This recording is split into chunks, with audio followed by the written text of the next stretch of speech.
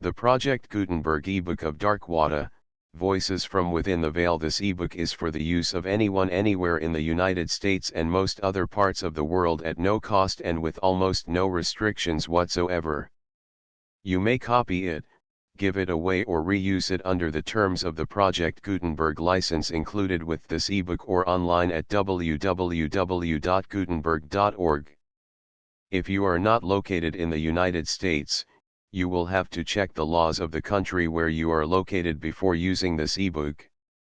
Title: Darkwater, Voices from Within the Veil. Author: W.E.B. Du Bois. Release date: February 28, 2005. Ebook number 15210. Most recently updated, December 14, 2020. Language: English. Credits: produced by Suzanne Schell, Audrey Longhurst, and the PG Online distributed proofreading team.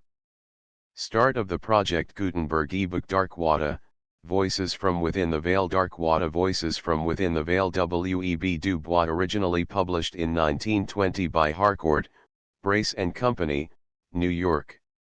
A.D. Ninam, May 12, 1896. Postscript: These are the things of which men think, who live, of their own selves and the dwelling place of their fathers, of their neighbors, of work and service, of rule and reason and women and children, of beauty and death and war. To this thinking I have only to add a point of view: I have been in the world, but not of it. I have seen the human drama from a veiled corner, where all the outer tragedy and comedy have reproduced themselves in microcosm within. From this inner torment of souls the human scene without has interpreted itself to me in unusual and even illuminating ways. For this reason, and this alone, I venture to write again on themes on which great souls have already said greater words, in the hope that I may strike here and there a half-tone, newer even if slighter, up from the heart of my problem and the problems of my people. Between the sterner flights of logic, I have sought to set some little alightings of what may be poetry. They are tributes to beauty, unworthy to stand alone, yet perversely, in my mind, now at the end, I know not whether I mean the thought for the fancy or the fancy for the thought, or why the book trails off to playing, rather than standing strong on unanswering fact. But this is always, is it not, the riddle of life? Many of my words appear here transformed from other publications, and I thank the Atlantic, the Independent, the Crisis, and the Journal of Race Development for letting me use them again. W. E. Burghard Du Bois. New York, 1919. Contents: Postscript: Credo Ithe Shadow of Year, a litany at Atlanta. Ith souls of white folk, the riddle of the Sphinx. Thrith hands of Ethiopia, the princess of the Hither Isles. Ivof work and wealth, the second coming. V the servant in the house. Jesus Christ in Texas. Viof the ruling of men, the call. Aeth damnation of women. Children of the moon. Adeth immortal child. Almighty death. Ixof beauty and death, the prayers of God. Xthe comet, a hymn to the peoples. Credo I believe in God, who made of one blood all nations that on earth do dwell. I believe that all men, black and brown and white, are brothers, varying through time and opportunity, in form and gift and feature, but differing in no essential particular, and alike in soul and the possibility of infinite development.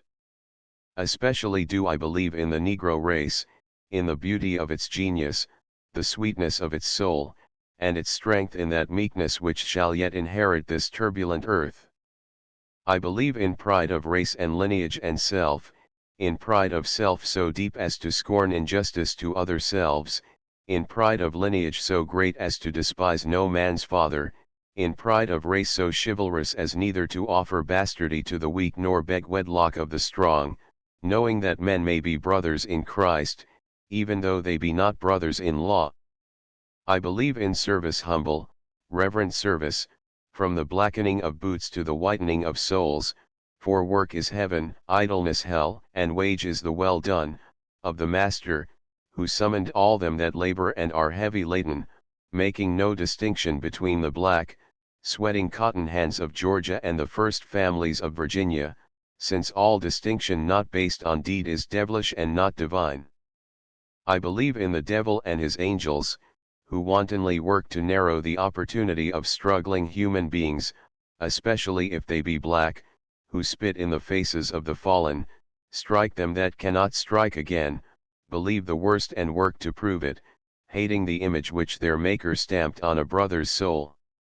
I believe in the Prince of Peace. I believe that war is murder. I believe that armies and navies are at bottom the tinsel and braggadocio of oppression and wrong, and I believe that the wicked conquest of weaker and darker nations by nations whiter and stronger but foreshadows the death of that strength. I believe in liberty for all men, the space to stretch their arms and their souls, the right to breathe and the right to vote, the freedom to choose their friends, enjoy the sunshine, and ride on the railroads, uncursed by color, thinking, dreaming, working as they will in a kingdom of beauty and love. I believe in the training of children, black even as white, the leading out of little souls into the green pastures and beside the still waters, not for pelf or peace, but for life lit by some large vision of beauty and goodness and truth, lest we forget, and the sons of the fathers, like Esau, for mere meat barter their birthright in a mighty nation. Finally, I believe in patience with the weakness of the weak and the strength of the strong, the prejudice of the ignorant and the ignorance of the blind, patience with the tardy triumph of joy and the mad chastening of sorrow. The shadow of years I was born by a golden river and in the shadow of two great hills, 5 years after the Emancipation Proclamation. The house was quaint, with clapboards running up and down, neatly trimmed, and there were 5 rooms, a tiny porch, a rosy front yard, and unbelievably delicious strawberries in the rear. A South Carolinian, lately come to the Berkshire Hills, owned all this tall, thin, and black, with golden earrings, and given to religious trances. We were his transient tenants for the time. My own people were part of a great clan. Fully 200 years before, Tom Burghard had come through the Western Pass from the Hudson with his Dutch captor, Coenried Burghard, sullen in his slavery and achieving his freedom by volunteering for the revolution at a time of sudden alarm. His wife was a little, black, Bantu woman, who never became reconciled to this strange land. She clasped her knees and rocked and crooned, "Du Bonacoba Jean me, Jean me." Ben Dinule, Ben Dle Tom died about 1787, but of him came many sons, and one, Jack, who helped in the War of 1812. Of Jack and his wife, Violet, was born a mighty family, splendidly named, Harlow and Ira, Chloe, Lucinda, Maria, and Othello. I dimly remember my grandfather, Othello, or Uncle Tallow, a brown man, strong-voiced and redolent with tobacco, who sat stiffly in a great high chair because his hip was broken. He was probably a bit lazy and given to wassail. At any rate, grandmother had a shrewish tongue and often berated him. This grandmother was Sarah Aunt Sally, a stern, tall, Dutch African woman, beak-nosed, but beautiful-eyed and golden-skinned. 10 or more children were theirs, of whom the youngest was Mary, my mother. Mother was dark shining bronze, with a tiny ripple in her black hair, black-eyed, with a heavy, kind face. She gave one the impression of infinite patience, but a curious determination was concealed in her softness. The family were small farmers on Egremont Plain, between Great Barrington and Sheffield, Massachusetts. The bits of land were too small to support the great families born on them, and we were always poor. I never remember being cold or hungry, but I do remember that shoes and coal, and sometimes flour, caused mother moments of anxious thought in winter, and a new suit was an event.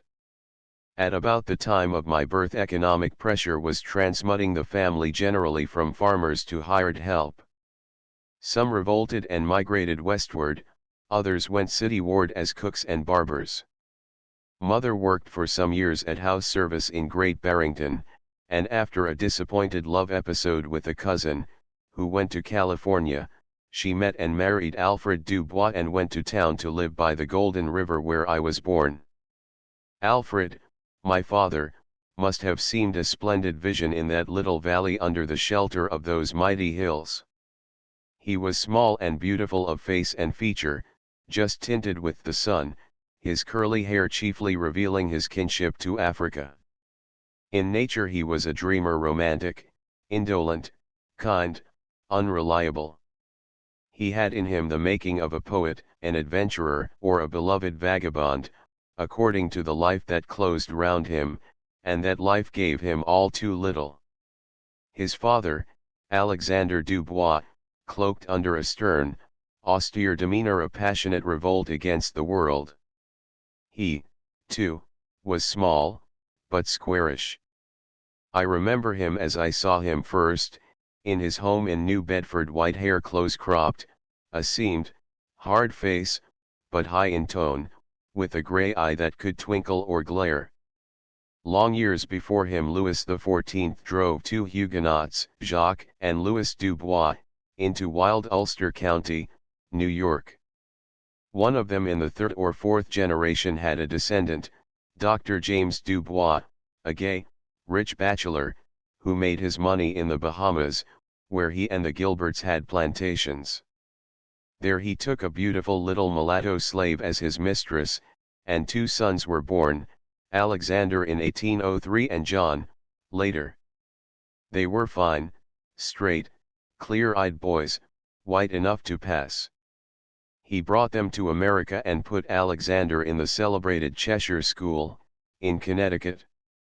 Here he often visited him, but one last time, fell dead. He left no will, and his relations made short shrift of these sons. They gathered in the property, apprenticed grandfather to a shoemaker, then dropped him. Grandfather took his bitter dose like a thoroughbred. Wild as was his inner revolt against this treatment, he uttered no word against the thieves and made no plea. He tried his fortunes here and in Haiti, where, during his short, restless sojourn, my own father was born. Eventually, grandfather became chief steward on the passenger boat between New York and New Haven, later he was a small merchant in Springfield, and finally he retired and ended his days at New Bedford. Always he held his head high, took no insults, made few friends. He was not a Negro, he was a man.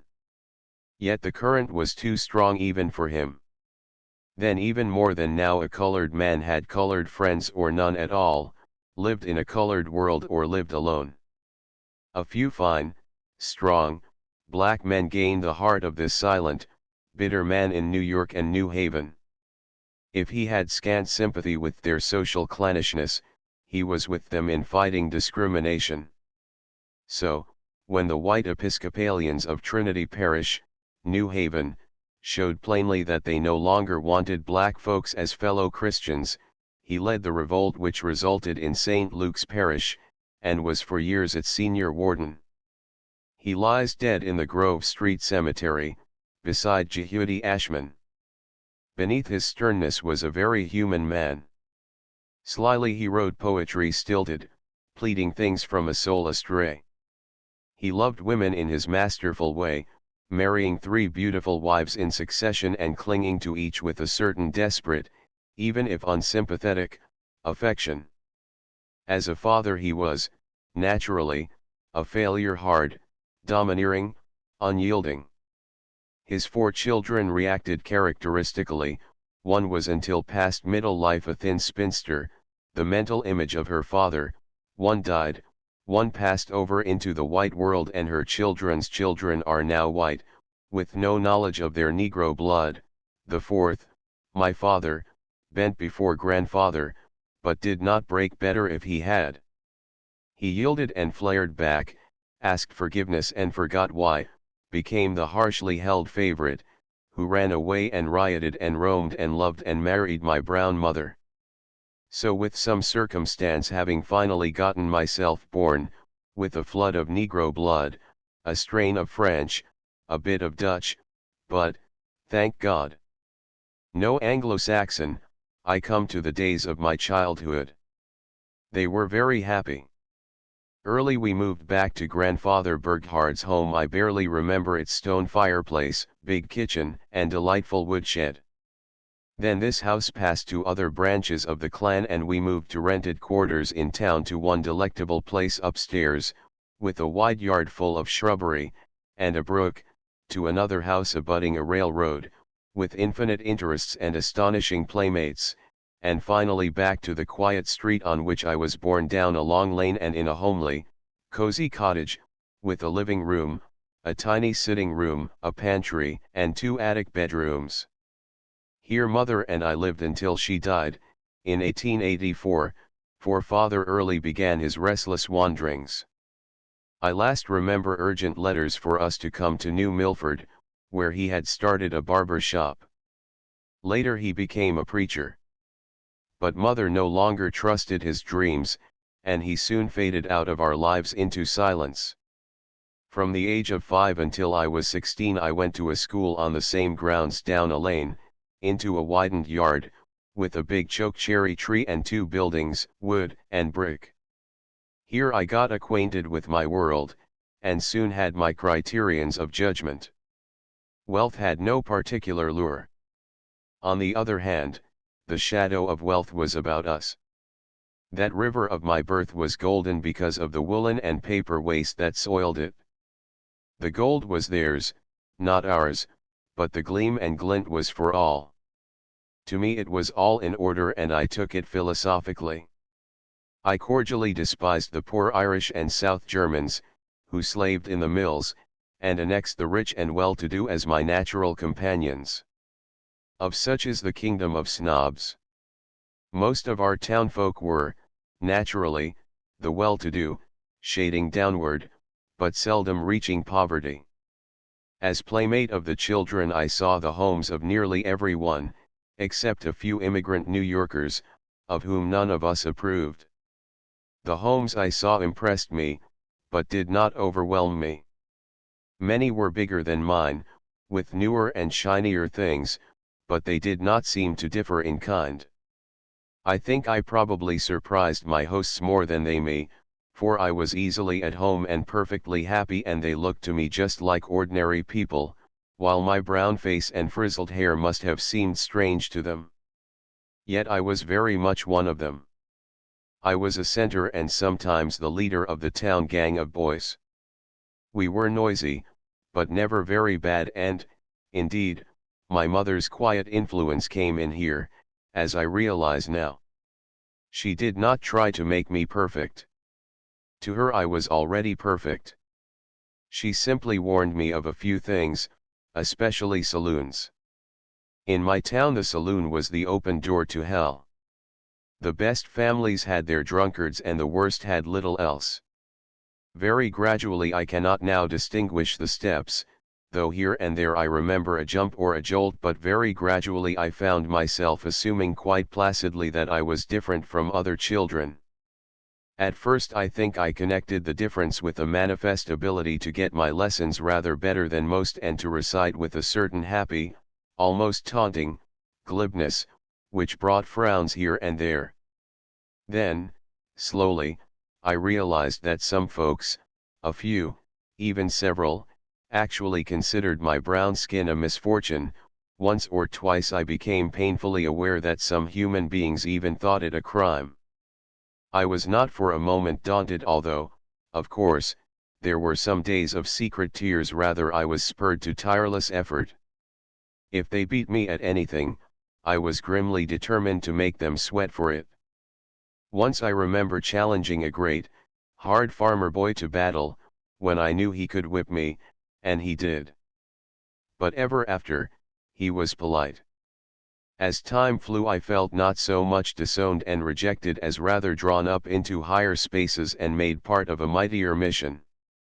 At times I almost pitied my pale companions, who were not of the Lord's anointed and who saw in their dreams no splendid quests of golden fleeces. Even in the matter of girls my peculiar fantasy asserted itself. Naturally, it was in our town voted bad form for boys of 12 and 14 to show any evident weakness for girls. We tolerated them loftily, and now and then they played in our games, when I joined in quite as naturally as the rest. It was when strangers came, or summer boarders, or when the oldest girls grew up that my sharp senses noted little hesitancies in public and searchings for possible public opinion. Then I flamed. I lifted my chin and strode off to the mountains, where I viewed the world at my feet and strained my eyes across the shadow of the hills. I was graduated from high school at 16, and I talked of Wendell Phillips. This was my first sweet taste of the world's applause. There were flowers and upturned faces, music and marching, and there was my mother's smile. She was lame, then, and a bit drawn, but very happy. It was her great day, and that very year she lay down with a sigh of content and has not yet awakened.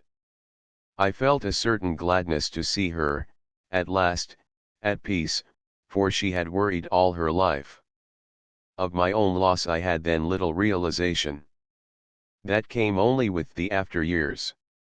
Now it was the choking gladness and solemn feel of wings. At last, I was going beyond the hills and into the world that beckoned steadily. There came a little pause, a singular pause. I was given to understand that I was almost too young for the world. Harvard was the goal of my dreams, but my white friends hesitated and my colored friends were silent. Harvard was a mighty conjure word in that hill town, and even the mill owners' sons had aimed lower. Finally it was tactfully explained that the place for me was in the South among my people. A scholarship had been already arranged at Fisk, and my summer earnings would pay the fare. My relatives grumbled, but after a twinge I felt a strange delight. I forgot, or did not thoroughly realize, the curious irony by which I was not looked upon as a real citizen of my birth town, with a future and a career, and instead was being sent to a far land among strangers who were regarded as, and in truth were, mine own people. Ah! The wonder of that journey, with its faint spice of adventure, as I entered the land of slaves, the never-to-be-forgotten marvel of that first supper at Fisk with the world-colored and opposite two of the most beautiful beings God ever revealed to the eyes of 17. I promptly lost my appetite, but I was deliriously happy. As I peer back through the shadow of my years, seeing not too clearly, but through the thickening veil of wish and afterthought, I seem to view my life divided into four distinct parts: the age of miracles, the days of disillusion, the discipline of work and play, and the second miracle age. The age of miracles began with Fisk and ended with Germany. I was bursting with the joy of living. I seemed to ride in conquering might. I was captain of my soul and master of fate. I willed to do. It was done. I wished. The wish came true. Now and then out of the void flashed the great sword of hate to remind me of the battle. I remember once, in Nashville, brushing by accident against a white woman on the street. Politely and eagerly I raised my hat to apologize. That was 35 years ago. From that day to this I have never knowingly raised my hat to a Southern white woman. I suspect that beneath all of my seeming triumphs there were many failures and disappointments, but the realities loomed so large that they swept away even the memory of other dreams and wishes. Consider, for a moment, how miraculous it all was to a boy of 17, just escaped from a narrow valley. I willed, and lo! My people came dancing about me, riotous in color, gay in laughter, full of sympathy, need, and pleading. Darkly delicious girls, colored girls, sat beside me and actually talked to me while I gazed in tongue-tied silence or babbled in boastful dreams. Boys with my own experiences and out of my own world, who knew and understood, wrought out with me great remedies. I studied eagerly under teachers who bent in subtle sympathy, feeling themselves some shadow of the veil and lifting it gently that we darker souls might peer through to other worlds. I willed and lo, I was walking beneath the elms of Harvard, the name of allurement, the college of my youngest, wildest visions. I needed money, scholarships and prizes fell into my lap, not all I wanted or strove for, but all I needed to keep in school. Commencement came, and standing before governor, president, and grave-gowned men, I told them certain astonishing truths, waving my arms and breathing fast. They applauded with what now seems to me uncalled for fervor, but then I walked home on pink clouds of glory. I asked for a fellowship and got it. I announced my plan of studying in Germany, but Harvard had no more fellowships for me. A friend, however, told me of the Slater Fund and how the board was looking for colored men worth educating. No thought of modest hesitation occurred to me. I rushed at the chance. The trustees of the Slater Fund excused themselves politely. They acknowledged that they had in the past looked for colored boys of ability to educate, but, being unsuccessful, they had stopped searching. I went at them hammer and tongs. I plied them with testimonials and mid-year and final marks. I intimated plainly, impudently, that they were stalling. In vain did the chairman, ex-President Hayes, explain and excuse. I took no excuses and brushed explanations aside. I wonder now that he did not brush me aside, too, as a conceited meddler, but instead he smiled and surrendered. I crossed the ocean in a trance. Always I seemed to be saying, it is not real, I must be dreaming. I can live it again, the little Dutch ship, the blue waters, the smell of new mown hay, Holland and the Rhine. I saw the Wartburg and Berlin, I made the Hartreise and climbed the Brocken, I saw the Hansa towns and the cities and dwarfs of South Germany, I saw the Alps at Bern, the cathedral at Milan, Florence, Rome, Venice, Vienna, and Pest. I looked on the boundaries of Russia, and I sat in Paris and London. On mountain and valley, in home and school, I met men and women as I had never met them before. Slowly they became, not white folks, but folks. The unity beneath all life clutched me. I was not less fanatically a Negro, but Negro meant a greater, broader sense of humanity and world fellowship. I felt myself standing, not against the world, but simply against American narrowness and color prejudice, with the greater, finer world at my back urging me on. I builded great castles in Spain and lived therein. I dreamed and loved and wandered and sang, then, after 2 long years, I dropped suddenly back into nigger-hating America. My days of disillusion were not disappointing enough to discourage me. I was still upheld by that fund of infinite faith, although dimly about me I saw the shadow of disaster. I began to realize how much of what I had called will and ability was sheer luck. Suppose my good mother had preferred a steady income from my child labor rather than bank on the precarious dividend of my higher training? Suppose that pompous old village judge, whose dignity we often ruffled and whose apples we stole, had had his way and sent me while a child to a reform school to learn a trade. Suppose Principal Hosmer had been born with no faith in darkies, and instead of giving me Greek and Latin had taught me carpentry and the making of tin pans? Suppose I had missed a Harvard scholarship? Suppose the Slater board had then, as now, distinct ideas as to where the education of Negroes should stop? Suppose and suppose. As I sat down calmly on flat earth and looked at my life, a certain great fear seized me. Was I the masterful captain or the pawn of laughing sprites?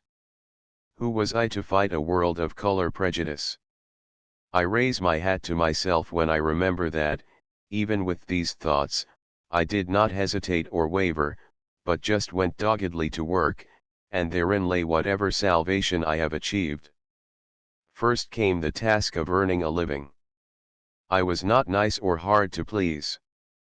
I just got down on my knees and begged for work, anything and anywhere. I wrote to Hampton, Tuskegee, and a dozen other places. They politely declined, with many regrets. The trustees of a backwoods Tennessee town considered me, but were eventually afraid. Then, suddenly, Wilberforce offered to let me teach Latin and Greek at $750 a year. I was overjoyed. I did not know anything about Latin and Greek, but I did know of Wilberforce. The breath of that great name had swept the water and dropped into southern Ohio, where Southerners had taken their cure at Tawawa Springs and where white Methodists had planted a school. Then came the little bishop, Daniel Payne, who made it a school of the African Methodists. This was the school that called me, and when reconsidered offers from Tuskegee and Jefferson City followed, I refused. I was so thankful for that first offer. I went to Wilberforce with high ideals. I wanted to help to build a great university. I was willing to work night as well as day. I taught Latin, Greek, English, and German. I helped in the discipline, took part in the social life, begged to be allowed to lecture on sociology, and began to write books. But I found myself against a stone wall. Nothing stirred before my impatient pounding. Or if it stirred, it soon slept again. Of course, I was too impatient. The snarl of years was not to be undone in days. I set at solving the problem before I knew it. Wilberforce was a colored church school. In it were mingled the problems of poorly prepared pupils, an inadequately equipped plant, the natural politics of bishoprics, and the provincial reactions of a country town loaded with traditions. It was my first introduction to a Negro world, and I was at once marvelously inspired and deeply depressed.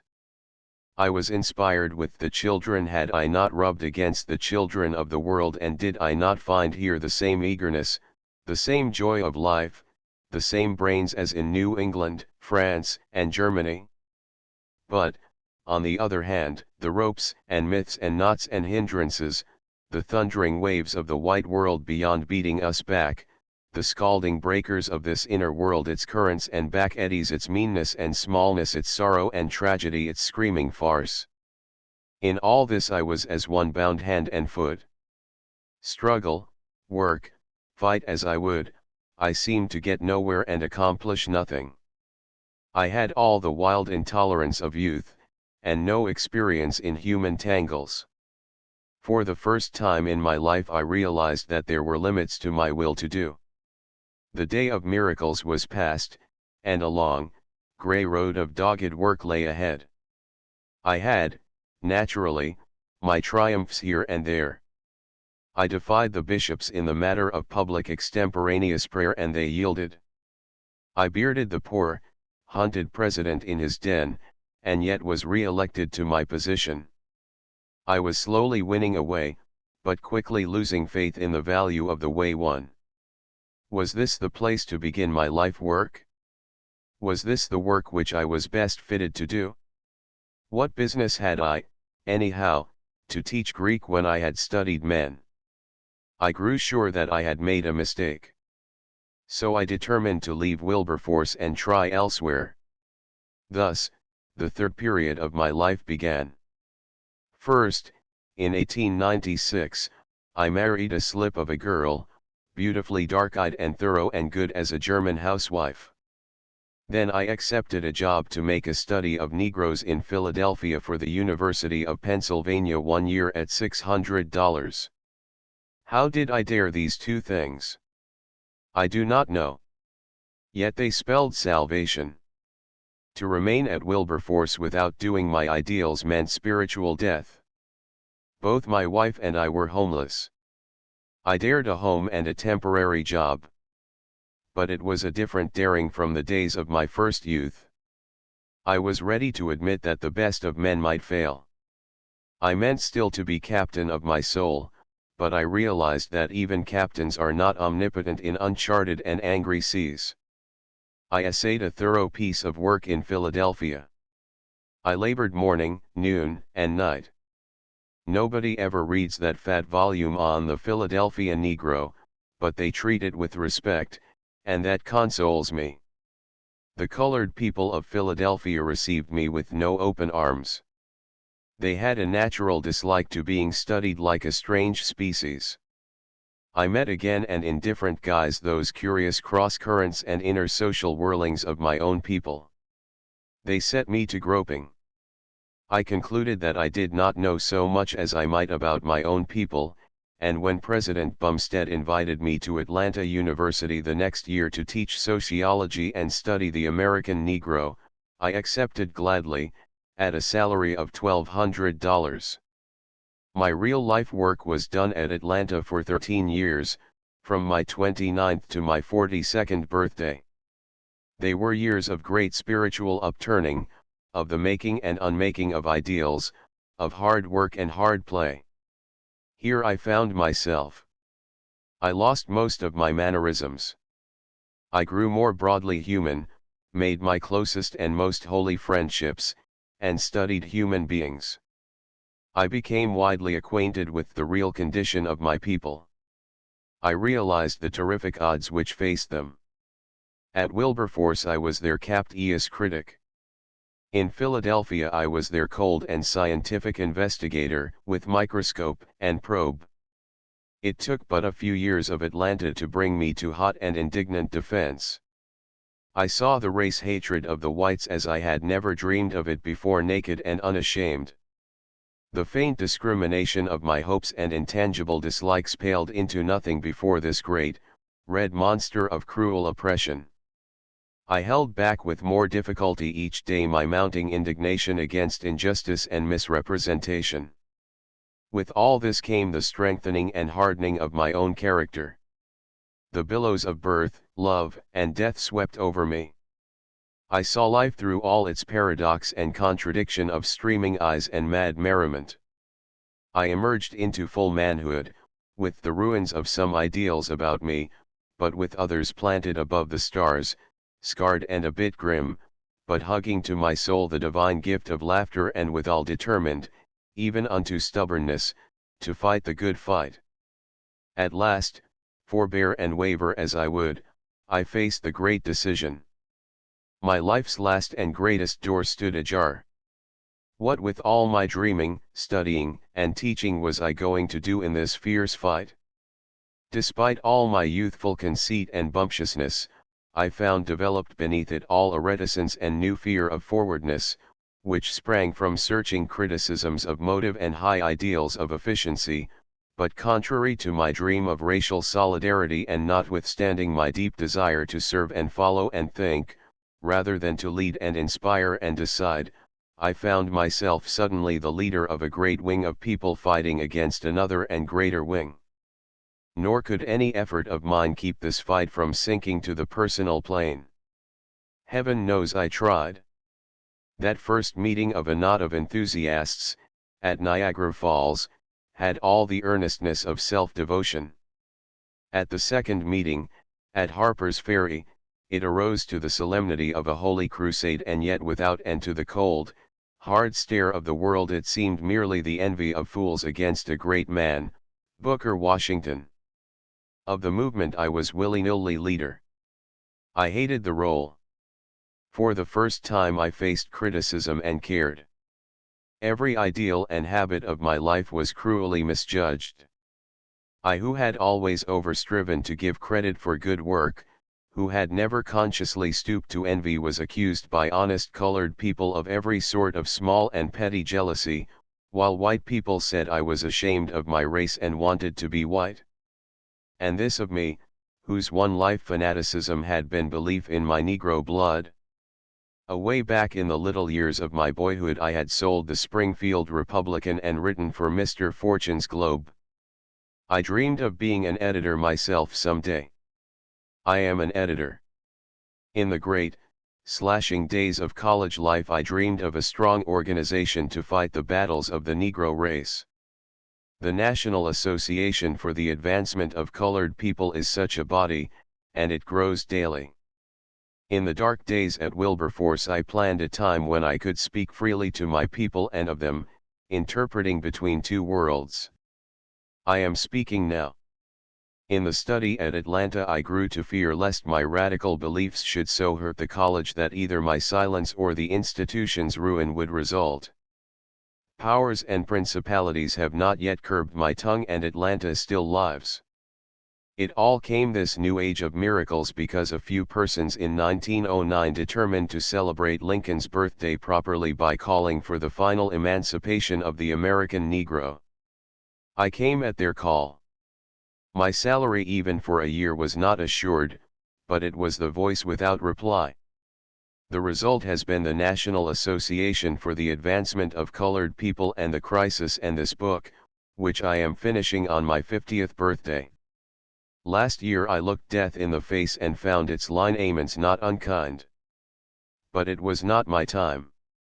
Yet in nature sometime soon and in the fullness of days I shall die, quietly, I trust, with my face turned south and eastward, and, dreaming or dreamless, I shall, I am sure, enjoy death as I have enjoyed life. A litany at Atlanta. O silent God, Thou whose voice afar in mist and mystery hath left our ears and hungered in these fearful days, hear us, good Lord. Listen to us, Thy children. Our faces dark with doubt are made a mockery in Thy sanctuary. With uplifted hands we front Thy heaven, O God, crying, we beseech Thee to hear us, good Lord. We are not better than our fellows, Lord, we are but weak and human men. When our devils do deviltry, curse Thou the doer and the deed, curse them as we curse them, do to them all and more than ever they have done to innocence and weakness, to womanhood and home. Have mercy upon us, miserable sinners. And yet, whose is the deeper guilt? Who made these devils? Who nursed them in crime and fed them on injustice? Who ravished and debauched their mothers and their grandmothers? Who bought and sold their crime and waxed fat and rich on public iniquity? Thou knowest, good God. Is this Thy justice, O Father, that guile be easier than innocence and the innocent be crucified for the guilt of the untouched guilty?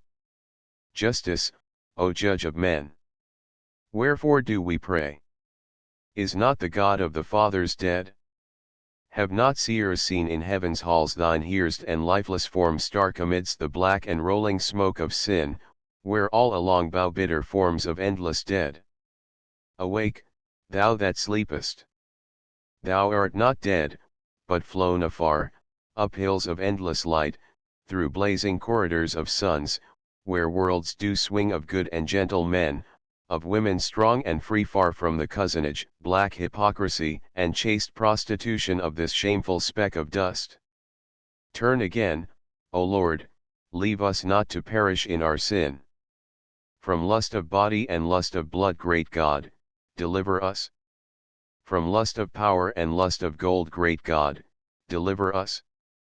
From the leagued lying of despot and of brute, great God, deliver us. A city lay in travail, God our Lord, and from her loins sprang twin murder and black hate. Red was the midnight, clang, crack, and cry of death and fury filled the air and trembled underneath the stars where church spires pointed silently to Thee. And all this was to sate the greed of greedy men who hide behind the veil of vengeance. Bend us Thine ear, O Lord. In the pale, still morning we looked upon the deed. We stopped our ears and held our leaping hands, but did they not wag their heads and leer and cry with bloody jaws, cease from crime. The word was mockery, for thus they train 100 crimes while we do cure one. Turn again our captivity, O Lord. Behold this maimed and broken thing, dear God, it was an humble black man, who toiled and sweat to save a bit from the pittance paid him. They told him, work and rise. He worked. Did this man sin?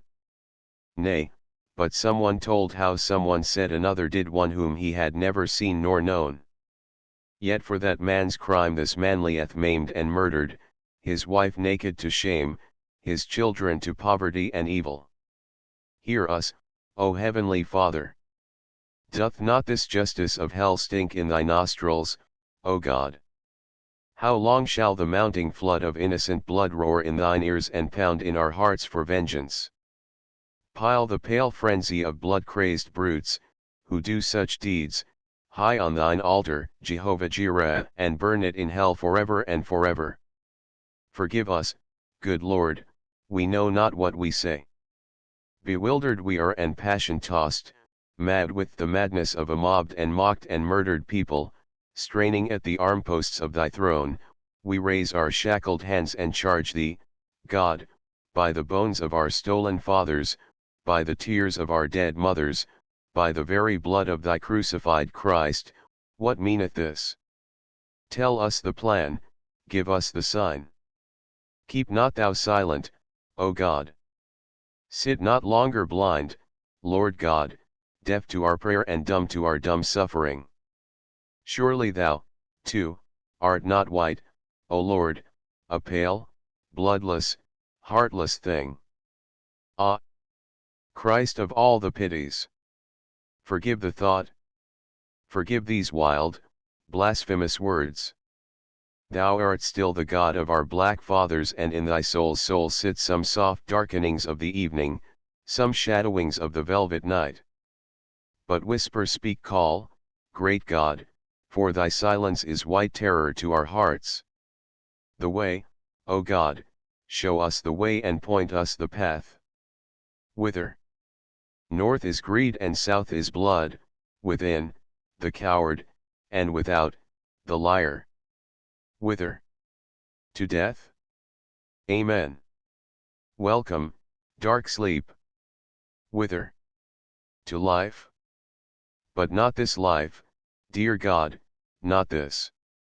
Let the cup pass from us, tempt us not beyond our strength, for there is that clamoring and clawing within, to whose voice we would not listen, yet shudder lest we must, and it is red. Ah! God! It is a red and awful shape. Selah! In yonder east trembles a star. Vengeance is mine, I will repay, saith the Lord. Thy will, O Lord, be done. Kyrie eleison. Lord, we have done these pleading, wavering words. We beseech thee to hear us, good Lord. We bow our heads and hearken soft to the sobbing of women and little children. We beseech thee to hear us, good Lord. Our voices sink in silence and in night. Hear us, good Lord. In night, O God of a godless land. Amen.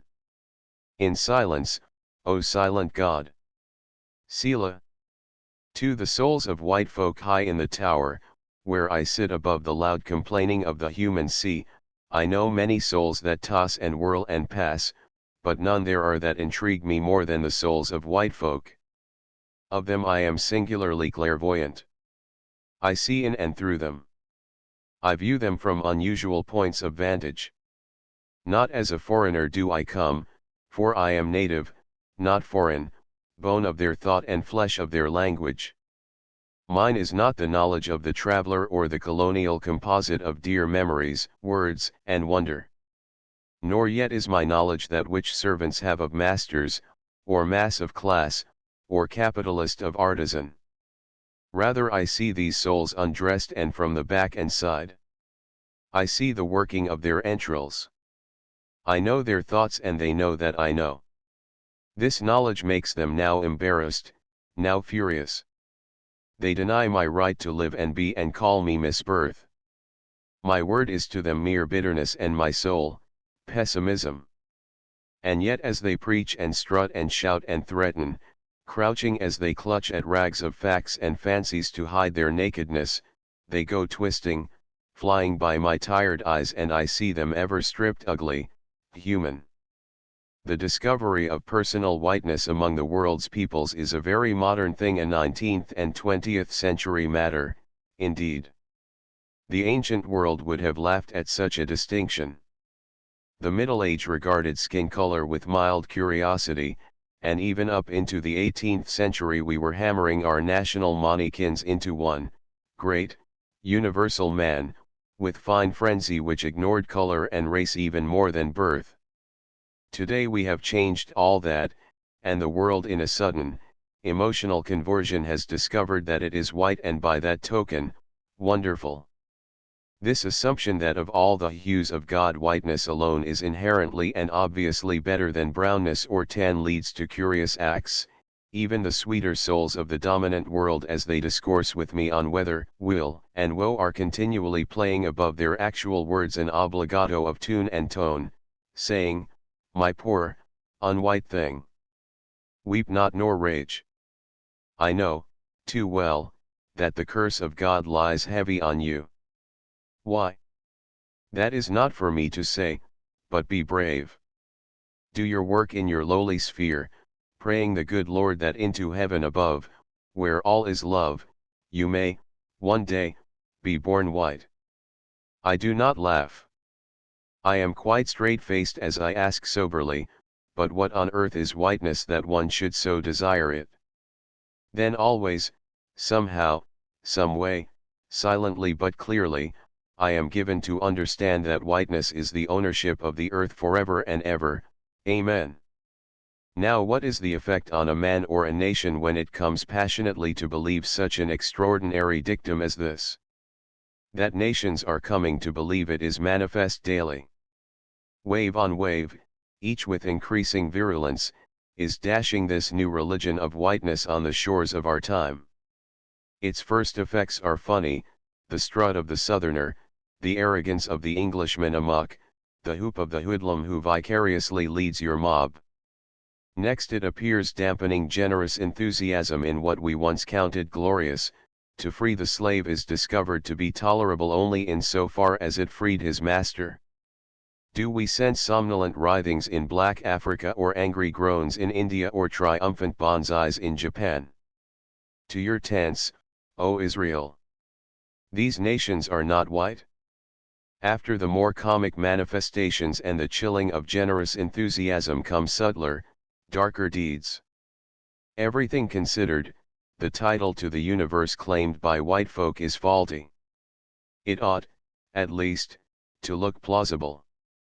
How easy, then, by emphasis and omission to make children believe that every great soul the world ever saw was a white man's soul, that every great thought the world ever knew was a white man's thought, that every great deed the world ever did was a white man's deed, that every great dream the world ever sang was a white man's dream.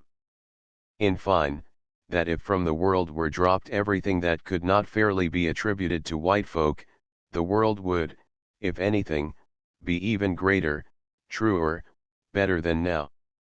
And if all this be a lie, is it not a lie in a great cause? Here it is that the comedy verges to tragedy. The first minor note is struck, all unconsciously, by those worthy souls in whom consciousness of high descent brings burning desire to spread the gift abroad, the obligation of nobility to the ignoble. Such sense of duty assumes two things, a real possession of the heritage and its frank appreciation by the humble born. So long, then, as humble black folk, voluble with thanks, receive barrels of old clothes from lordly and generous whites, there is much mental peace and moral satisfaction. But when the black man begins to dispute the white man's title to certain alleged bequests of the fathers in wage and position, authority and training, and when his attitude toward charity is sullen anger rather than humble jollity, when he insists on his human right to swagger and swear and waste, then the spell is suddenly broken and the philanthropist is ready to believe that Negroes are impudent, that the South is right, and that Japan wants to fight America. After this the descent to hell is easy.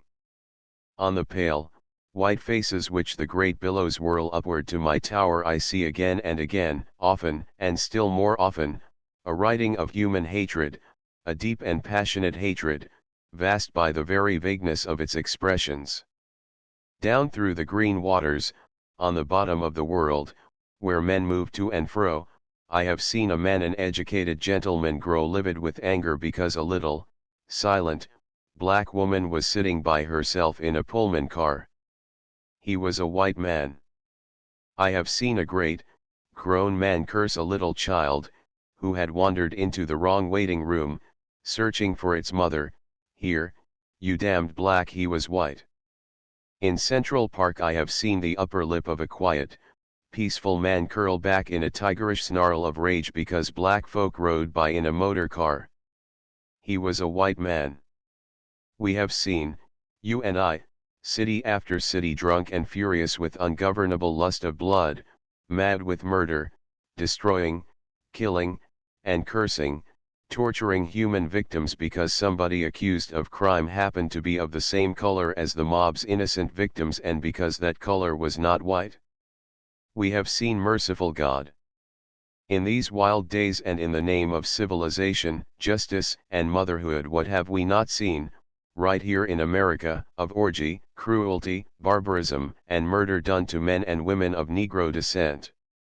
Up through the foam of green and weltering waters wells this great mass of hatred, in wilder, fiercer violence, until I look down and know that today to the millions of my people no misfortune could happen of death and pestilence, failure and defeat that would not make the hearts of millions of their fellows beat with fierce, vindictive joy. Do you doubt it? Ask your own soul what it would say if the next census were to report that half of Black America was dead and the other half dying. Unfortunate. Unfortunate. But where is the misfortune? Mine. Am I, in my blackness, the sole sufferer? I suffer. And yet, somehow, above the suffering, above the shackled anger that beats the bars, above the hurt that crazes, there surges in me a vast pity for a people imprisoned and enthralled, hampered and made miserable for such a cause, for such a fantasy. Conceive this nation, of all human peoples, engaged in a crusade to make the world safe for democracy.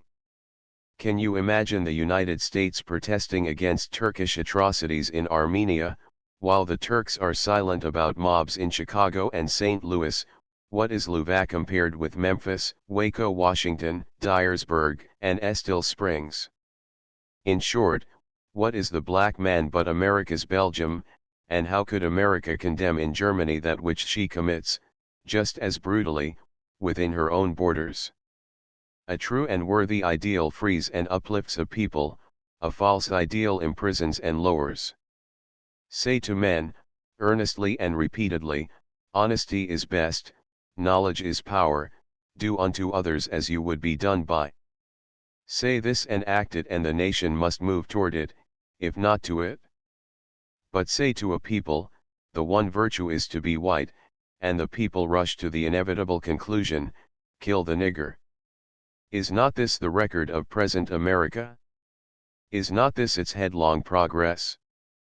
Are we not coming more and more, day by day, to making the statement I am white, the one fundamental tenet of our practical morality? Only when this basic, iron rule is involved is our defense of right nationwide and prompt. Murder may swagger, theft may rule, and prostitution may flourish, and the nation gives but spasmodic, intermittent, and lukewarm attention. But let the murderer be black or the thief brown or the violator of womanhood have a drop of Negro blood, and the righteousness of the indignation sweeps the world. Nor would this fact make the indignation less justifiable did not we all know that it was blackness that was condemned and not crime. In the awful cataclysm of World War, where from beating, slandering, and murdering us the white world turned temporarily aside to kill each other, we of the darker peoples looked on in mild amaze. Among some of us, I doubt not, this sudden descent of Europe into hell brought unbounded surprise; to others, over wide area, it brought the schadenfreude of the bitterly hurt, but most of us, I judge, looked on silently and sorrowfully, in sober thought, seeing sadly the prophecy of our own souls. Here is a civilization that has boasted much. Neither Roman nor Arab, Greek nor Egyptian, Persian nor Mongol ever took himself and his own perfectness with such disconcerting seriousness as the modern white man. We whose shame, humiliation, and deep insult his aggrandizement so often involved were never deceived. We looked at him clearly, with world-old eyes, and saw simply a human thing, weak and pitiable and cruel, even as we are and were. These supermen and world-mastering demigods listened, however, to no low tongues of ours, even when we pointed silently to their feet of clay. Perhaps we, as folk of simpler soul and more primitive type, have been most struck in the welter of recent years by the utter failure of white religion.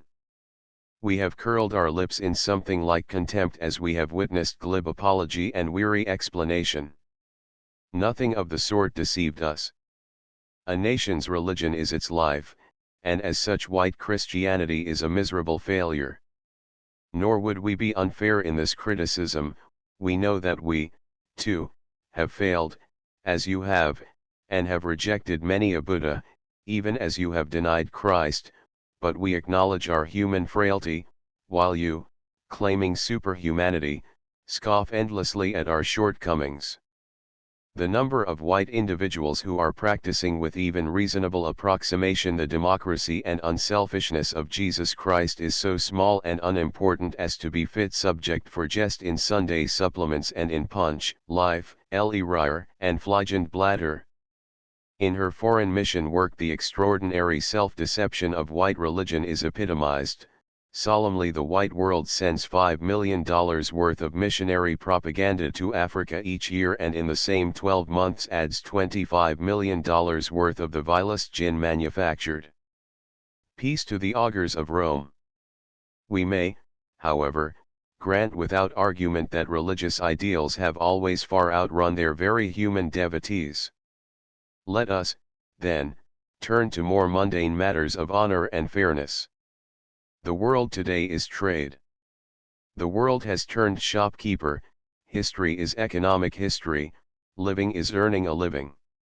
Is it necessary to ask how much of high emprise and honorable conduct has been found here? Something, to be sure. The establishment of world credit systems is built on splendid and realizable faith in fellow men. But it is, after all, so low and elementary a step that sometimes it looks merely like honor among thieves, for the revelations of highway robbery and low cheating in the business world and in all its great modern centers have raised in the hearts of all true men in our day an exceeding great cry for revolution in our basic methods and conceptions of industry and commerce. We do not, for a moment, forget the robbery of other times and races when trade was a most uncertain gamble, but was there not a certain honesty and frankness in the evil that argued a saner morality? There are more merchants today, surer deliveries, and wider well-being, but are there not, also, bigger thieves, deeper injustice, and more callous selfishness in well-being? Be that as it may, certainly the nicer sense of honor that has risen ever and again in groups of forward-thinking men has been curiously and broadly blunted. Consider our chiefest industry, fighting. Laboriously the Middle Ages built its rules of fairness: equal armament, equal notice, equal conditions. What do we see today? Machine guns against assegais, conquest sugared with religion, mutilation and rape masquerading as culture, all this, with vast applause at the superiority of white over black soldiers. War is horrible. This the dark world knows to its awful cost. But has it just become horrible, in these last days, when under essentially equal conditions, equal armament, and equal waste of wealth white men are fighting white men, with surgeons and nurses hovering near? Think of the wars through which we have lived in the last decade, in German Africa, in British Nigeria, in French and Spanish Morocco, in China, in Persia, in the Balkans, in Tripoli, in Mexico, and in a dozen lesser places. Were not these horrible, too? Mind you, there were for most of these wars no Red Cross funds. Behold little Belgium and her pitiable plight, but has the world forgotten Congo? What Belgium now suffers is not half, not even a tenth, of what she has done to Black Congo since Stanley's great dream of 1880. Down the dark forests of inmost Africa sailed this modern Sir Galahad, in the name of the noble-minded men of several nations, to introduce commerce and civilization. What came of it? Rubber and murder, slavery in its worst form, wrote Glave in 1895. Harris declares that King Leopold's regime meant the death of 12 million natives, but what we who were behind the scenes felt most keenly was the fact that the real catastrophe in the Congo was desolation and murder in the larger sense. The invasion of family life, the ruthless destruction of every social barrier, the shattering of every tribal law, the introduction of criminal practices which struck the chiefs of the people dumb with horror. In a word, a veritable avalanche of filth and immorality overwhelmed the Congo tribes. Yet the fields of Belgium laughed, the cities were gay, art and science flourished, the groans that helped to nourish the civilization fell on deaf ears because the world round about was doing the same sort of thing elsewhere on its own account. As we saw the dead dimly through rifts of battle smoke and heard faintly the cursings and accusations of blood brothers, we darker men said, "This is not Europe gone mad, this is not aberration nor insanity, this is Europe, this seeming terrible is the real soul of white culture back of all culture stripped and visible today. This is where the world has arrived, these dark and awful depths, and not the shining and ineffable heights of which it boasted. Here is whither the might and energy of modern humanity has really gone. But may not the world cry back at us and ask, what better thing have you to show? What have you done or would do better than this if you had today the world rule? Paint with all riot of hateful colors the thin skin of European culture. Is it not better than any culture that arose in Africa or Asia? It is. Of this there is no doubt and never has been, but why is it better?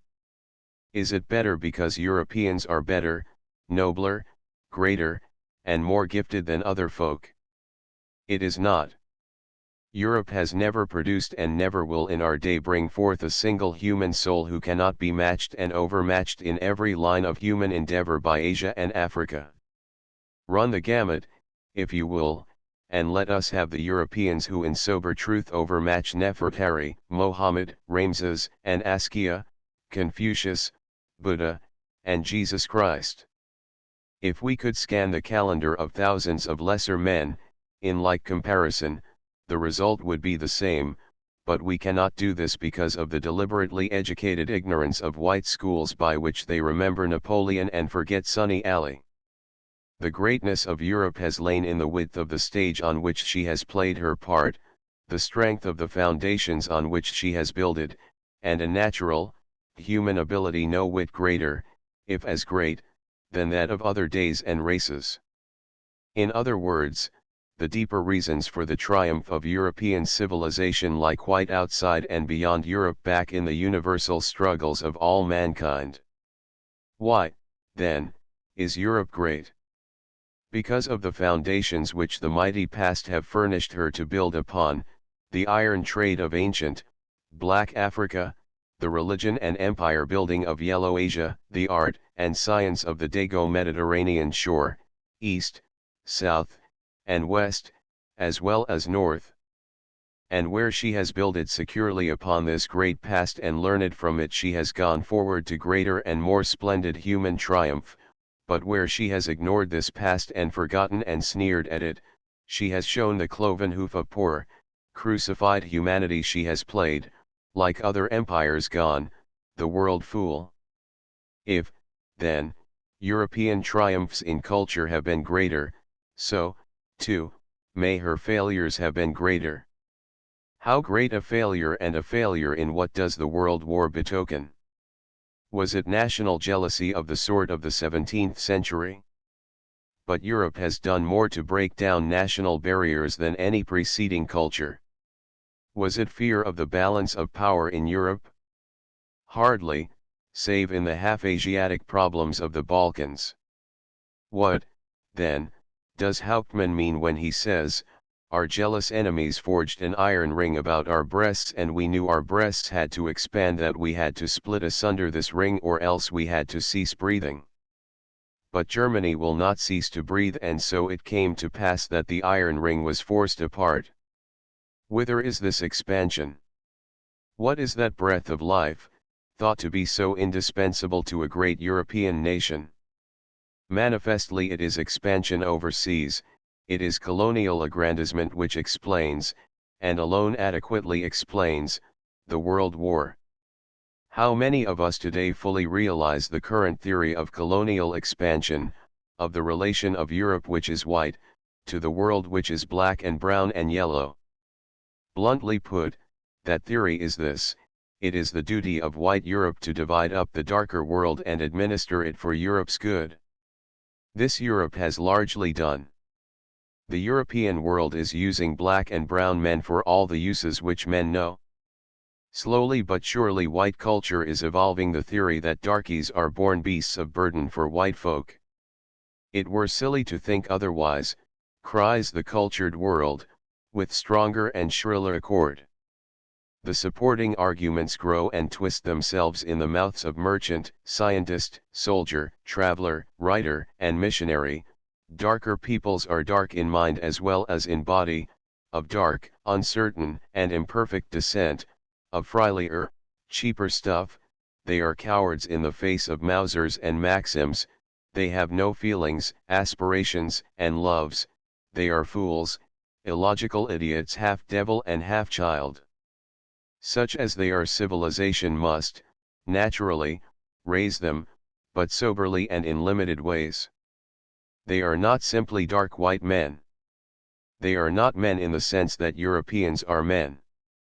To the very limited extent of their shallow capacities lift them to be useful to whites, to raise cotton, gather rubber, fetch ivory, dig diamonds, and let them be paid what men think they are worth, white men who know them to be well nigh worthless. Such degrading of men by men is as old as mankind and the invention of no one race or people.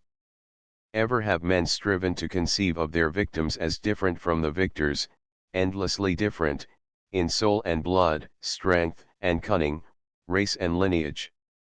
It has been left, however, to Europe and to modern days to discover the eternal worldwide mark of meanness, color. Such is the silent revolution that has gripped modern European culture in the later 19th and 20th centuries. Its zenith came in Boxer times. White supremacy was all but worldwide, Africa was dead, India conquered, Japan isolated, and China prostrate, while white America whetted her sword for mongrel Mexico and mulatto South America, lynching her own Negroes the while. Temporary halt in this program was made by little Japan, and the white world immediately sensed the peril of such yellow presumption. What sort of a world would this be if yellow men must be treated white? Immediately the eventual overthrow of Japan became a subject of deep thought and intrigue, from St. Petersburg to San Francisco, from the key of heaven to the little brother of the poor. The using of men for the benefit of masters is no new invention of modern Europe. It is quite as old as the world. But Europe proposed to apply it on a scale and with an elaborateness of detail of which no former world ever dreamed. The imperial width of the thing, the heaven-defying audacity, makes its modern newness. The scheme of Europe was no sudden invention, but a way out of long-pressing difficulties. It is plain to modern white civilization that the subjection of the white working classes cannot much longer be maintained.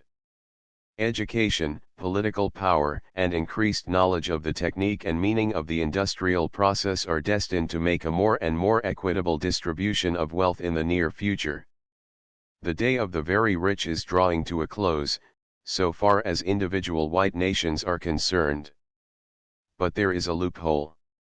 There is a chance for exploitation on an immense scale for inordinate profit, not simply to the very rich, but to the middle class and to the laborers. This chance lies in the exploitation of darker peoples. It is here that the golden hand beckons. Here are no labor unions or votes or questioning onlookers or inconvenient consciences. These men may be used down to the very bone, and shot, and maimed in punitive expeditions when they revolt. In these dark lands industrial development may repeat in exaggerated form every horror of the industrial history of Europe, from slavery and rape to disease and maiming, with only one test of success: dividends. This theory of human culture and its aims has worked itself through warp and woof of our daily thought with a thoroughness that few realize. Everything great, good, efficient, fair, and honorable is white, everything mean, bad, blundering, cheating, and dishonorable is yellow, a bad taste is brown, and the devil is black. The changes of this theme are continually rung in picture and story, in newspaper heading and moving picture, in sermon and school book, until, of course, the king can do no wrong. A white man is always right and a black man has no rights which a white man is bound to respect. There must come the necessary despisings and hatreds of these savage half-men, this unclean Canaanite of the world, these dogs of men. All through the world this gospel is preaching. It has its literature, it has its secret propaganda, and above all it pays. There's the rub it pays. Rubber, ivory, and palm oil, tea, coffee, and cocoa, bananas, oranges, and other fruit, cotton, gold, and copper, they, and 100 other things which dark and sweating bodies hand up to the white world from pits of slime, pay and pay well, but of all that the world gets the black world gets only the pittance that the white world throws it disdainfully. Small wonder, then, that in the practical world of things that be there is jealousy and strife for the possession of the labor of dark millions, for the right to bleed and exploit the colonies of the world where this golden stream may be had, not always for the asking, but surely for the whipping and shooting. It was this competition for the labor of yellow, brown, and black folks that was the cause of the World War. Other causes have been glibly given and other contributing causes there doubtless were, but they were subsidiary and subordinate to this vast quest of the dark world's wealth and toil. Colonies, we call them, these places where niggers are cheap and the earth is rich. They are those outlands where like a swarm of hungry locusts white masters may settle to be served as kings, wield the lash of slave drivers, rape girls and wives, grow as rich as Croesus and send homeward a golden stream. They belt the earth, these places, but they cluster in the tropics, with its darkened peoples, in Hong Kong and Annam, in Borneo and Rhodesia, in Sierra Leone and Nigeria, in Panama and Havana. These are the El Dorados toward which the world powers stretch itching palms.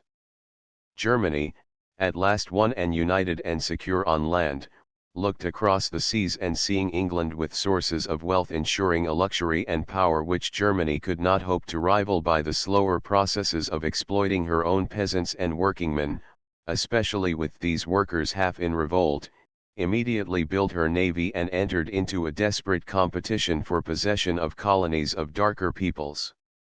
To South America, to China, to Africa, to Asia Minor, she turned like a hound quivering on the leash, impatient, suspicious, irritable, with bloodshot eyes and dripping fangs, ready for the awful word.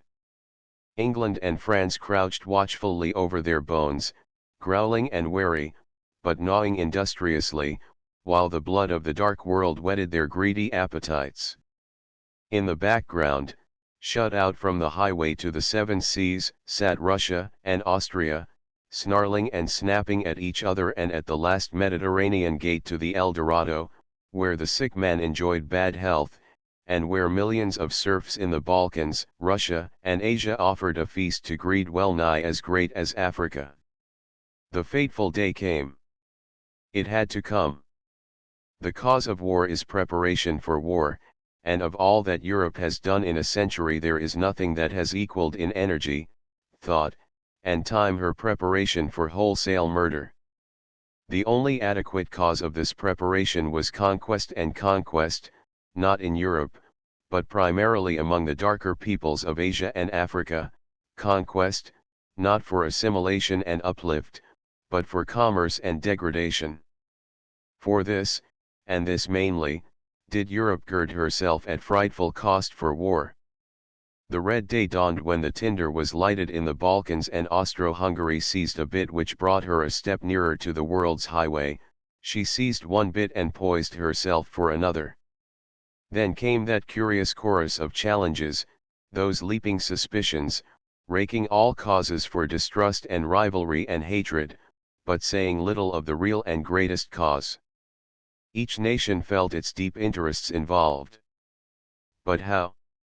Not, surely, in the death of Ferdinand the Warlike, not, surely, in the old, half-forgotten revanche for Alsace-Lorraine, not even in the neutrality of Belgium. No. But in the possession of land overseas, in the right to colonies, the chance to levy endless tribute on the darker world, on coolies in China, on starving peasants in India, on black savages in Africa, on dying South Sea Islanders, on Indians of the Amazon, all this and nothing more. Even the broken reed on which we had rested high hopes of eternal peace, the Guild of the Laborers, the front of that very important movement for human justice on which we had builded most, even this flew like a straw before the breath of King and Kaiser. Indeed, the flying had been foreshadowed when in Germany and America international socialists had all but read yellow and black men out of the kingdom of industrial justice.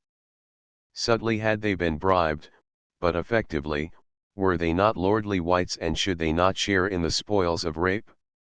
High wages in the United States and England might be the skillfully manipulated result of slavery in Africa and of peonage in Asia.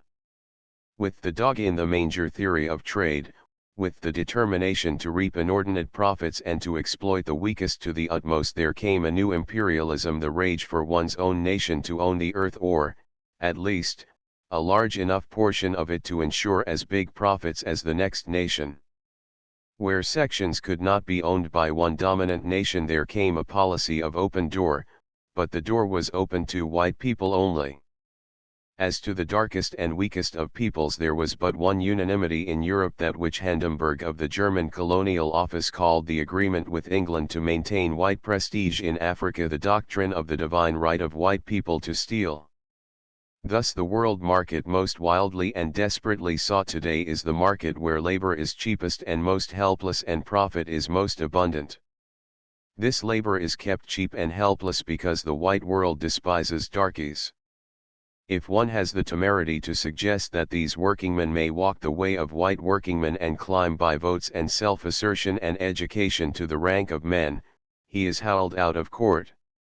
They cannot do it, and if they could, they shall not, for they are the enemies of the white race, and the whites shall rule forever and everywhere.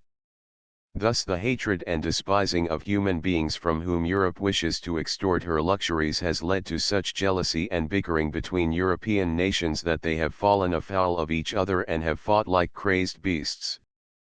Such is the fruit of human hatred. But what of the darker world that watches? Most men belong to this world. With Negro and Negroid, East Indian, Chinese, and Japanese, they form 2/3 of the population of the world. A belief in humanity is a belief in colored men. If the uplift of mankind must be done by men, then the destinies of this world will rest ultimately in the hands of darker nations. What, then, is this dark world thinking? It is thinking that as wild and awful as this shameful war was, it is nothing to compare with that fight for freedom which black and brown and yellow men must and will make unless their oppression and humiliation and insult at the hands of the white world cease. The dark world is going to submit to its present treatment just as long as it must, and not one moment longer. Let me say this again and emphasize it and leave no room for mistaken meaning. The World War was primarily the jealous and avaricious struggle for the largest share in exploiting darker races. As such it is and must be but the prelude to the armed and indignant protest of these despised and raped peoples. Today Japan is hammering on the door of justice, China is raising her half-manacled hands to knock next, India is writhing for the freedom to knock, Egypt is sullenly muttering, the Negroes of South and West Africa, of the West Indies, and of the United States are just awakening to their shameful slavery. Is, then, this war the end of wars? Can it be the end, so long as sits enthroned, even in the souls of those who cry peace, the despising and robbing of darker peoples? If Europe hugs this delusion, then this is not the end of World War, it is but the beginning. We see Europe's greatest sin precisely where we found Africa's and Asia's in human hatred, the despising of men. With this difference, however, Europe has the awful lesson of the past before her, has the splendid results of widened areas of tolerance, sympathy, and love among men, and she faces a greater, an infinitely greater, world of men than any preceding civilization ever faced. It is curious to see America, the United States, looking on herself, first, as a sort of natural peacemaker, then as a moral protagonist in this terrible time. No nation is less fitted for this role. For 2 or more centuries America has marched proudly in the van of human hatred, making bonfires of human flesh and laughing at them hideously, and making the insulting of millions more than a matter of dislike, rather a great religion, a world war cry, up white, down black, to your tents, O white folk, and world war with black and parti-colored mongrel beasts.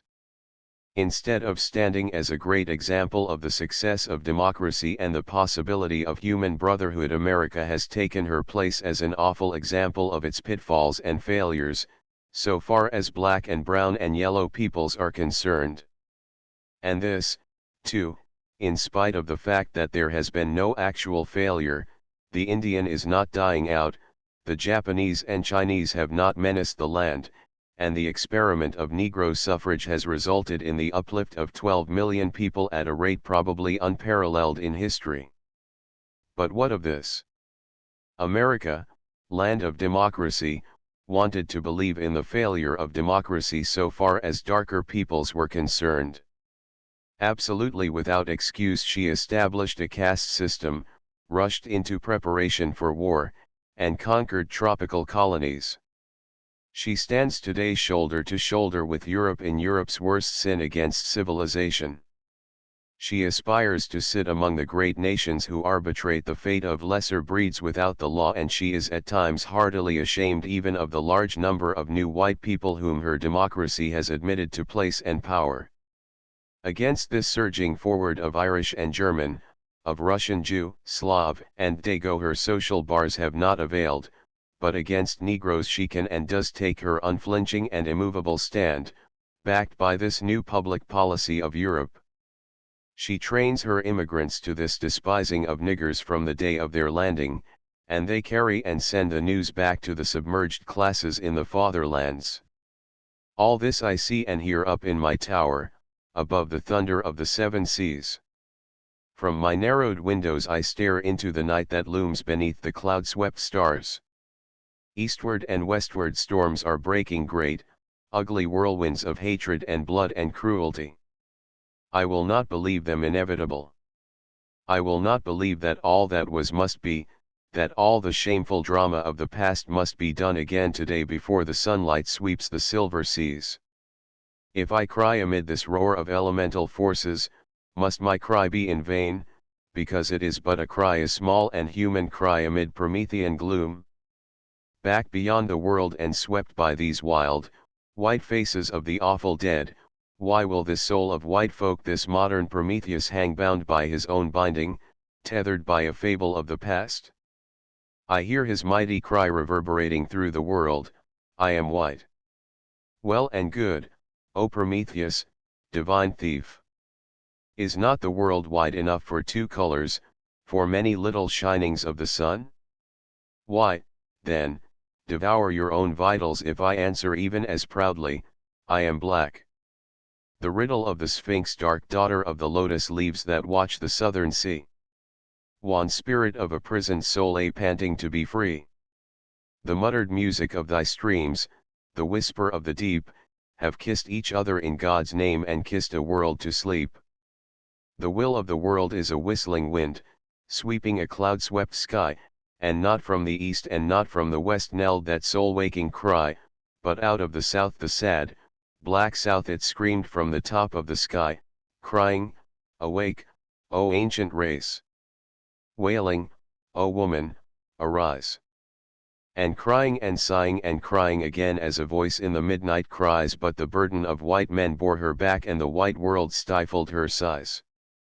The white world's vermin and filth, all the dirt of London, all the scum of New York, valiant spoilers of women and conquerors of unarmed men, shameless breeders of bastards, drunk with the greed of gold, baiting their blood-stained hooks with cant for the souls of the simple, bearing the white man's burden of liquor and lust and lies. Unthankful we wince in the east, unthankful we wail from the westward, unthankfully thankful, we curse, in the unworn wastes of the wild, I hate them, oh. I hate them well, I hate them, Christ. As I hate hell. If I were God, I'd sound their knell this day. Who raised the fools to their glory, but black men of Egypt and Ethiopia's sons of the evening, Indians, and yellow Chinese, Arabian children of morning, and mongrels of Rome and Greece. Ah, well. And they that raised the boasters shall drag them down again, down with the theft of their thieving and murder and mocking of men, down with their barter of women and laying and lying of creeds, down with their cheating of childhood and drunken orgies of war, down, down, deep down, till the devil's strength be shorn, till some dim, darker David, a hoeing of his corn, and married maiden, mother of God, bid the black Christ be born. Then shall our burden be manhood, be it yellow or black or white, and poverty and justice and sorrow, the humble, and simple and strong shall sing with the sons of morning and daughters of evensong, black mother of the iron hills that ward the blazing sea, wild spirit of a storm-swept soul, a struggling to be free, where neath the bloody finger marks thy riven bosom quakes, thicken the thunders of God's voice and lo! A world awakes. 3. The hands of Ethiopia semper novi quid ex Africa, cried the Roman proconsul, and he voiced the verdict of 40 centuries. Yet there are those who would write world history and leave out of account this most marvelous of continents. Particularly today, most men assume that Africa is far afield from the center of our burning social problems and especially from our problem of world war. Always Africa is giving us something new or some metempsychosis of a world-old thing. On its black bosom arose one of the earliest, if not the earliest, of self-protecting civilizations, which grew so mightily that it still furnishes superlatives to thinking and speaking men. Out of its darker and more remote forest fastnesses came, if we may credit many recent scientists, the first welding of iron, and we know that agriculture and trade flourished there when Europe was a wilderness. Nearly every human empire that has arisen in the world, material and spiritual, has found some of its greatest crises on this continent of Africa, from Greece to Great Britain. As Mommsen says, it was through Africa that Christianity became the religion of the world. In Africa the last flood of Germanic invasions spent itself within hearing of the last gasp of Byzantium, and it was through Africa that Islam came to play its great role of conqueror and civilizer. With the Renaissance and the widened world of modern thought, Africa came no less suddenly with her new old gift. Shakespeare's ancient pistol cries, a foutre for the world and worldlings base. I speak of Africa and golden joys. He echoes a legend of gold from the days of Punt and Ophir to those of Ghana, the Gold Coast, and the Rand. This thought had sent the world's greed scurrying down the hot, mysterious coasts of Africa to the good hope of gain, until for the first time a real world commerce was born, albeit it started as a commerce mainly in the bodies and souls of men. The present problem of problems is nothing more than democracy beating itself helplessly against the color bar, purling, seeping, seething, foaming to burst through, ever and again overwhelming the emerging masses of white men in its rolling backwaters and held back by those who dream of future kingdoms of greed built on black and brown and yellow slavery. The indictment of Africa against Europe is grave. For 400 years white Europe was the chief support of that trade in human beings which first and last robbed black Africa of 100 million human beings, transformed the face of her social life, overthrew organized government, distorted ancient industry, and snuffed out the lights of cultural development.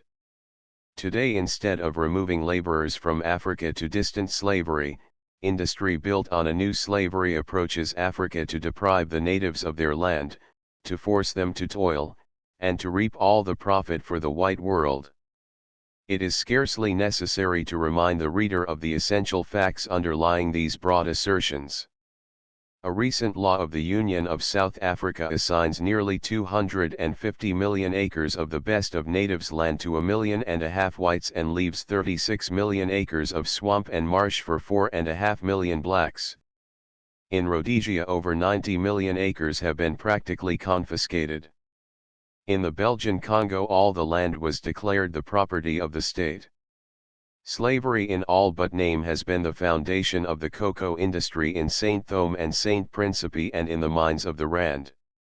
Gin has been one of the greatest of European imports, having increased 50% in 10 years and reaching a total of at least $25 million a year today.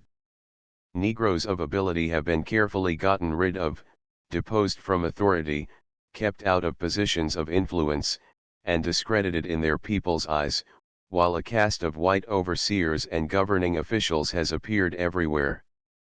Naturally, the picture is not all lurid. David Livingstone has had his successors and Europe has given Africa something of value in the beginning of education and industry. Yet the balance of iniquity is desperately large, but worse than that, it has aroused no world protest. A great Englishman, familiar with African problems for a generation, says frankly today, there does not exist any real international conscience to which you can appeal. Moreover, that treatment shows no certain signs of abatement. Today in England, the Empire Resources Development Committee proposes to treat African colonies as crown estates and by intensive scientific exploitation of both land and labor to make these colonies pay the English national debt after the war. German thinkers, knowing the tremendous demand for raw material which would follow the war, had similar plans of exploitation. It is the clear, common sense of the African situation, says H. G. Wells, that while these precious regions of raw material remain divided up between a number of competitive European imperialisms, each resolutely set upon the exploitation of its possessions to its own advantage and the disadvantage of the others, there can be no permanent peace in the world. It is impossible.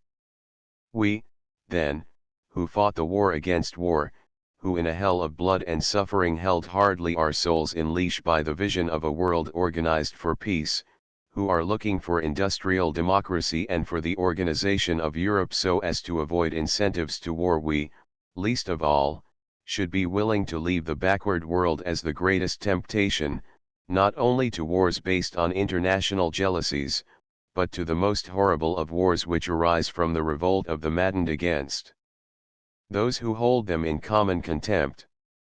Consider, my reader, if you were today a man of some education and knowledge, but born a Japanese or a Chinaman, an East Indian or a Negro, what would you do and think? What would be in the present chaos your outlook and plan for the future?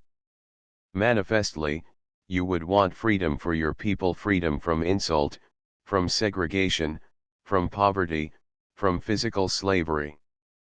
If the attitude of the European and American worlds is in the future going to be based essentially upon the same policies as in the past, then there is but one thing for the trained man of darker blood to do, and that is definitely and as openly as possible to organize his world for war against Europe.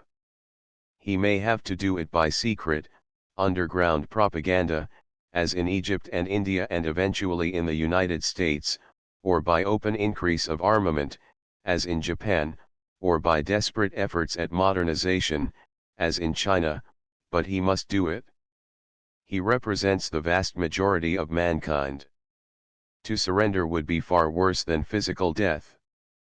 There is no way out unless the white world gives up such insult as its modern use of the adjective yellow indicates, or its connotation of chink and nigger implies. Either it gives up the plan of color serfdom which its use of the other adjective white implies, as indicating everything decent and every part of the world worth living in, or trouble is written in the stars. It is, therefore, of singular importance after disquieting delay to see the real pacifist appear. Both England and Germany have recently been basing their claims to parts of Black Africa on the wishes and interests of the black inhabitants. Lloyd George has declared the general principle of national self-determination applicable at least to German Africa, while Chancellor Hertling once welcomed a discussion on the reconstruction of the world's colonial possessions. The demand that an Africa for Africans shall replace the present barbarous scramble for exploitation by individual states comes from singularly different sources. Colored America demands that the conquered German colonies should not be returned to Germany, neither should they be held by the Allies. Here is the opportunity for the establishment of a nation that may never recur. Thousands of colored men, sick of white arrogance and hypocrisy, see in this their race's only salvation. Sir Harry H. Johnston recently said, "If we are to talk, as we do, sentimentally but justly about restoring the nationhood of Poland, about giving satisfaction to the separatist feeling in Ireland, and about what is to be done for European nations who are oppressed, then we can hardly exclude from this feeling the countries of Africa. Laborers, black laborers, on the canal's own right, out of this chaos may be the great awakening of our race. There is cause for rejoicing. If we fail to embrace this opportunity now, we fail to see how we will be ever able to solve the race question. It is for the British Negro, the French Negro, and the American Negro to rise to the occasion and start a national campaign, jointly and collectively, with this aim in view. From British West Africa comes the bitter complaint that the West Africans should have the right or opportunity to settle their future for themselves is a thing which hardly enters the mind of the European politician. That the Balkan states should be admitted to the Council of Peace and decide the government under which they are to live is taken as a matter of course because they are Europeans, but no extra-European is credited, even by the extremist advocates of human equality, with any right except to humbly accept the fate which Europe shall decide for him. Here, then, is the danger and the demand, and the real pacifist will seek to organize, not simply the masses in white nations, guarding against exploitation and profiteering, but will remember that no permanent relief can come but by including in this organization the lowest and the most exploited races in the world. World philanthropy, like national philanthropy, must come as uplift and prevention and not merely as alleviation and religious conversion. Reverence for humanity, as such, must be installed in the world, and Africa should be the talisman. Black Africa, including British, French, Belgian, Portuguese, Italian, and Spanish possessions and the independent states of Abyssinia and Liberia and leaving out of account Egypt and North Africa, on the one hand, and South Africa, on the other, has an area of 8,200,000 square miles and a population well over 100 millions of black men, with less than 100,000 whites. Commercial exploitation in Africa has already larger results to show than most people realize. Annually $200 million worth of goods was coming out of Black Africa before the World War, including a third of the world's supply of rubber, a quarter of all of the world's cocoa, and practically all of the world's cloves, gum arabic, and palm oil. In exchange there was being returned to Africa 100 millions in cotton cloth, 25 millions in iron and steel, and as much in foods, and probably 25 millions in liquors.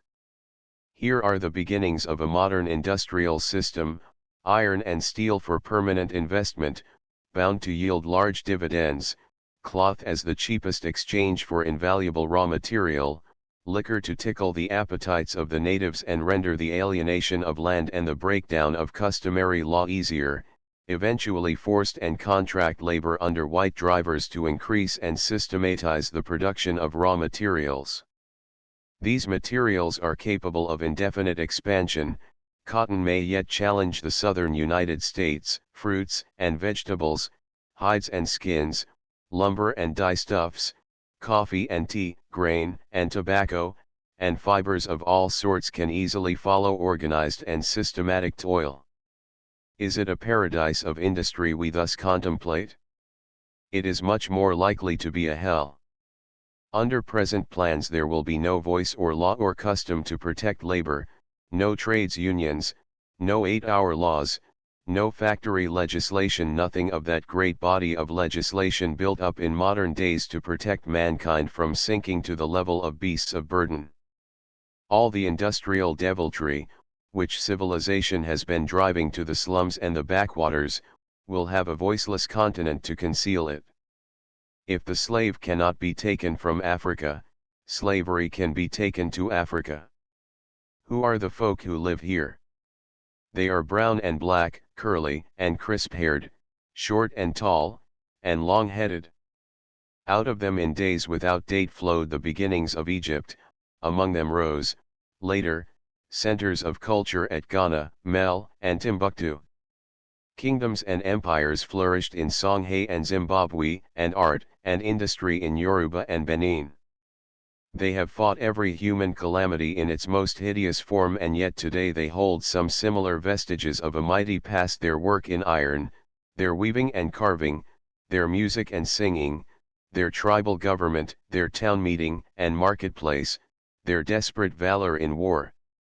Missionaries and commerce have left some good with all their evil. In Black Africa today there are more than 1,000 government schools and some 30,000 mission schools, with a more or less regular attendance of 750,000 school children. In a few cases training of a higher order is given chief sons and selected pupils.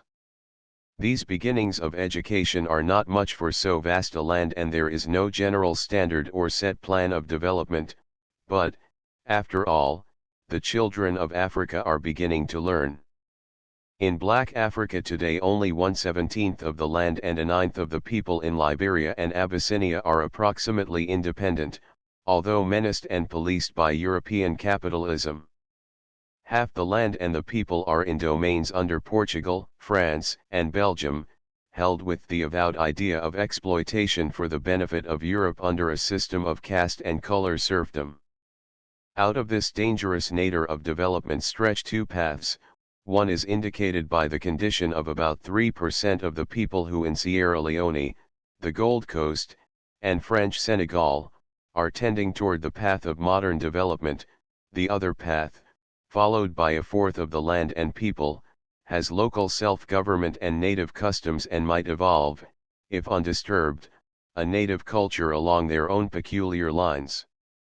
A tenth of the land, sparsely settled, is being monopolized and held for whites to make an African Australia.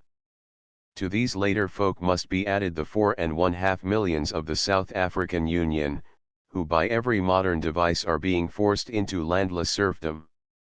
Before the World War tendencies were strongly toward the destruction of independent Africa, the industrial slavery of the mass of the blacks and the encouragement of white immigration, where possible, to hold the blacks in subjection. Against this idea let us set the conception of a new African world state, a Black Africa, applying to these peoples the splendid pronouncements which have of late been so broadly and perhaps carelessly given the world, recognizing in Africa the declaration of the American Federation of Labor, that no people must be forced under sovereignty under which it does not wish to live, recognizing in President Wilson's message to the Russians, the principle of the undictated development of all peoples, recognizing the resolution of the recent conference of the Aborigines Protection Society of England, that in any reconstruction of Africa, which may result from this war, the interests of the native inhabitants and also their wishes, in so far as those wishes can be clearly ascertained, should be recognized as among the principal factors upon which the decision of their destiny should be based. In other words, recognizing for the first time in the history of the modern world that black men are human. It may not be possible to build this state at once. With the victory of the Entente Allies, the German colonies, with their 1,000,000 of square miles and 1/2 million black inhabitants, should form such a nucleus. it would give Black Africa its physical beginnings. Beginning with the German colonies, two other sets of colonies could be added, for obvious reasons. Neither Portugal nor Belgium has shown any particular capacity for governing colonial peoples. Valid excuses may in both cases be advanced, but it would certainly be fair to Belgium to have her start her great task of reorganization after the World War with neither the burden nor the temptation of colonies, and in the same way Portugal has, in reality, the alternative of either giving up her colonies to an African state or to some other European state in the near future. These two sets of colonies would add 1,700,000 square miles and 18 million inhabitants.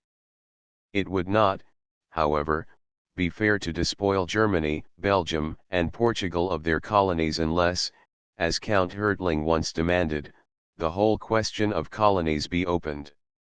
How far shall the modern world recognize nations which are not nations, but combinations of a dominant caste and a suppressed horde of serfs? Will it not be possible to rebuild a world with compact nations, empires of self-governing elements, and colonies of backward peoples under benevolent international control? The great test would be easy. Does England propose to erect in India and Nigeria nations brown and black which shall be eventually independent, self-governing entities, with a full voice in the British imperial government? If not, let these states either have independence at once or, if unfit for that, be put under international tutelage and guardianship.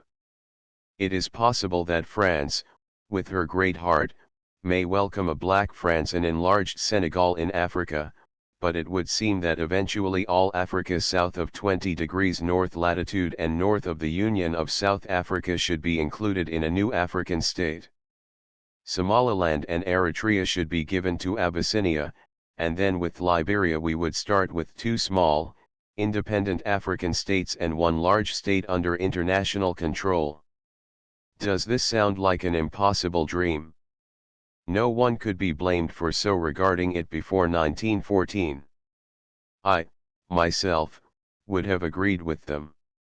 But since the nightmare of 1914 to 1918, since we have seen the impossible happen and the unspeakable become so common as to cease to stir us, in a day when Russia has dethroned her Tsar, England has granted the suffrage to women and is in the act of giving home rule to Ireland, when Germany has adopted parliamentary government, when Jerusalem has been delivered from the Turks, and the United States has taken control of its railroads, is it really so far-fetched to think of an Africa for the Africans, guided by organized civilization?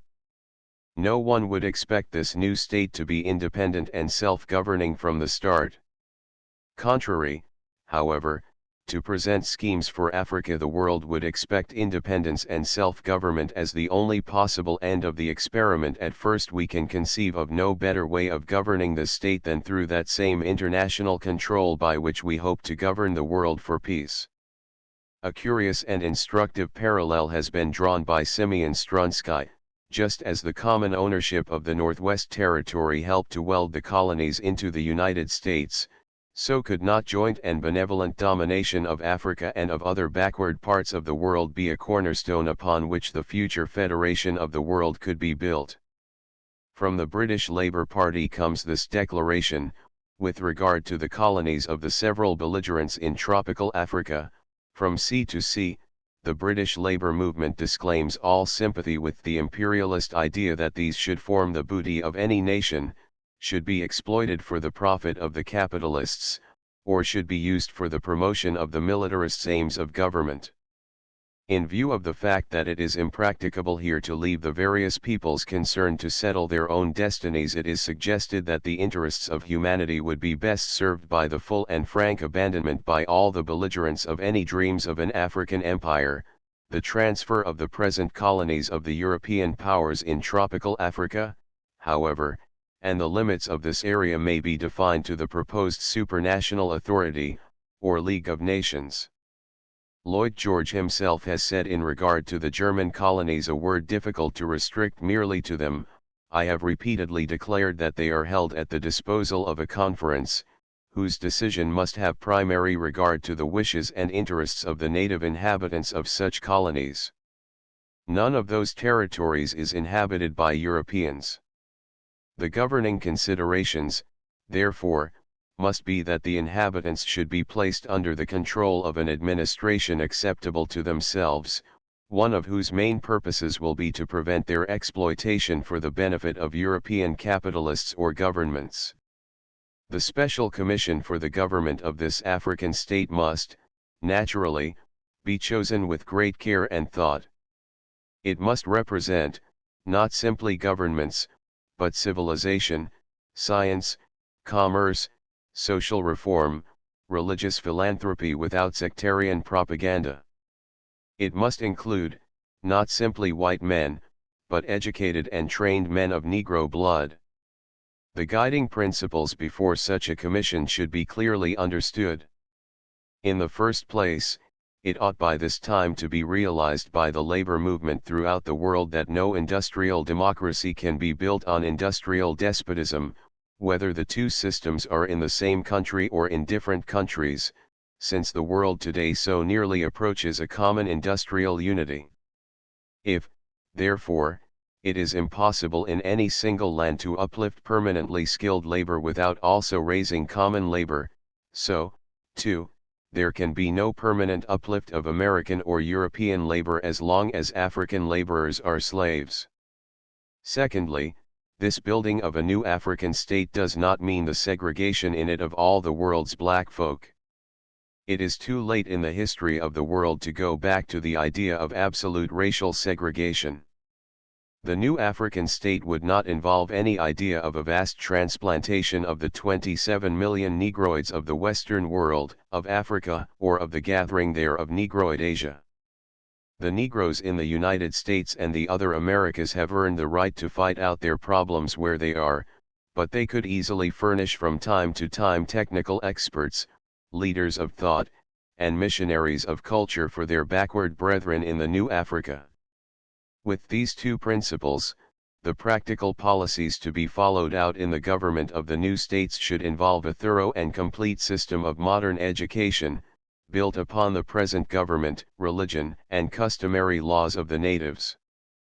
There should be no violent tampering with the curiously efficient African institutions of local self-government through the family and the tribe. There should be no attempt at sudden conversion by religious propaganda. Obviously deleterious customs and unsanitary usages must gradually be abolished, but the general government, set up from without, must follow the example of the best colonial administrators and build on recognized, established foundations rather than from entirely new and theoretical plans. The real effort to modernize Africa should be through schools rather than churches. Within 10 years, 20 million black children ought to be in school.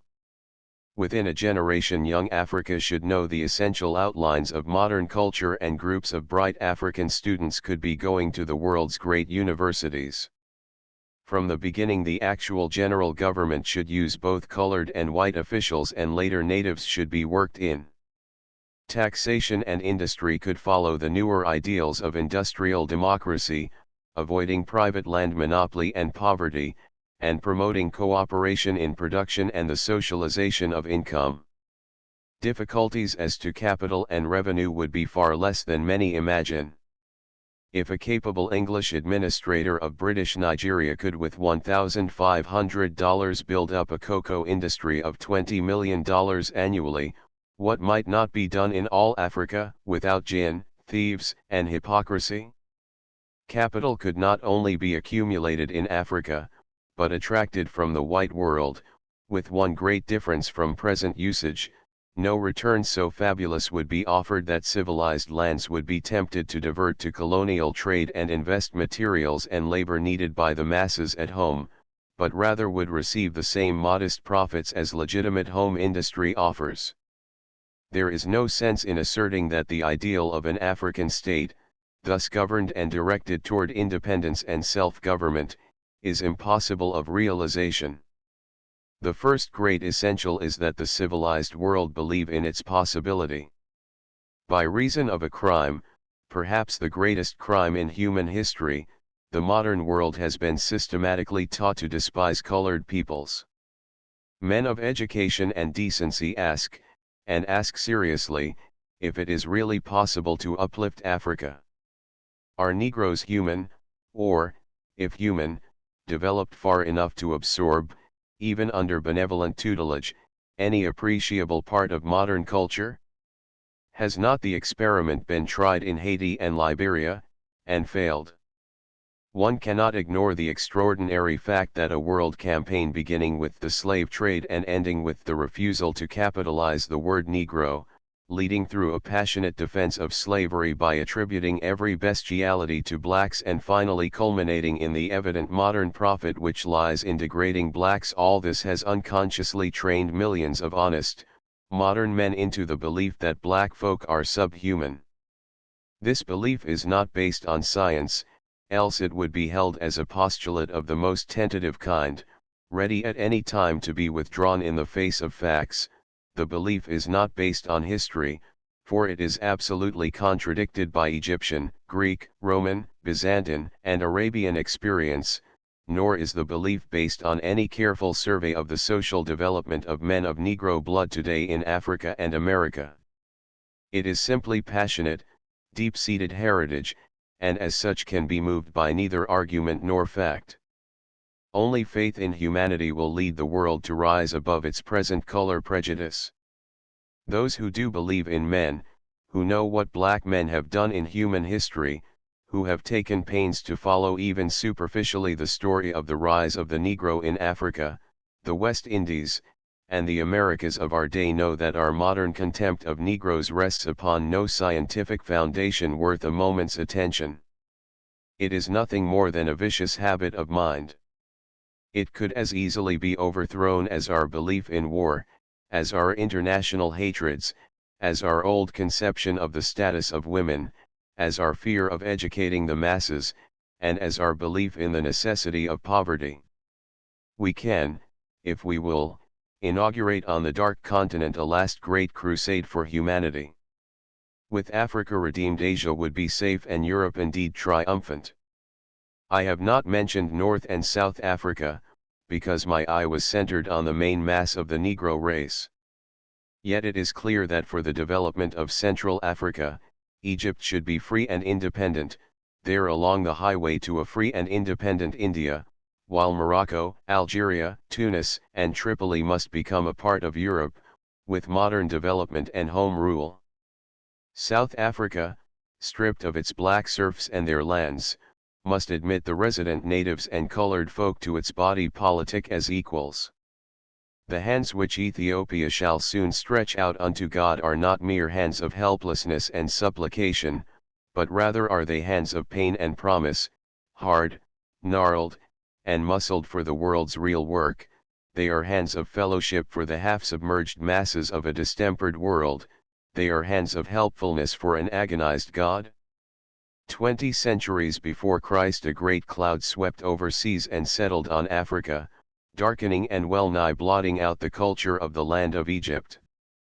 For 500 years it rested there, until a black woman, Queen Nefertari, the most venerated figure in Egyptian history, rose to the throne of the pharaohs and redeemed the world and her people. 20 centuries after Christ, black Africa prostrate, raped, and shamed, lies at the feet of the conquering Philistines of Europe. Beyond the awful sea a black woman is weeping and waiting, with her sons on her breast. What shall the end be?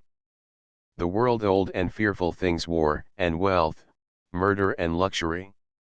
Or shall it be a new thing, a new peace and a new democracy of all races, a great humanity of equal men?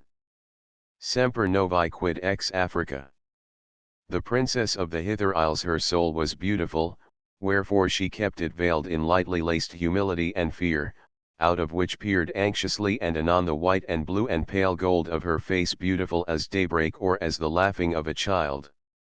She sat in the Hither Isles, well walled between the this and now, upon a low and silver throne, and leaned upon its armposts, sadly looking upward toward the sun. Now the Hither Isles are flat and cold and swampy, with drear drab light and all manner of slimy, creeping things, and piles of dirt and clouds of flying dust and sordid scraping and feeding and noise. She hated them, and ever as her hands and busy feet swept back the dust and slime, her soul sat silver-throned, staring toward the great hill to the westward, which shone so brilliant golden beneath the sunlight and above the sea. The sea moaned, and with it moaned the princess' soul, for she was lonely, very, very lonely, and full weary of the monotone of life. So she was glad to see a moving in yonder kingdom on the mountainside, where the sun shone warm, and when the king of yonder kingdom, silken in robe and golden crowned and warded by his hound, walked down along the restless waters and sat beside the armpost of her throne, she wondered why she could not love him and fly with him up the shining mountain's side, out of the dirt and dust that nested between the this and now. She looked at him and tried to be glad, for he was bonny and good to look upon, this king of yonder kingdom, tall and straight, thin-lipped and white and tawny. So, again, this last day, she strove to burn life into his singularly sodden clay, to put his icy soul aflame wherewith to warm her own, to set his senses singing. Vacantly he heard her winged words, staring and curling his long mustaches with vast thoughtfulness. Then he said, "We've found more gold in yonder kingdom." "Hell seize your gold," blurted the princess. "No, it's mine," he maintained stolidly. She raised her eyes. "It belongs," she said, "to the empire of the Sunday." "Nay, the sun belongs to us," said the king calmly, as he glanced to where yonder kingdom blushed above the sea. She glanced, too, and a softness crept into her eyes. "No, no," she murmured, as with hesitating pause she raised her eyes above the sea, above the hill, up into the sky where the sun hung silent and splendid. Its robes were heaven's blue, lined and broidered in living flame, and its crown was one vast jewel, glistening in glittering glory that made the sun's own face a blackness, the blackness of utter light. With blinded, tear-filled eyes she peered into that formless black and burning face, and sensed in its soft, sad gleam unfathomed understanding. With sudden, wild abandon she stretched her arms toward it, appealing, beseeching, entreating, and lo! "Niggers and Dagoes," said the king of yonder kingdom, glancing carelessly backward and lighting in his lips a carefully rolled wisp of fragrant tobacco. She looked back, too, but in half-wondering terror, for it seemed a beggar man was creeping across the swamp, shuffling through the dirt and slime. He was little and bald and black, rough-clothed, sodden with dirt, and bent with toil. Yet withal something she sensed about him, and it seemed the king of yonder kingdom lounged more comfortably beside the silver throne and let curl a tiny trail of light blue smoke. "I hate beggars," he said, "especially brown and black ones." And he then pointed at the beggar's retinue and laughed an unpleasant laugh, welded of contempt and amusement. The princess looked and shrank on her throne. He, the beggar man, was what? But his retinue, that squalid, sordid, parti-colored band of vacant, dull-faced filth and viciousness, was writhing over the land, and he and they seemed almost crouching underneath the scorpion lash of one tall skeleton, that looked like death, and the twisted woman whom men called pain. Yet they all walked as one. The king of yonder kingdom laughed, but the princess shrank on her throne, and the king, on seeing her thus, took a gold piece from out of his purse and tossed it carelessly to the passing throng. She watched it with fascinated eyes, how it rose and sailed and whirled and struggled in the air, then seemed to burst, and upward flew its light and sheen, and downward dropped its dross. She glanced at the king, but he was lighting a match. She watched the dross wallow in the slime, but the sunlight fell on the back of the beggar's neck, and he turned his head. The beggar, passing afar, turned his head, and the princess straightened on her throne. He turned his head, and she shivered forward on her silver seat. He looked upon her full and slow, and suddenly she saw within that formless black and burning face the same soft, glad gleam of utter understanding, seen so many times before. She saw the suffering of endless years and endless love that softened it. She saw the burning passion of the sun and with it the cold, unbending duty deeds of upper air. All she had seen and dreamed of seeing in the rising, blazing sun she saw now again, and with it myriads more of human tenderness, of longing, and of love. So, then, she knew. She rose as to a dream come true, with solemn face and waiting eyes. With her rose the king of yonder kingdom, almost eagerly. "You'll come," he cried. "You'll come and see my gold." And then in sudden generosity, he added, "You'll have a golden throne up there when we marry." But she, looking up and on with radiant face, answered softly, "I come." So down and up and on they mounted, the black beggar man and his cavalcade of death and pain, and then a space, and then a lone, black hound that nosed and whimpered as he ran, and then a space, and then the king of yonder kingdom in his robes, and then a space, and last the princess of the hither isles, with face set sunward and love light in her eyes. And so they marched and struggled on and up through endless years and spaces, and ever the black beggar looked back past death and pain toward the maid, and ever the maid strove forward with love-lit eyes, but ever the great and silken shoulders of the king of yonder kingdom arose between the princess and the sun like a cloud of storms. Now, finally, they neared unto the hillside's topmost shoulder, and there most eagerly the king bent to the bowels of the earth and bared its golden entrails all green and grey and rusted, while the princess strained her pitiful eyes aloft to where the beggar, set twixt death and pain, whirled his slim back against the glory of the setting sun and stood sombre in his grave majesty, enhaloed and transfigured, outstretching his long arms, and around all heaven glittered jewels in a cloth of gold.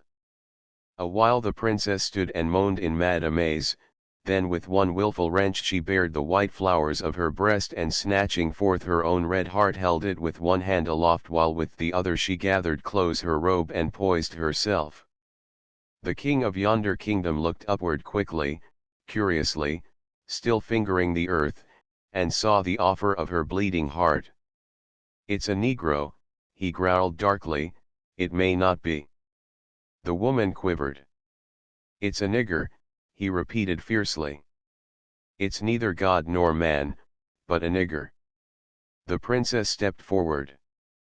The king grasped his sword and looked north and east, he raised his sword and looked south and west. "I seek the sun," the princess sang, and started into the west. "Never," cried the king of yonder kingdom, "for such were blasphemy and defilement and the making of all evil." So, raising his great sword he struck with all his might, and more. Down hissed the blow, and it bit that little, white, heart-holding hand until it flew armless and disbodied up through the sunlit air. Down hissed the blow, and it clove the whimpering hound until his last shriek shook the stars. Down hissed the blow, and it rent the earth. It trembled, fell apart, and yawned to a chasm wide as earth from heaven, deep as hell, and empty, cold, and silent. On yonder distant shore blazed the mighty empire of the sun in warm and blissful radiance, while on this side, in shadows cold and dark, gloomed the hither isles and the hill that once was golden, but now was green and slimy dross. All below was the sad and moaning sea, while between the here and there flew the severed hand and dripped the bleeding heart. Then up from the soul of the princess welled a cry of dark despair, such a cry as only babe-raped mothers know and murdered loves. Poised on the crumbling edge of that great nothingness the princess hung, hungering with her eyes and straining her fainting ears against the awful splendor of the sky. Out from the slime and shadows groped the king, thundering, "Back, don't be a fool." But down through the thin ether thrilled the still and throbbing warmth of heaven's sun, whispering, "Leap." And the princess leapt. For of work and wealth for 15 years I was a teacher of youth.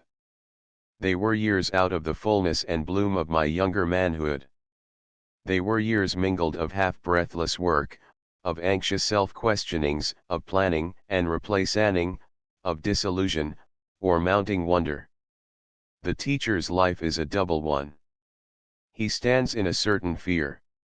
He tends to be stilted, almost dishonest, veiling himself before those awful eyes. Not the eyes of Almighty God are so straight, so penetrating, so all-seeing as the wonder-swept eyes of youth. You walk into a room, to the left is a tall window, bright with colors of crimson and gold and sunshine. Here are rows of books and there is a table. Somber blackboards clothe the walls to the right, and beside your desk is the delicate ivory of a nobly cast head. But you see nothing of this, you see only a silence and eyes fringed, soft eyes, hard eyes, eyes great and small, eyes here so poignant with beauty that the sob struggles in your throat, eyes there so hard with sorrow that laughter wells up to meet and beat it back, eyes through which the mockery and ridicule of hell or some pulse of high heaven may suddenly flash. Ah! That mighty pause before the class, that orison and benediction, how much of my life it has been and made. I fought earnestly against posing before my class. I tried to be natural and honest and frank, but it was a bitter hard.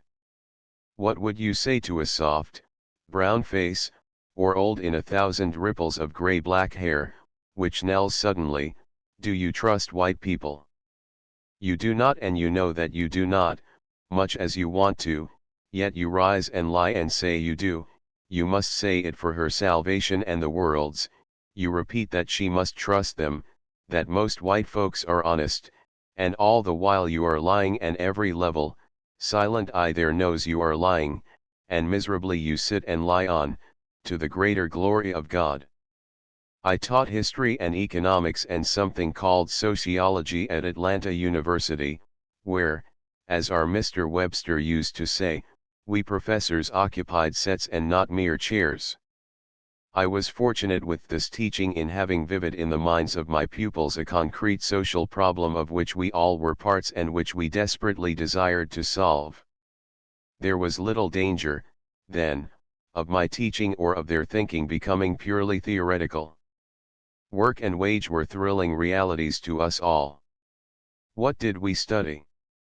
I can tell you best by taking a concrete human case, such as was continually leaping to our eyes and thought and demanding understanding and interpretation, and what I could bring of prophecy. St. Louis sprawls where mighty rivers meet, as broad as Philadelphia, but 3 stories high instead of 2, with wider streets and dirtier atmosphere, over the dull brown of wide, calm rivers. The city overflows into the valleys of Illinois and lies there, writhing under its grimy cloud. The other city is dusty and hot beyond all dream of feverish Pittsburgh in the Mississippi Valley, a great, ruthless, terrible thing. It is the sort that crushes man and invokes some living superman, a giant of things done, a clang of awful accomplishment. 3 men came wandering across this place. They were neither kings nor wise men, but they came with every significance perhaps even greater than that which the kings bore in the days of old. There was one who came from the north, brawny and riotous with energy, a man of concentrated power, who held all the thunderbolts of modern capital in his great fists and made flour and meat, iron and steel, cunning chemicals, wood, paint and paper, transforming to endless tools a disemboweled earth.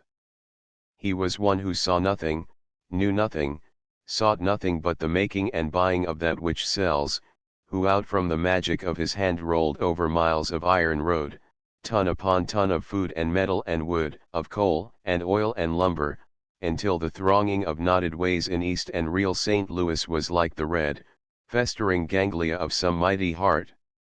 Then from the east, and called by the crash of thunderbolts and forked flame, came the unwise man, unwise by the theft of endless ages, but as human as anything God ever made. He was the slave for the miracle maker. It was he that the thunderbolts struck and electrified into gasping energy. The rasp of his hard breathing shook the midnights of all this endless valley, and the pulse of his powerful arm set the great nation to trembling. And then, at last, out of the south, like a still, small voice, came the third man, black, with great eyes and greater memories, hesitantly eager and yet with the infinite softness and ancient calm which come from that eternal race whose history is not the history of a day, but of endless ages. Here, surely, was fit meeting place for these curiously intent forces, for these epoch-making and age-twisting forces, for these human feet on their superhuman errands. Yesterday I rode in East St. Louis. It is the kind of place one quickly recognizes tireless and with no restful green of verdure, hard and uneven of street, crude, cold, and even hateful of aspect, conventional, of course, in its business quarter, but quickly beyond one sees the ruts and the hollows, the stench of ill-tamed sewerage, unguarded railroad crossings, saloons outnumbering churches and churches catering to saloons, homes impudently straight and new, prostitutes free and happy, gamblers in paradise, the town wide open, shameless and frank, great factories pouring out stench, filth, and flame, these and all other things so familiar in the world marketplaces, where industry triumphs over thought and products overwhelm men. May I tell, too, how yesterday I rode in the city past flame-swept walls and over grey ashes, in streets almost wet with blood and beside ruins, where the bones of dead men new bleached peered out at me in sullen wonder. Across the river, in the greater city, where bronze St. Louis that just and austere king looks with angry, fear-swept eyes down from the rolling heights of Forest Park, which knows him not nor heeds him, there is something of the same thing, but this city is larger and older and the forces of evil have had some curbing from those who have seen the vision and panted for life, but eastward from St. Louis there is a land of no taxes for great industries, there is a land where you may buy grafting politicians at far less rate than you would pay for franchises or privileges in a modern town. There, too, you may escape the buying of indulgences from the great terminal fist, which squeezes industry out of St. Louis. In fact, East St. Louis is a paradise for high and frequent dividends and for the piling up of wealth to be spent in St. Louis and Chicago and New York and when the world is sane again, across the seas. So the unwise men pouring out of the East falling, scrambling, rushing into America at the rate of 1,000,000 a year ran, walked, and crawled to this maelstrom of the workers. They garnered higher wage than ever they had before, but not all of it came in cash. A part, and an insidious part, was given to them transmuted into whiskey, prostitutes, and games of chance. They laughed and disp'd themselves. God! Had not their mothers wept enough? It was a good town.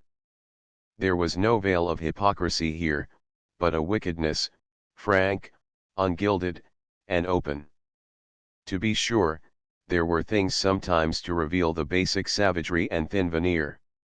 Once, for instance, a man was lynched for brawling on the public square of the county seat, once a mayor who sought to clean up was publicly assassinated, always there was theft and rumors of theft, until St. Clair County was a hissing in good men's ears, but always, too, there were good wages and jolly hoodlums and unchecked wassail of Saturday nights.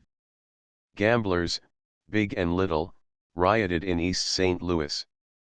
The little gamblers used cards and roulette wheels and filched the weekly wage of the workers. The greater gamblers used meat and iron and undid the foundations of the world. All the gods of chance flaunted their wild raiment here, above the brown flood of the Mississippi. Then the world changed, then civilization, built for culture, rebuilt itself for willful murder in Europe, Asia, America, and the southern seas. Hands that made food made powder, and iron for railways was iron for guns. The wants of common men were forgotten before the groan of giants. Streams of gold, lost from the world's workers, filtered and trickled into the hands of gamblers and put new power into the thunderbolts of East St. Louis. Wages had been growing before the World War. Slowly but remorselessly the skilled and intelligent, banding themselves, had threatened the coffers of the mighty, and slowly the mighty had disgorged. Even the common workers, the poor and unlettered, had again and again gripped the sills of the city walls and pulled themselves to their chins, but, alas! There were so many hands and so many mouths, and the feet of the disinherited kept coming across the wet paths of the sea to this old El Dorado. War brought subtle changes. Wages stood still while prices fattened. It was not that the white American worker was threatened with starvation, but it was what was, after all, a more important question: whether or not he should lose his front room and Victrola and even the dream of a Ford car. There came a whirling and scrambling among the workers. They fought each other, they climbed on each other's backs. The skilled and intelligent, banding themselves even better than before, bargained with the men of might and held them by bitter threats. The less skilled and more ignorant seated at the bottom and tried, as of old, to bring it about that the ignorant and unlettered should learn to stand together against both capital and skilled labor. It was here that there came out of the east a beam of unearthly light, a triumph of possible good in evil so strange that the workers hardly believed it. Slowly they saw the gates of Ellis Island closing, slowly the footsteps of the yearly million men became fainter and fainter, until the stream of immigrants overseas was stopped by the shadow of death at the very time when new murder opened new markets over all the world to American industry, and the giants with the thunderbolts stamped and raged and peered out across the world and called for men and ever more men. The unwise men laughed and squeezed reluctant dollars out of the fists of the mighty and saw in their dream the vision of a day when labor, as they knew it, should come into its own, saw this day and saw it with justice and with right, save for one thing, and that was the sound of the moan of the disinherited, who still lay without the walls. When they heard this moan and saw that it came not across the seas, they were at first amazed and said it was not true, and then they were mad and said it should not be. Quickly they turned and looked into the red blackness of the south, and in their hearts were fear and hate. What did they see? They saw something at which they had been taught to laugh and make sport. They saw that which the heading of every newspaper column, the lie of every cub reporter, the exaggeration of every press dispatch, and the distortion of every speech and book had taught them was a mass of despicable men, inhuman, at best, laughable, at worst, the meat of mobs and fury. What did they see? They saw 9.5 millions of human beings. They saw the spawn of slavery, ignorant by law and by deviltry, crushed by insult and debauched by systematic and criminal injustice. They saw a people whose helpless women have been raped by thousands and whose men lynched by hundreds in the face of a sneering world. They saw a people with heads bloody, but unbowed, working faithfully at wages 50% lower than the wages of the nation and under conditions which shame civilization, saving homes, training children, hoping against hope. They saw the greatest industrial miracle of modern day slaves transforming themselves to freemen and climbing out of perdition by their own efforts, despite the most contemptible opposition God ever saw. They saw all this, and what they saw the distraught employers of America saw, too. The North called to the South. A scream of rage went up from the cotton monopolists and industrial barons of the New South. Who was this who dared to interfere with their labor? Who sought to own their black slaves but they? Who honored and loved niggers as they did? They mobilized all the machinery of modern oppression, taxes, city ordinances, licenses, state laws, municipal regulations, wholesale police arrests and, of course, the peculiarly Southern method of the mob and the lyncher. They appealed frantically to the United States government. They groveled on their knees and shed wild tears at the suffering of their poor, misguided black friends, and yet, despite this, the Northern employers simply had to offer $2 and $3 a day, and from 1/4 to 1/2 million dark workers arose and poured themselves into the North. They went to the mines of West Virginia, because war needs coal. They went to the industries of New Jersey and Pennsylvania, because war needs ships and iron. They went to the automobiles of Detroit and the load carrying of Chicago, and they went to East St. Louis. Now there came fear in the hearts of the unwise men. It was not that their wages were lowered, they went even higher. They received, not simply, a living wage, but a wage that paid for some of the decencies, and, in East St. Louis, many of the incentives of life. What they feared was not deprivation of the things they were used to and the shadow of poverty, but rather the definite death of their rising dreams. But if fear was newborn in the hearts of the unwise men, the black man was born in a house of fear. To him poverty of the ugliest and straightest type was father, mother, and blood brother. He was slipping stealthily northward to escape hunger and insult, the hand of oppression, and the shadow of death. Here, then, in the wide valley which Father Marquette saw peaceful and golden, lazy with fruit and river, half asleep beneath the nod of God, here, then, was staged every element for human tragedy, every element of the modern economic paradox. Ah! That hot, wide plain of East St. Louis is a gripping thing. The rivers are dirty with sweat and toil and lip, like lakes, along the low and burdened shores, flatboats ramble and thread among them, and above the steamers bridges swing on great arches of steel, striding with mighty grace from shore to shore. Everywhere are brick kennels tall, black and red chimneys, tongues of flame. The ground is littered with cars and iron, tracks and trucks, boxes and crates, metals and coal and rubber. Nature-defying cranes, grim elevators rise above pile on pile of black and grimy lumber. And ever below is the water, wide and silent, gray-brown and yellow. This is the stage for the tragedy, the armored might of the modern world urged by the bloody needs of the world wants, fevered today by a fabulous vision of gain and needing only hands, hands, hands. Fear of loss and greed of gain in the hearts of the giants, the clustered cunning of the modern workman, skilled as artificer and skilled in the rhythm of the habit of work, tasting the world's good and panting for more, fear of poverty and hate of scabs in the hearts of the workers, the dumb yearning in the hearts of the oppressed, the echo of laughter heard at the foot of the pyramids, the faithful, plodding slouch of the laborers, fear of the shadow of death in the hearts of black men. We ask, and perhaps there is no answer, how far may the captain of the world's industry do his deeds, despite the grinding tragedy of its doing? How far may men fight for the beginning of comfort, out beyond the horrid shadow of poverty, at the cost of starving other and what the world calls lesser men? How far may those who reach up out of the slime that fills the pits of the world's damned compel men with loaves to divide with men who starve? The answers to these questions are hard, but yet one answer looms above all: justice lies with the lowest. The plight of the lowest man, the plight of the black man, deserves the first answer, and the plight of the giants of industry, the last.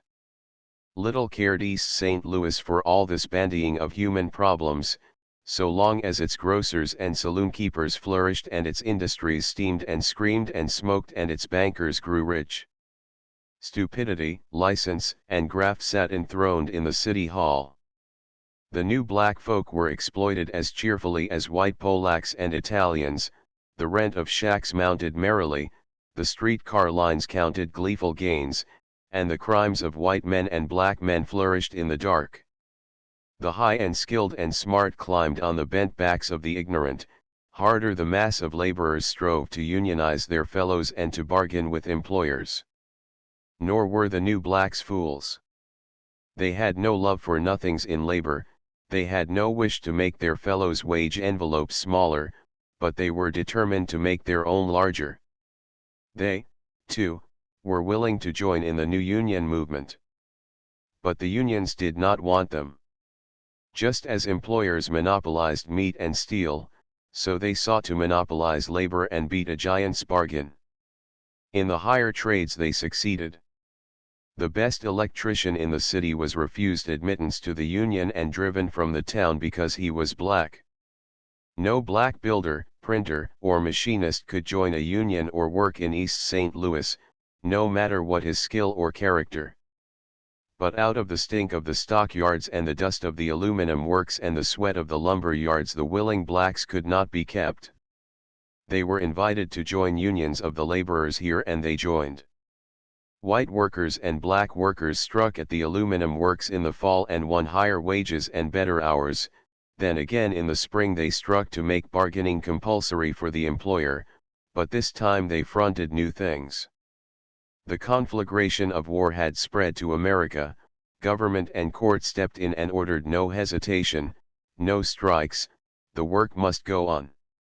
Deeper was the call for workers. Black men poured in and red anger flamed in the hearts of the white workers. The anger was against the wielders of the thunderbolts, but here it was impotent because employers stood with the hand of the government before their faces.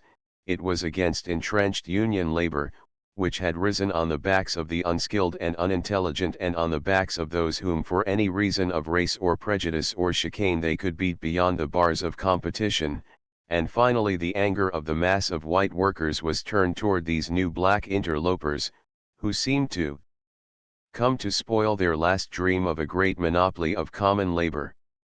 These angers flamed and the union leaders, fearing their fury and knowing their own guilt, not only in the larger and subtler matter of bidding their way to power across the weakness of their less fortunate fellows, but also conscious of their part in making East St. Louis a miserable town of liquor and lust, leaped quickly toward the gathering thunder from their own heads. The thing they wanted was even at their hands. Here were black men, guilty not only of bidding for jobs which white men could have held at war prices, even if they could not fill, but also guilty of being black. It was at this blackness that the unions pointed the accusing finger.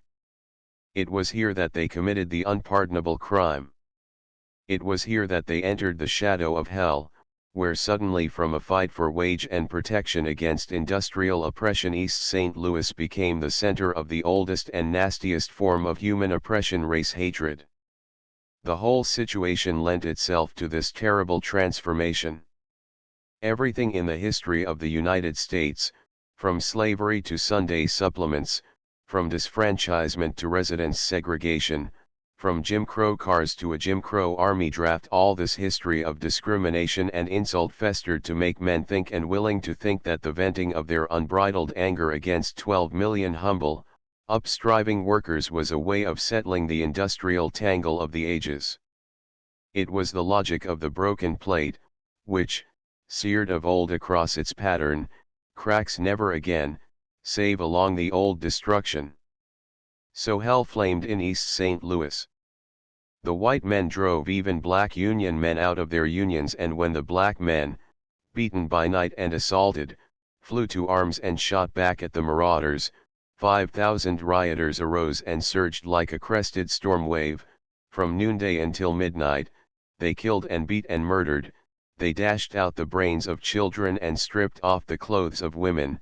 They drove victims into the flames and hanged the helpless to the lighting poles.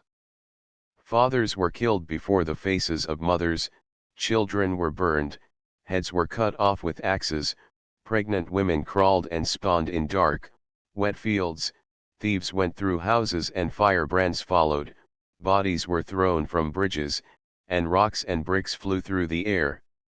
The Negroes fought. They grappled with the mob like beasts at bay. They drove them back from the thickest cluster of their homes and piled the white dead on the street, but the cunning mob caught the black men between the factories and their homes, where they knew they were armed only with their dinner pails. Firemen, policemen, and militiamen stood with hanging hands or even joined eagerly with the mob. It was the old world horror come to life again. All that Jews suffered in Spain and Poland, all that peasants suffered in France, and Indians in Calcutta, all that aroused human deviltry had accomplished in ages past they did in East St. Louis, while the rags of 6,000 half-naked black men and women fluttered across the bridges of the calm Mississippi. The white South laughed. It was infinitely funny. The niggers who had gone north to escape slavery and lynching had met the fury of the mob which they had fled. Delegations rushed north from Mississippi and Texas, with suspicious timeliness and with great-hearted offers to take these workers back to a lesser hell. The man from Greensville, Mississippi, who wanted 1,000 got 6, because, after all, the end was not so simple. No, the end was not simple. On the contrary, the problem raised by East St. Louis was curiously complex. The ordinary American, tired of the persistence of the Negro problem, sees only another anti-Negro mob and wonders, not when we shall settle this problem, but when we shall be well rid of it. The student of social things sees another milepost in the triumphant march of Union labor. He is sorry that blood and rapine should mark its march, but, what will you? War is life. Despite these smug reasonings, the bare facts were these: East St. Louis, a great industrial center, lost 5,000 laborers, good, honest, hard-working laborers. It was not the criminals, either black or white, who were driven from East St. Louis. They are still there. They will stay there. But half the honest black laborers were gone. The crippled ranks of industrial organization in the mid-Mississippi Valley cannot be recruited from Ellis Island, because in Europe men are dead and maimed, and restoration, when restoration comes, will raise a European demand for labor such as this age has never seen. The vision of industrial supremacy has come to the giants who lead American industry and finance. But it can never be realized unless the laborers are here to do the work, the skilled laborers, the common laborers, the willing laborers, the well-paid laborers. The present forces, organized however cunningly, are not large enough to do what America wants, but there is another group of laborers, 12 million strong, the natural heirs, by every logic of justice, to the fruits of America's industrial advance. They will be used simply because they must be used, but their using means East St. Louis. Eastward from St. Louis lie great centers, like Chicago, Indianapolis, Detroit, Cleveland, Pittsburgh, Philadelphia, and New York. In every one of these and in lesser centers there is not only the industrial unrest of war and revolutionized work, but there is the call for workers, the coming of black folk, and the deliberate effort to divert the thoughts of men, and particularly of workingmen, into channels of race hatred against blacks. In every one of these centers what happened in East St. Louis has been attempted, with more or less success. Yet the American Negroes stand today as the greatest strategic group in the world. Their services are indispensable, their temper and character are fine, and their souls have seen a vision more beautiful than any other mass of workers. They may win back culture to the world if their strength can be used with the forces of the world that make for justice and not against the hidden hates that fight for barbarism. For fight they must and fight they will. Rising on wings we cross again the rivers of St. Louis, winding and threading between the towers of industry that threaten and drown the towers of God. Far, far beyond, we sight the green of fields and hills, but ever below lies the river, blue brownish gray, touched with the hint of hidden gold. Drifting through half-flooded lowlands, with shanties and crops and stunted trees, past struggling corn and straggling village, we rush toward the battle of the Marne and the West, from this dread battle of the East. Westward, dear God, the fire of thy mad world crimsons our heaven. Our answering hell rolls eastward from St. Louis. Here, in microcosm, is the sort of economic snarl that arose continually for me and my pupils to solve. We could bring to its unraveling little of the scholarly aloofness and academic calm of most white universities. To us this thing was life and hope and death. How should we think such a problem through, not simply as Negroes, but as men and women of a new century, helping to build a new world? And first of all, here is no simple question of race antagonism. There are no races, in the sense of great, separate, pure breeds of men, differing in attainment, development, and capacity. There are great groups now with common history, now with common interests, now with common ancestry, more and more common experience and present interest drive back the common blood, and the world today consists, not of races, but of the imperial commercial group of master capitalists, international and predominantly white, the national middle classes of the several nations, white, yellow, and brown, with strong blood bonds, common languages, and common history, the international laboring class. Of all colors, the backward, oppressed groups of nature folk, predominantly yellow, brown, and black. Two questions arise from the work and relations of these groups: how to furnish goods and services for the wants of men, and how equitably and sufficiently to satisfy these wants. There can be no doubt that we have passed in our day from a world that could hardly satisfy the physical wants of the mass of men, by the greatest effort, to a world whose technique supplies enough for all, if all can claim their right. Our great ethical question today is, therefore, how may we justly distribute the world's goods to satisfy the necessary wants of the mass of men? What hinders the answer to this question? Dislikes, jealousies, hatreds, undoubtedly, like the race hatred in East St. Louis, the jealousy of English and German, the dislike of the Jew and the Gentile.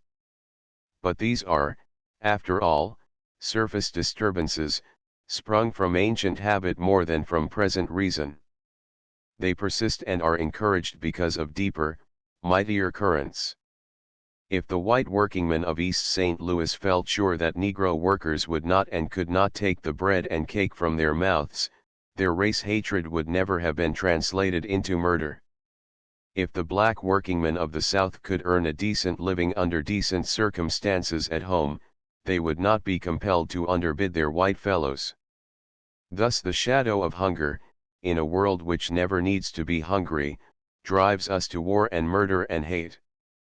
But why does hunger shadow so vast a mass of men? Manifestly because in the great organizing of men for work a few of the participants come out with more wealth than they can possibly use, while a vast number emerge with less than can decently support life. In earlier economic stages we defended this as the reward of thrift and sacrifice, and as the punishment of ignorance and crime. To this the answer is sharp: sacrifice calls for no such reward, and ignorance deserves no such punishment.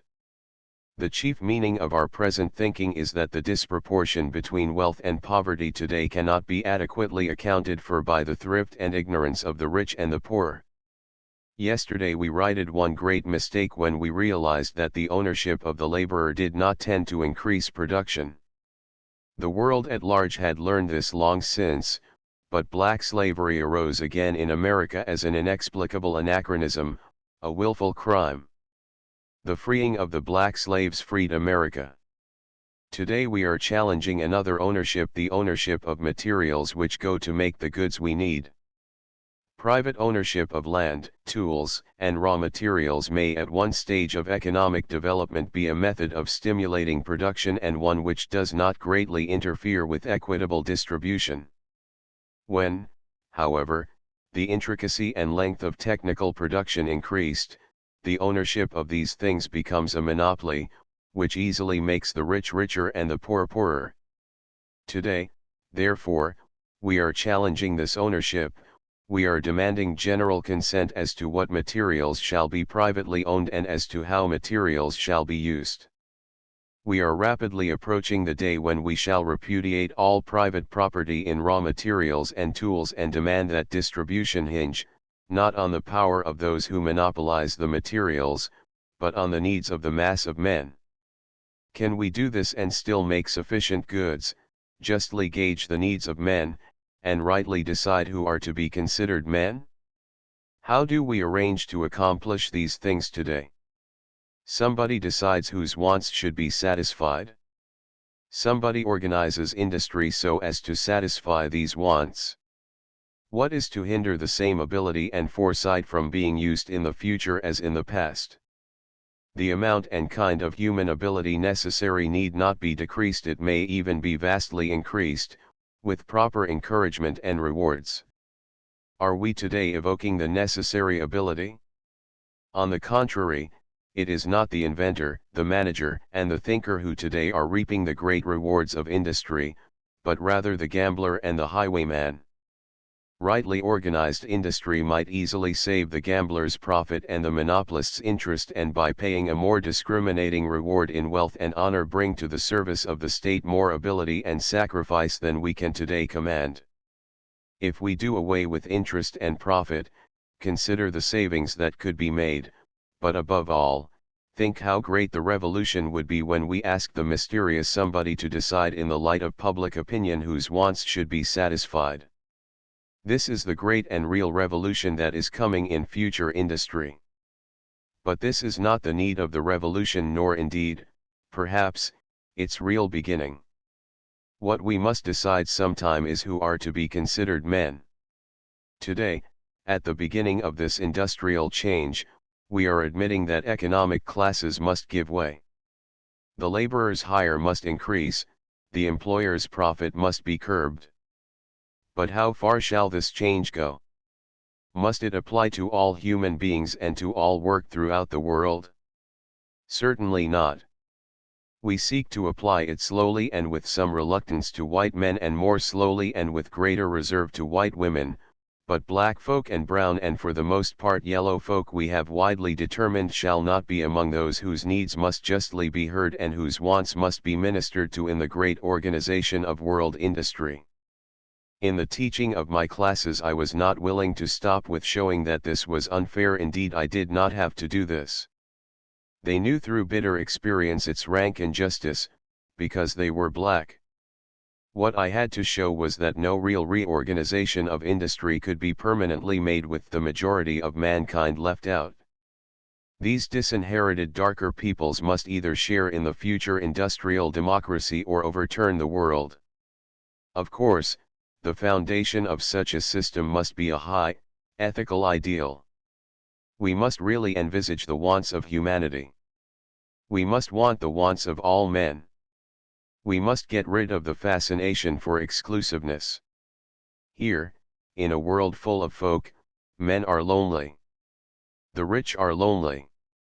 We are all frantic for fellow souls, yet we shut souls out and bar the ways and bolster up the fiction of the elect and the superior, when the great mass of men is capable of producing larger and larger numbers for every human height of attainment.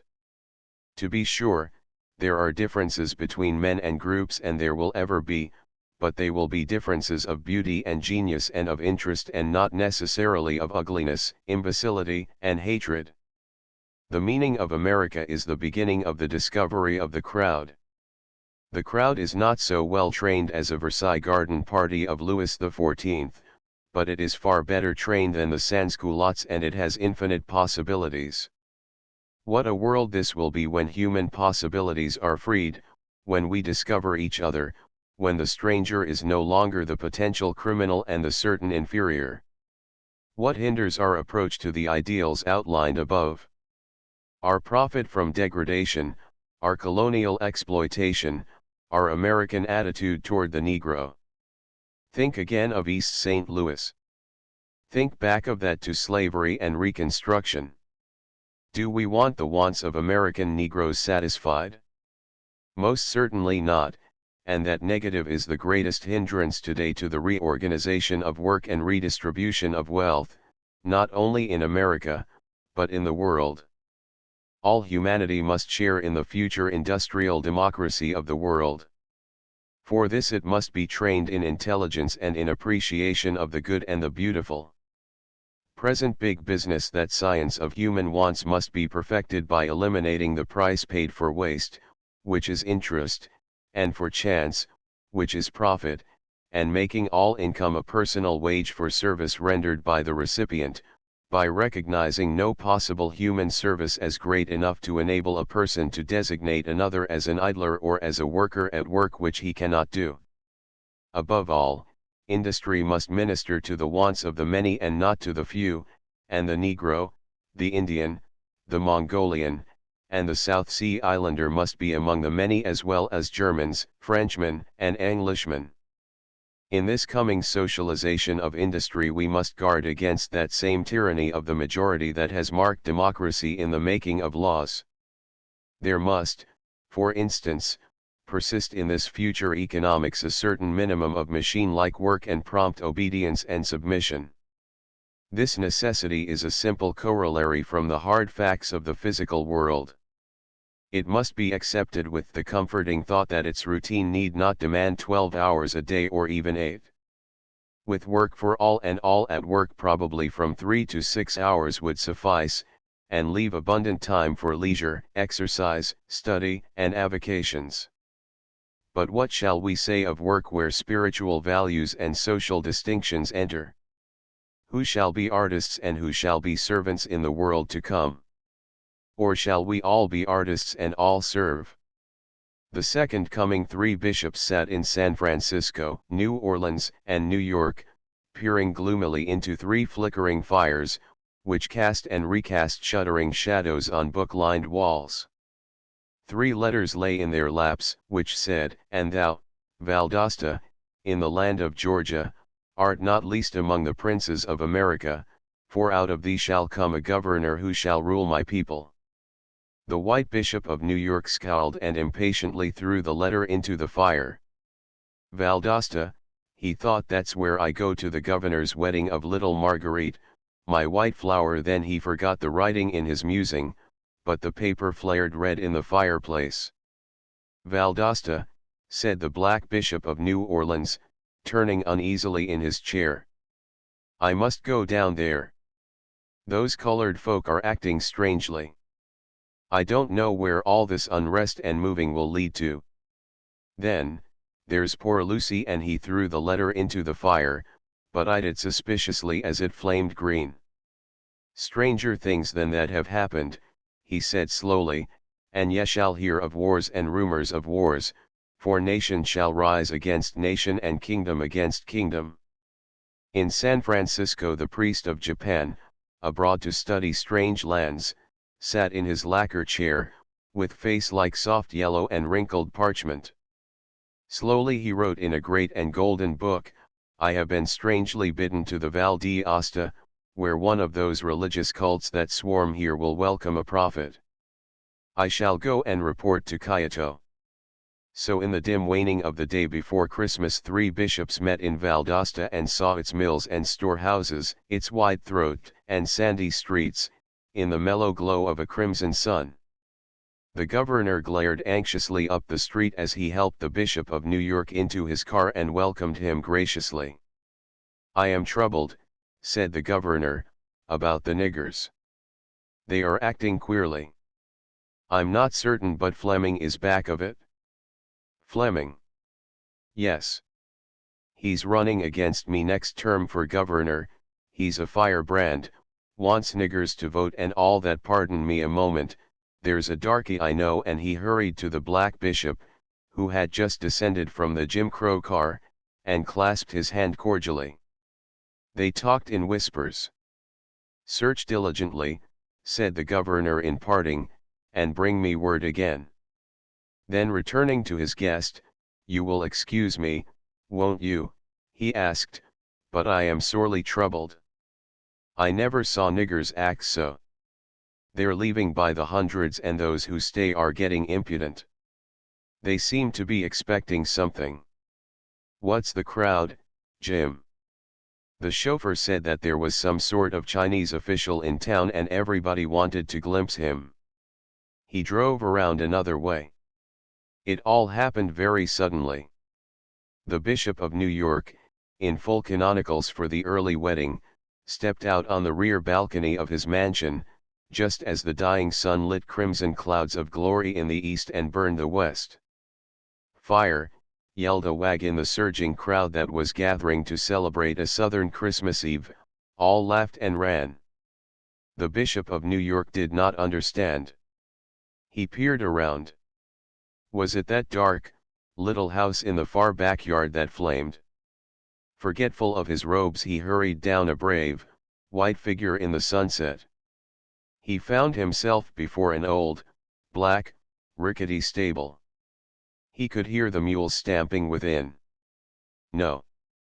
It was not fire. It was the sunset glowing through the cracks. Behind the hut its glory rose toward God like flaming wings of cherubim.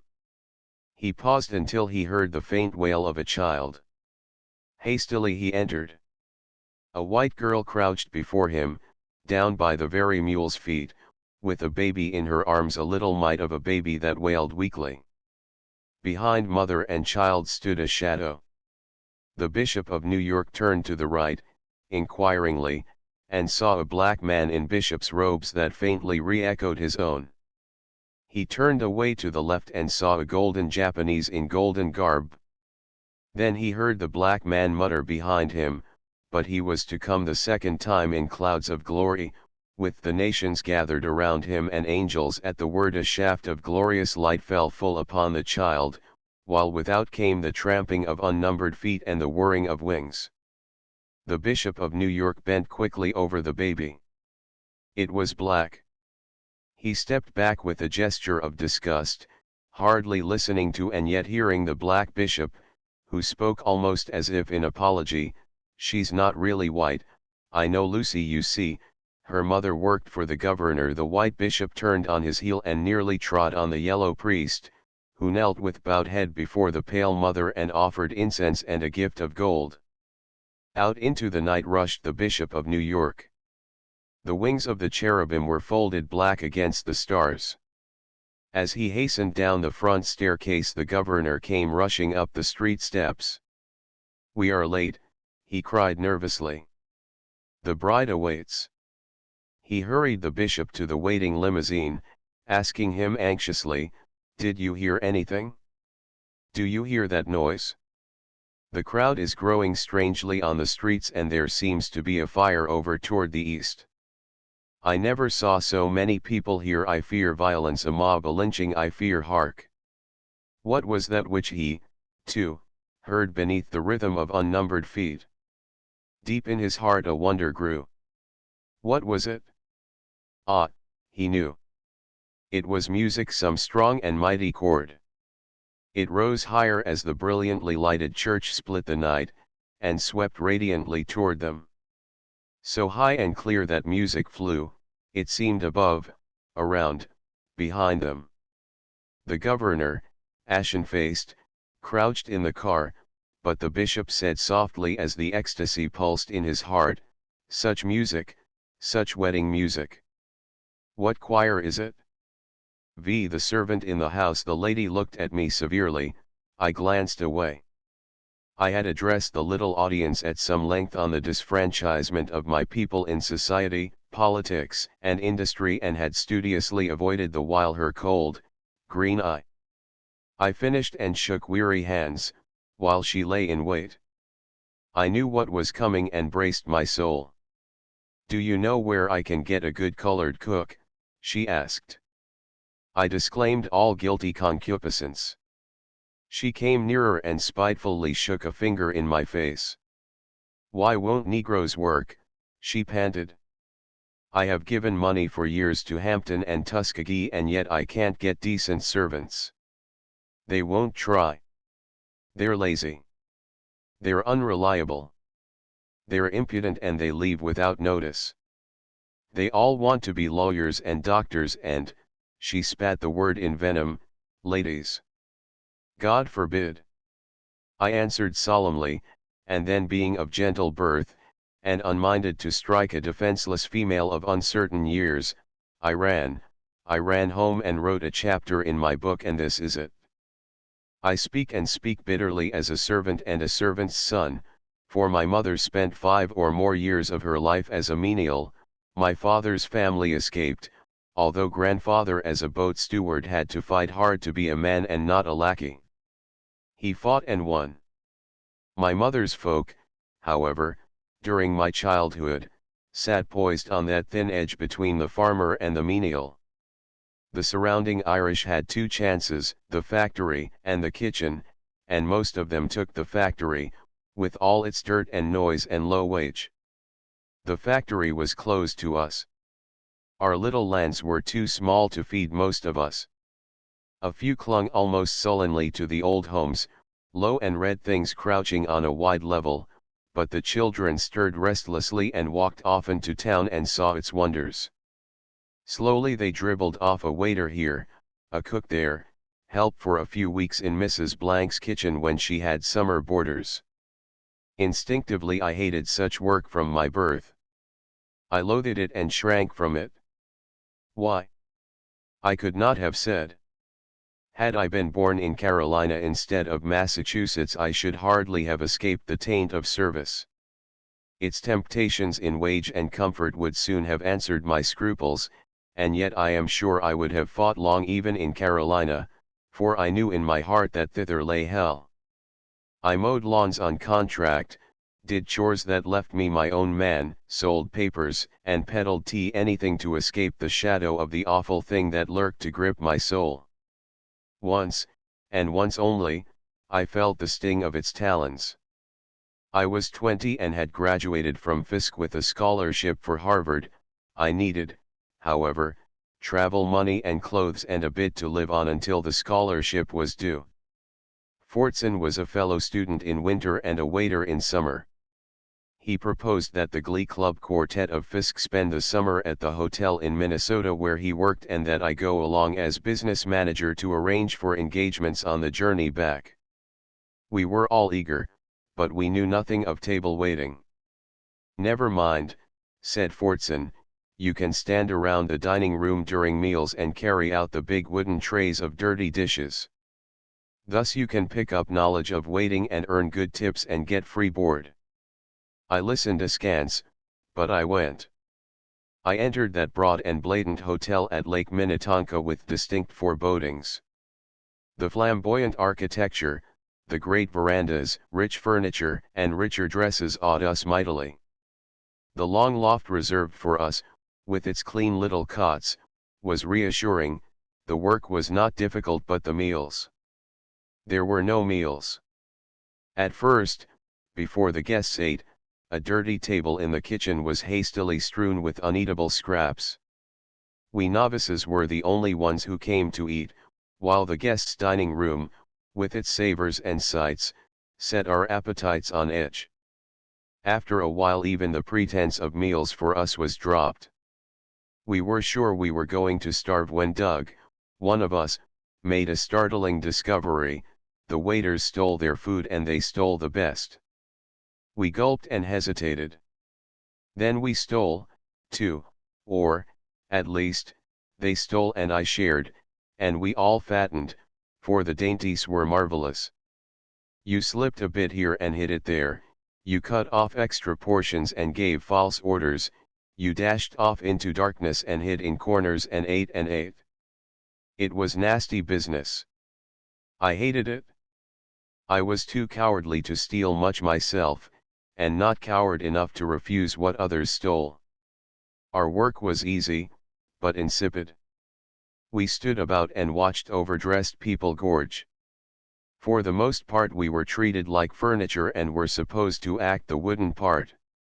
I watched the waiters even more than the guests. I saw that it paid to amuse and to cringe. One particular black man set me crazy. He was intelligent and deft, but one day I caught sight of his face as he served a crowd of men. He was playing the clown, crouching, grinning, assuming a broad dialect when he usually spoke good English. It was a heartbreaking sight, and he made more money than any waiter in the dining room. I did not mind the actual work or the kind of work, but it was the dishonesty and deception, the flattery and cajolery, the unnatural assumption that worker and diner had no common humanity. It was uncanny. It was inherently and fundamentally wrong. I stood staring and thinking, while the other boys hustled about. Then I noticed one fat hog, feeding at a heavily gilded trough, who could not find his waiter. He beckoned me.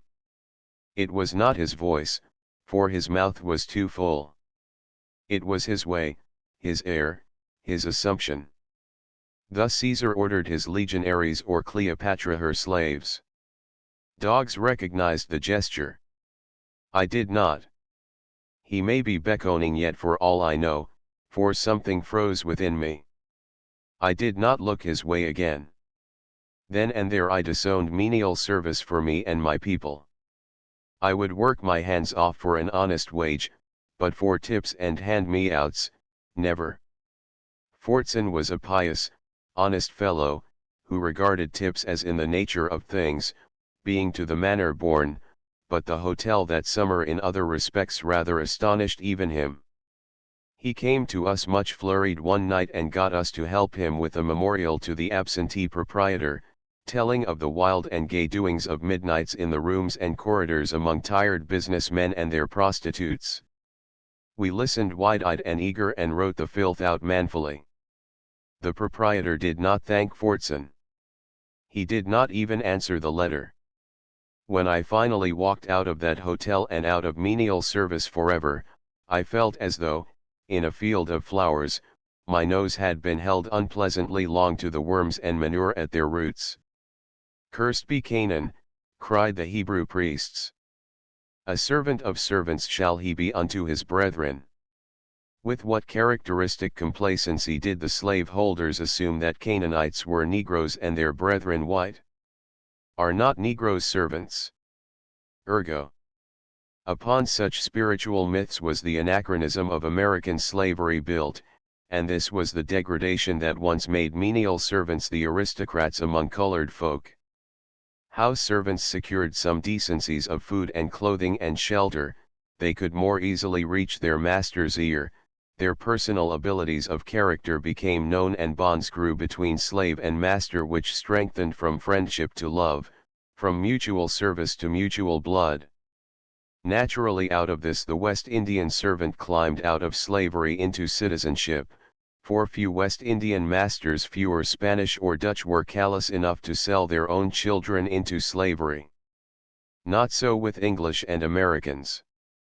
With a harshness and indecency seldom paralleled in the civilized world, white masters on the mainland sold their mulatto children, half-brothers and half-sisters, and their own wives in all but name, into life slavery by the hundreds and thousands. They originated a special branch of slave trading for this trade, and the white aristocrats of Virginia and the Carolinas made more money by this business during the 18th and 19th centuries than in any other way. The clang of the door of opportunity thus knelled in the ears of the colored house servant world the whole face of Negro advancement as on some great pivot. The movement was slow, but vast. When emancipation came, before and after 1863, the house servant still held advantages. He had whatever education the race possessed, and his white father, no longer able to sell him, often helped him with land and protection. Notwithstanding this, the lure of house service for the Negro was gone. The path of salvation for the emancipated host of black folk lay no longer through the kitchen door, with its wide hall and pillared veranda and flowered yard beyond. It lay, as every Negro soon knew and knows, in escape from menial serfdom. In 1860, 98% of the Negroes were servants and serfs. In 1880, 30% were servants and 65% were serfs. The percentage of servants then rose slightly and fell again until 21% were in service in 1910 and, doubtless, much less than 20% today. This is the measure of our rise, but the Negro will not approach freedom until this hateful badge of slavery and medievalism has been reduced to less than 10%. Not only are less than a fifth of our workers servants today, but the character of their service has been changed. The million menial workers among us include 300,000 upper servants, skilled men and women of character, like hotel waiters, Pullman porters, janitors, and cooks, who, had they been white, could have called on the great labor movement to lift their work out of slavery, to standardize their hours, to define their duties, and to substitute a living, regular wage for personal largesse in the shape of tips, old clothes, and cold leavings of food. But the labor movement turned their backs on those black men when the white world dinned in their ears. Negroes are servants, servants are Negroes. They shut the door of escape to factory and trade in their fellows' faces and battened down the hatches, lest the 300,000 should be workers equal in pay and consideration with white men. But, if the upper servants could not escape to modern, industrial conditions, how much the more did they press down on the bodies and souls of 700,000 washerwomen and household drudges, ignorant, unskilled offal of a millionaire industrial system. Their pay was the lowest and their hours the longest of all workers. The personal degradation of their work is so great that any white man of decency would rather cut his daughter's throat than let her grow up to such a destiny. There is throughout the world and in all races no greater source of prostitution than this grade of menial service, and the Negro race in America has largely escaped this destiny simply because its innate decency leads black women to choose irregular and temporary sexual relations with men they like rather than to sell themselves to strangers. To such sexual morals is added, in the nature of self-defense, that revolt against unjust labor conditions which expresses itself in soldiering, sullenness, petty pilfering, unreliability, and fast and fruitless changes of masters. Indeed, here among American Negroes we have exemplified the last and worst refuge of industrial caste. Menial service is an anachronism, the refuse of medieval barbarism. Why, then, does it linger? Why are we silent about it? Why in the minds of so many decent and upseeing folks does the whole Negro problem resolve itself into the matter of their getting a cook or a maid? No one knows better than I the capabilities of a system of domestic service at its best. I have seen children who were spiritual sons and daughters of their masters, girls who were friends of their mistresses, and old servants honored and revered. But in every such case the servant had transcended the menial, the service had been exalted above the wage. Now to accomplish this permanently and universally, calls for the same revolution in household help as in factory help and public service.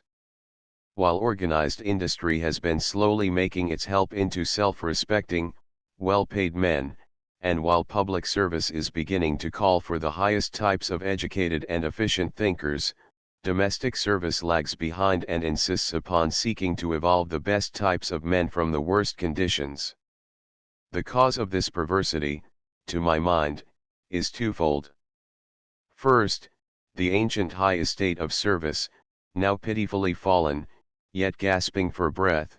Secondly, the present low estate of the outcasts of the world, peering with bloodshot eyes at the gates of the industrial heaven.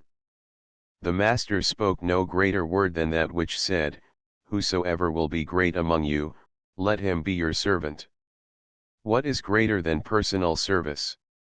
Surely no social service, no wholesale helping of masses of men can exist which does not find its effectiveness and beauty in the personal aid of man to man.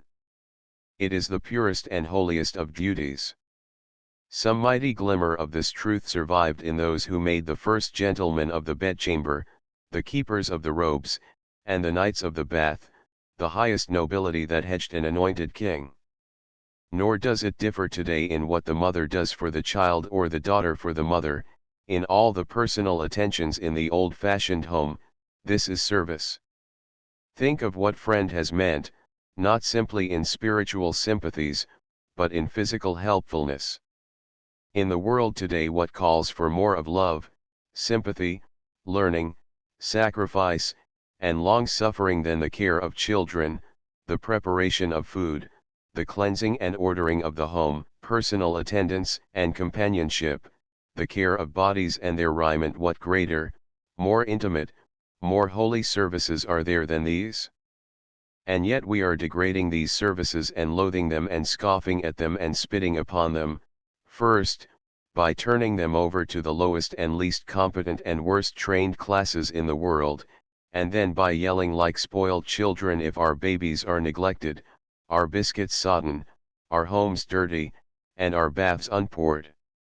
Let one suggest that the only cure for such deeds is in the uplift of the doer, and our rage is even worse and less explicable. We will call them by their first names, thus blaspheming a holy intimacy. We will confine them to back doors, we will insist that their meals be no gracious ceremony nor even a restful sprawl, but usually a hasty, heckled gulp amid garbage. We exact, not a natural, but a purchased deference, and we leave them naked to insult by our children and by our husbands. I remember a girl, how pretty she was, with the crimson flooding the old ivory of her cheeks and her gracious plumpness. She had come to the valley during the summer to do housework. I met and walked home with her, in the thrilling shadows, to an old village home I knew well. Then as I turned to leave I learned that she was there alone in that house for a week-end with only one young white man to represent the family. Oh, he was doubtless a gentleman and all that, but for the first time in my life I saw what a snare the fowler was spreading at the feet of the daughters of my people, baited by church and state. Not alone is the hurt thus offered to the lowly society and science suffer. The unit which we seek to make the center of society, the home, is deprived of the help of scientific invention and suggestion. It is only slowly and by the utmost effort that some small foothold has been gained for the vacuum cleaner, the washing machine, the power tool, and the chemical reagent. In our frantic effort to preserve the last vestiges of slavery and medievalism, we not only set out faces against such improvements, but we seek to use education and the power of the state to train the servants who do not naturally appear. Meantime the wild rush from house service, on the part of all who can scramble or run, continues. The rules of the labor union are designed, not simply to raise wages, but to guard against any likeness between artisan and servant. There is no essential difference in ability and training between a subway guard and a Pullman porter, but between their union cards lies a whole world. Yet we are silent. Menial service is not a social problem. It is not really discussed. There is no scientific program for its reform. There is but one panacea: escape. Get yourselves and your sons and daughters out of the shadow of this awful thing. Hire servants, but never be one. Indeed, subtly but surely the ability to hire at least a maid is still civilization's patent to respectability, while a man is the first word of aristocracy. All this is because we still consciously and unconsciously hold to the manure theory of social organization. We believe that at the bottom of organized human life there are necessary duties and services which no real human being ought to be compelled to do. We push below this mudsill the derelicts and half-men, whom we hate and despise, and seek to build above it democracy. On such foundations is reared a theory of exclusiveness, a feeling that the world progresses by a process of excluding from the benefits of culture the majority of men, so that a gifted minority may blossom. Through this door the modern democrat arrives to the place where he is willing to allot 2 able-bodied men and 2 fine horses to the task of helping one wizened beldam to take the morning air. Here the absurdity ends. Here all honest minds turn back and ask, is menial service permanent or necessary? Can we not transfer cooking from the home to the scientific laboratory, along with the laundry? Cannot machinery, in the hands of self-respecting and well-paid artisans, do our cleaning, sewing, moving, and decorating? Cannot the training of children become an even greater profession than the attending of the sick? And cannot personal service and companionship be coupled with friendship and love where it belongs and whence it can never be divorced without degradation and pain? In fine, can we not, black and white, rich and poor, look forward to a world of service without servants? A miracle, you say? True. And only to be performed by the immortal child, Jesus Christ. In Texas. It was in Waco, Texas. The convict guard laughed. I don't know, he said, I hadn't thought of that. He hesitated and looked at the stranger curiously. In the solemn twilight he got an impression of unusual height and soft, dark eyes. Curious sort of acquaintance for the colonel, he thought. Then he continued aloud, but that nigger there is bad, a born thief, and ought to be sent up for life. Got 10 years last time. Here the voice of the promoter, talking within, broke in. He was bending over his figures, sitting by the colonel. He was slight, with a sharp nose. "The convicts," he said, "would cost us $96 a year and board. Well, we can squeeze this so that it won't be over $125 apiece. Now if these fellows are driven, they can build this line within 12 months. It will be running by next April. Freights will fall 50%. Why, man, you'll be a millionaire in less than 10 years. The colonel started. He was a thick, short man, with a clean-shaven face and a certain air of breeding about the lines of his countenance. The word millionaire sounded well to his ears. He thought a great deal. He almost heard the puff of the fearfully costly automobile that was coming up the road, and he said, "I suppose we might as well hire them." "Of course," answered the promoter. The voice of the tall stranger in the corner broke in here. "It will be a good thing for them," he said, half in question. The colonel moved. "The guard makes strange friends," he thought to himself. "What's this man doing here, anyway?" He looked at him, or rather looked at his eyes, and then somehow he felt a warming toward him. He said, "Well, at least, it can't harm them, they're beyond that." "It will do them good, then," said the stranger again. The promoter shrugged his shoulders. "It will do us good," he said. But the colonel shook his head impatiently. He felt a desire to justify himself before those eyes, and he answered, "Yes, it will do them good, or at any rate it won't make them any worse than they are." Then he started to say something else, but here sure enough the sound of the automobile breathing at the gate stopped him and they all arose. "It is settled, then," said the promoter. "Yes," said the colonel, turning toward the stranger again. "Are you going into town?" he asked with the southern courtesy of white men to white men in a country town. The stranger said he was. "Then come along in my machine. I want to talk with you about this." They went out to the car. The stranger as he went turned again to look back at the convict. He was a tall, powerfully built black fellow.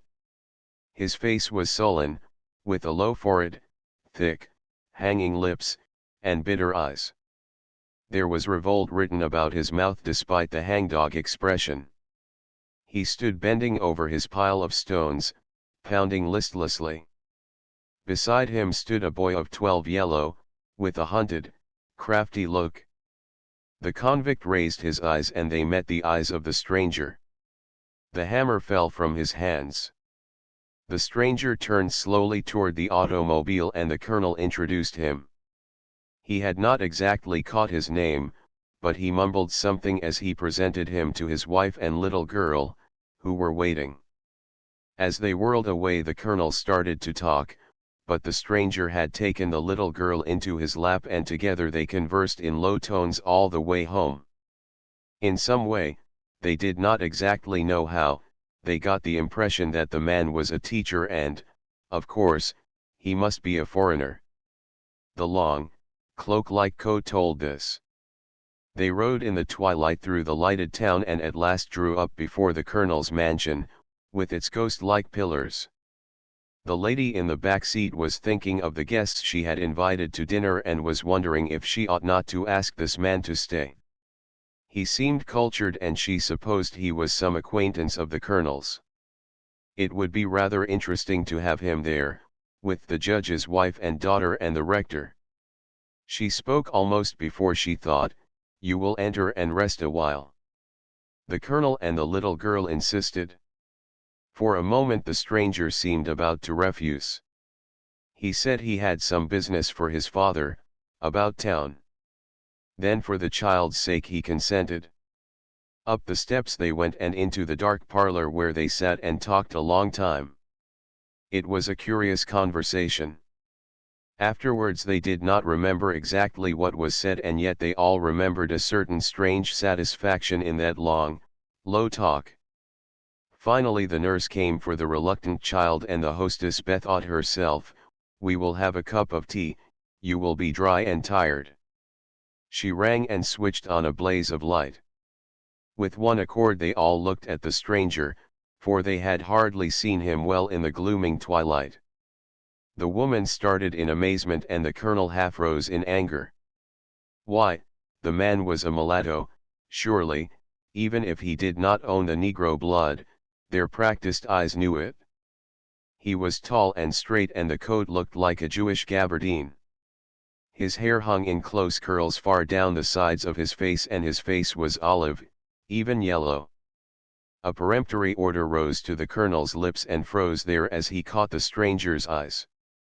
Those eyes, where had he seen those eyes before? He remembered them long years ago. The soft, tear-filled eyes of a brown girl. He remembered many things, and his face grew drawn and white. Those eyes kept burning into him, even when they were turned half away toward the staircase, where the white figure of the child hovered with her nurse and waved good night. The lady sank into her chair and thought, "What will the judge's wife say? How did the colonel come to invite this man here? How shall we be rid of him?" She looked at the colonel in reproachful consternation. Just then the door opened and the old butler came in. He was an ancient black man, with tufted white hair, and he held before him a large, silver tray filled with a China tea service. The stranger rose slowly and stretched forth his hands as if to bless the viands. The old man paused in bewilderment, tottered, and then with sudden gladness in his eyes dropped to his knees, and the tray crashed to the floor. "My Lord and my God," he whispered, but the woman screamed, "Mother's china!" The doorbell rang. "Heavens! Here is the dinner party," exclaimed the lady. She turned toward the door, but there in the hall, clad in her night clothes, was the little girl. She had stolen down the stairs to see the stranger again, and the nurse above was calling in vain. The woman felt hysterical and scolded at the nurse, but the stranger had stretched out his arms, and with a glad cry the child nestled in them. They caught some words about the kingdom of heaven as he slowly mounted the stairs with his little, white burden. The mother was glad of anything to get rid of the interloper, even for a moment. The bell rang again and she hastened toward the door, which the loitering black maid was just opening. She did not notice the shadow of the stranger as he came slowly down the stairs and paused by the newel post, dark and silent. The judge's wife came in. She was an old woman, frilled and powdered into a semblance of youth, and gorgeously gowned. She came forward, smiling with extended hands, but when she was opposite the stranger, somewhere a chill seemed to strike her and she shuddered and cried, "What a draught!" As she drew a silken shawl about her and shook hands cordially. She forgot to ask who the stranger was. The judge strode in unseeing, thinking of a puzzling case of theft. "Eh? What? Oh, yes, good evening," he said, "good evening." Behind them came a young woman in the glory of youth, and daintily silked, beautiful in face and form, with diamonds around her fair neck. She came in lightly, but stopped with a little gasp, then she laughed gaily and said, "Why, I beg your pardon. Was it not curious? I thought I saw there behind your man." She hesitated, but he must be a servant, she argued, the shadow of great, white wings. It was but the light on the drapery. What a turn it gave me! And she smiled again. With her came a tall, handsome, young naval officer. Hearing his lady refer to the servant, he hardly looked at him, but held his gilded cap carelessly toward him, and the stranger placed it carefully on the rack. Last came the rector, a man of 40, and well clothed. He started to pass the stranger, stopped, and looked at him inquiringly. "I beg your pardon," he said. "I beg your pardon, I think I have met you." The stranger made no answer, and the hostess nervously hurried the guests on. But the rector lingered and looked perplexed. "Surely, I know you. I have met you somewhere," he said, putting his hand vaguely to his head. You remember me, do you not?" The stranger quietly swept his cloak aside, and to the hostess' unspeakable relief passed out of the door. "I never knew you," he said in low tones as he went. The lady murmured some vain excuse about intruders, but the rector stood with annoyance written on his face. "I beg 1,000 pardons," he said to the hostess absently. "It is a great pleasure to be here. Somehow I thought I knew that man. I am sure I knew him once." The stranger had passed down the steps, and as he passed, the nurse, lingering at the top of the staircase, flew down after him, caught his cloak, trembled, hesitated, and then kneeled in the dust. He touched her lightly with his hand and said, "Go, and sin no more." With a glad cry the maid left the house, with its open door, and turned north, running. The stranger turned eastward into the night. As they parted a long, low howl rose tremulously and reverberated through the night. The colonel's wife within shuddered. "The bloodhounds," she said. The rector answered carelessly, "Another one of those convicts escaped, I suppose. Really, they need severer measures." Then he stopped. He was trying to remember that stranger's name. The judge's wife looked about for the draft and arranged her shawl. The girl glanced at the white drapery in the hall, but the young officer was bending over her and the fires of life burned in her veins. Howl after howl rose in the night, swelled, and died away. The stranger strode rapidly along the highway and out into the deep forest. There he paused and stood waiting, tall and still. A mile up the road behind a man was running, tall and powerful and black, with crime-stained face and convict's stripes upon him, and shackles on his legs. He ran and jumped, in little, short steps, and his chains rang. He fell and rose again, while the howl of the hounds rang louder behind him. Into the forest he leapt and crept and jumped and ran, streaming with sweat. Seeing the tall form rise before him, he stopped suddenly, dropped his hands in sullen impotence, and sank panting to the earth. A greyhound shot out of the woods behind him, howled, whined, and fawned before the stranger's feet. Hound after hound bayed, leapt, and lay there, then silently, one by one, and with bowed heads, they crept backward toward the town. The stranger made a cup of his hands and gave the man water to drink, bathed his hot head, and gently took the chains and irons from his feet. By and by the convict stood up. Day was dawning above the tree-tops. He looked into the stranger's face, and for a moment a gladness swept over the stains of his face. "Why, you are a nigger, too," he said. Then the convict seemed anxious to justify himself. "I never had no chance," he said furtively. "Thou shalt not steal," said the stranger. The man bridled. "But how about them? Can they steal?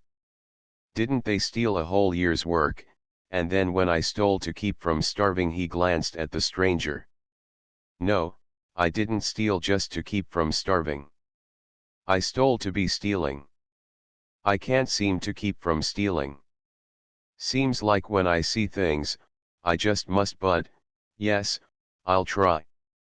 The convict looked down at his striped clothes, but the stranger had taken off his long coat, he had put it around him and the stripes disappeared. In the opening morning the black man started toward the low, log farmhouse in the distance, while the stranger stood watching him. There was a new glory in the day. The black man's face cleared up, and the farmer was glad to get him. All day the black man worked as he had never worked before. The farmer gave him some cold food. "You can sleep in the barn," he said, and turned away. "How much do I get a day?" asked the black man. The farmer scowled. "Now see here," said he. "If you'll sign a contract for the season, I'll give you $10 a month." "I won't sign no contract," said the black man doggedly. "Yes, you will," said the farmer, threateningly, "or I'll call the convict guard." And he grinned. The convict shrank and slouched to the barn. As night fell, he looked out and saw the farmer leave the place. Slowly he crept out and sneaked toward the house. He looked through the kitchen door.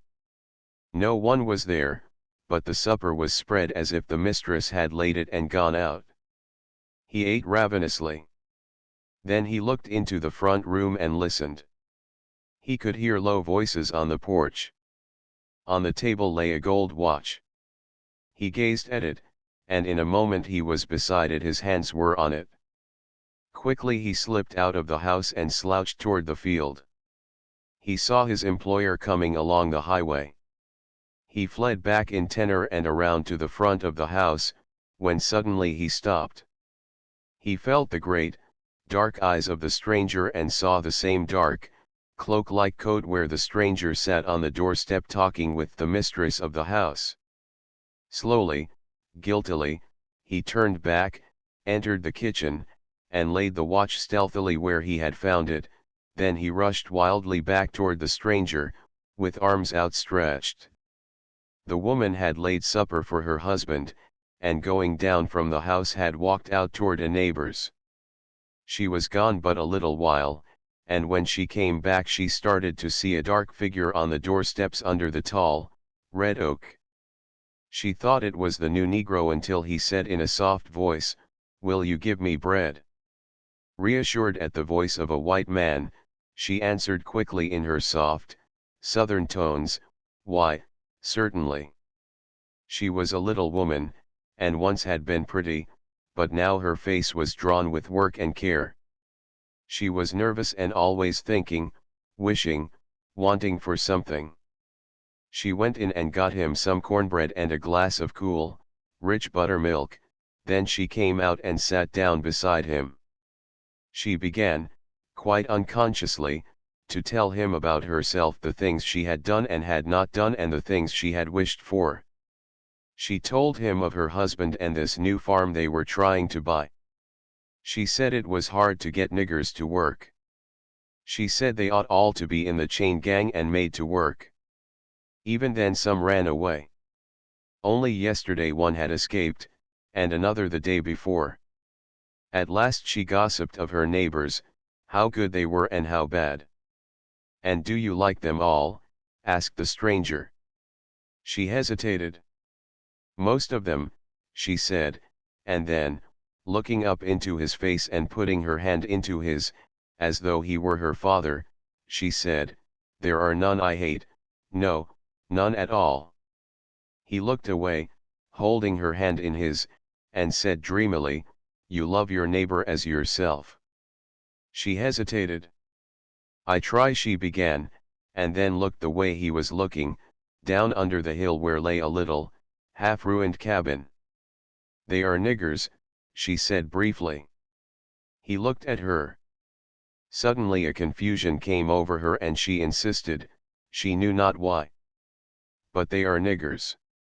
With a sudden impulse she arose and hurriedly lighted the lamp that stood just within the door, and held it above her head. She saw his dark face and curly hair. She shrieked in angry terror and rushed down the path, and just as she rushed down, the black convict came running up with hands outstretched. They met in mid-path, and before he could stop he had run against her and she fell heavily to earth and lay white and still.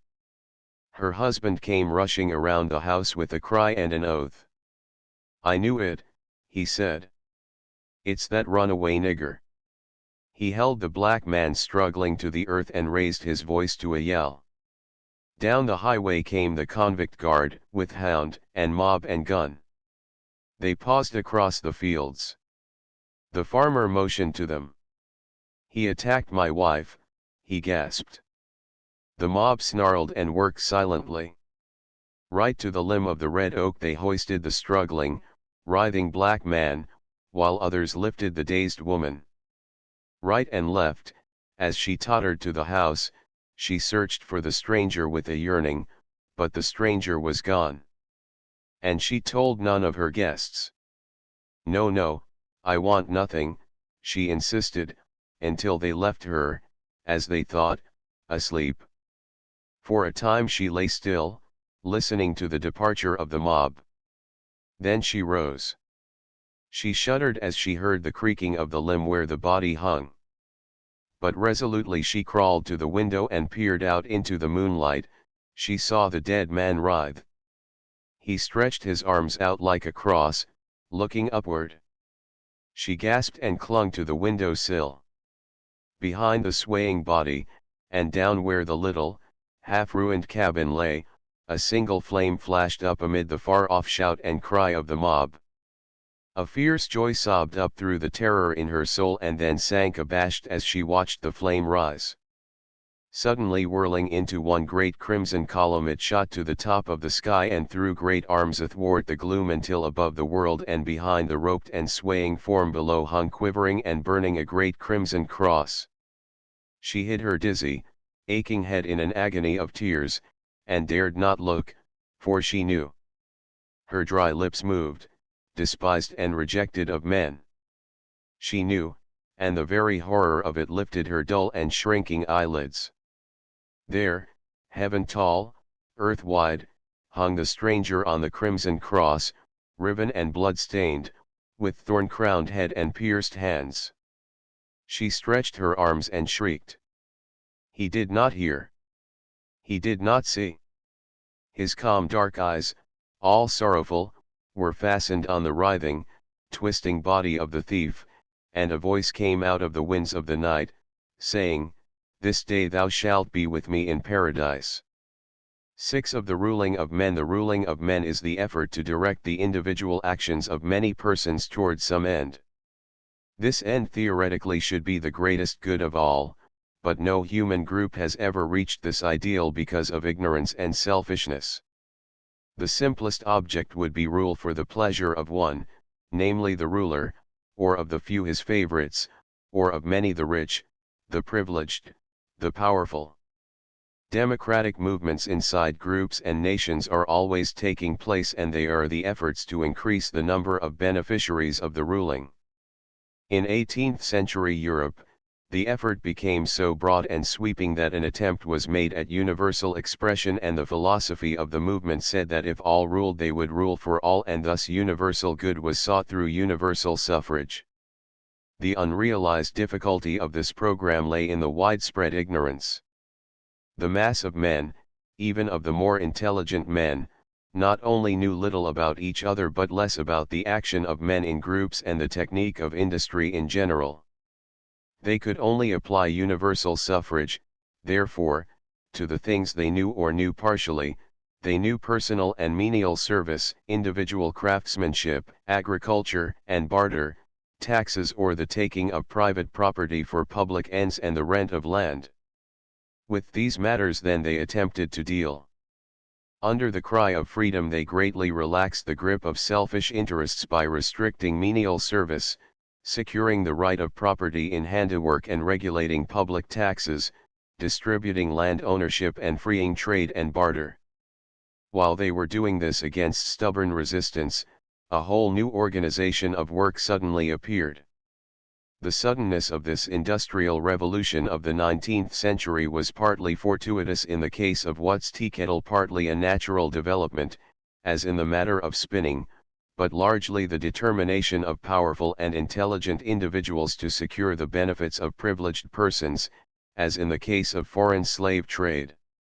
The result was on the one hand a vast and unexampled development of industry. Life and civilization in the late 19th and early 20th century were industry in its whole conception, language, and accomplishment. The object of life was to make goods. Now before this giant aspect of things, the new democracy stood aghast and impotent. It could not rule because it did not understand. An invincible kingdom of trade, business, and commerce ruled the world, and before its threshold stood the freedom of 18th-century philosophy warding the way. Some of the very ones who were freed from the tyranny of the Middle Age became the tyrants of the Industrial Age. There came a reaction. Men sneered at democracy and politics, and brought forth fate and philanthropy to rule the world, fate which gave divine right to rule to the captains of industry and their created millionaires, philanthropy which organized vast schemes of relief to stop at least the flow of blood in the vaster wounds which industry was making. It was at this time that the lowest laborers, who worked hardest, got least, and suffered most, began to mutter and rebel, and among these were the American Negroes. Lions have no historians, and therefore lion hunts are thrilling and satisfactory human reading. Negroes had no bards, and therefore it has been widely told how American philanthropy freed the slave. In truth, the Negro revolted by armed rebellion, by sullen refusal to work, by poison and murder, by running away to the North and Canada, by giving point and powerful example to the agitation of the abolitionists, and by furnishing 200,000 soldiers and many times as many civilian helpers in the Civil War.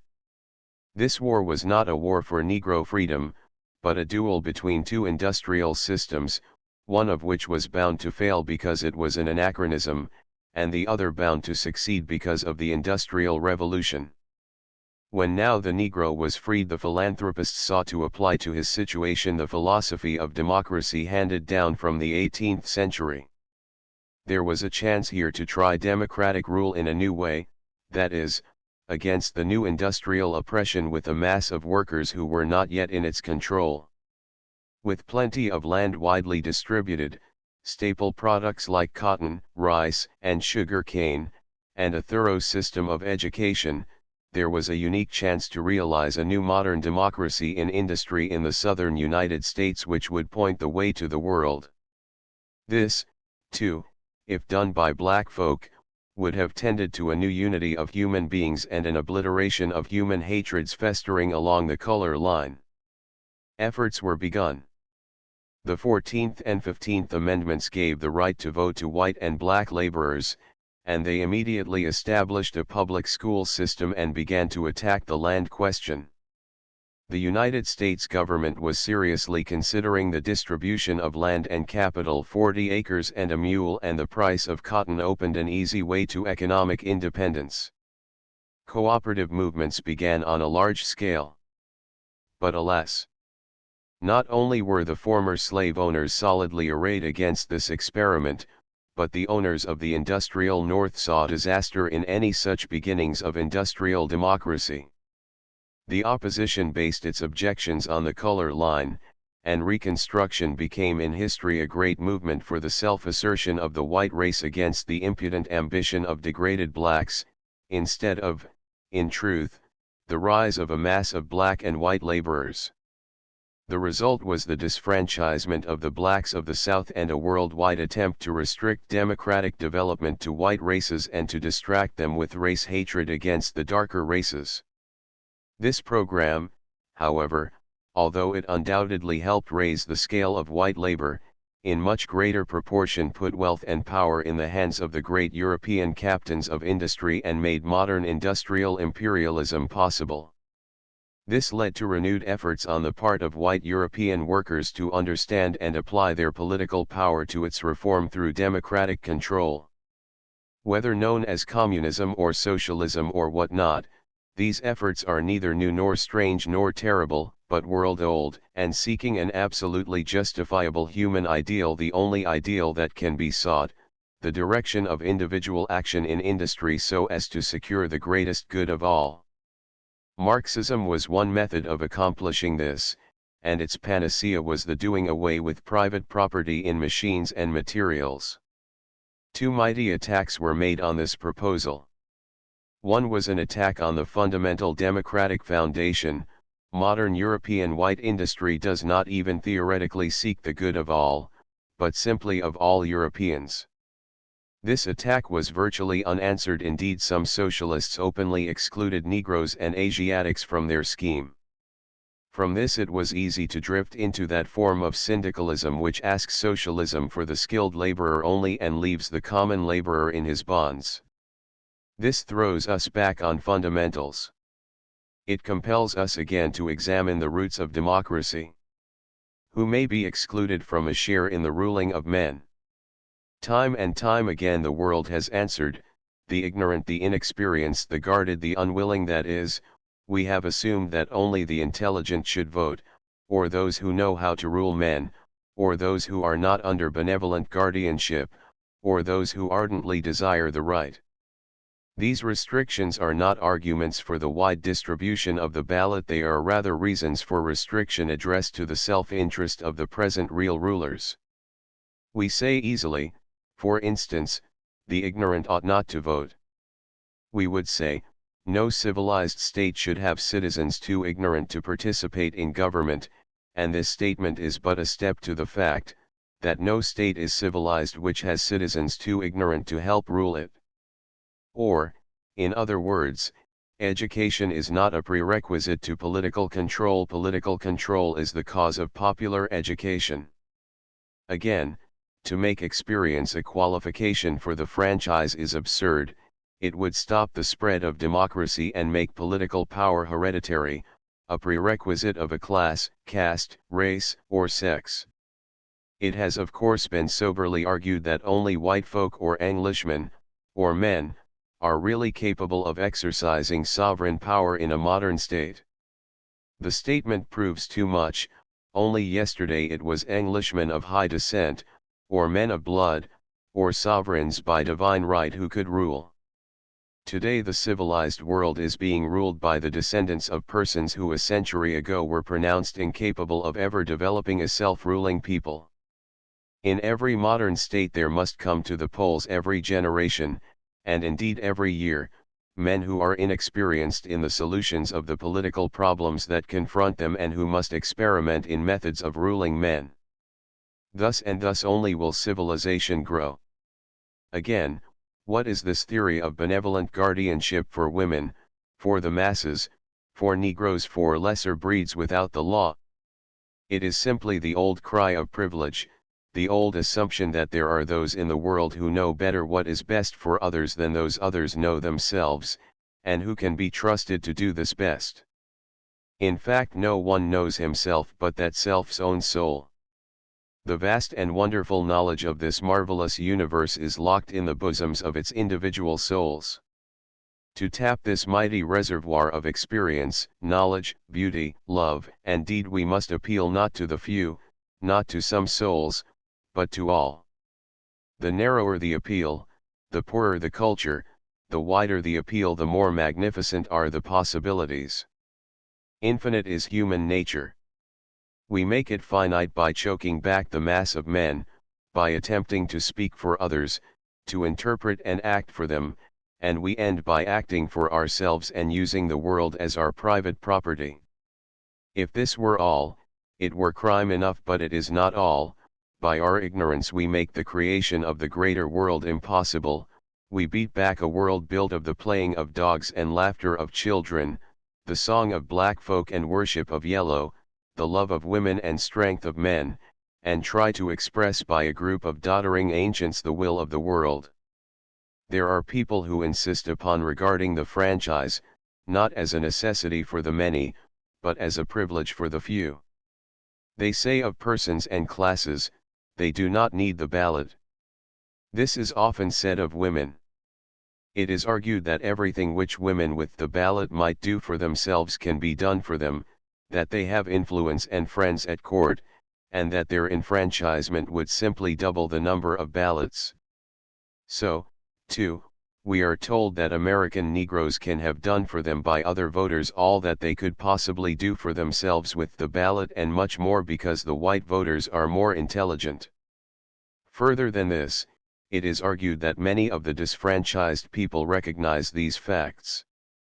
Women do not want the ballot has been a very effective counter-war cry, so much so that many men have taken refuge in the declaration, when they want to vote. Why, then so, too, we are continually told that the best Negroes stay out of politics. Such arguments show so curious a misapprehension of the foundation of the argument for democracy that the argument must be continually restated and emphasized. We must remember that if the theory of democracy is correct, the right to vote is not merely a privilege, not simply a method of meeting the needs of a particular group, and least of all a matter of recognized want or desire. Democracy is a method of realizing the broadest measure of justice to all human beings. The world has, in the past, attempted various methods of attaining this end, most of which can be summed up in three categories: the method of the benevolent tyrant, the method of the select few, the method of the excluded groups.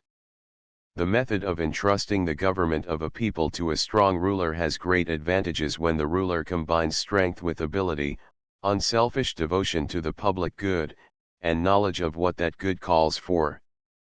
Such a combination is, however, rare, and the selection of the right ruler is very difficult. To leave the selection to force is to put a premium on physical strength, chance, and intrigue. To make the selection a matter of birth simply transfers the real power from sovereign to minister. Inevitably the choice of rulers must fall on electors.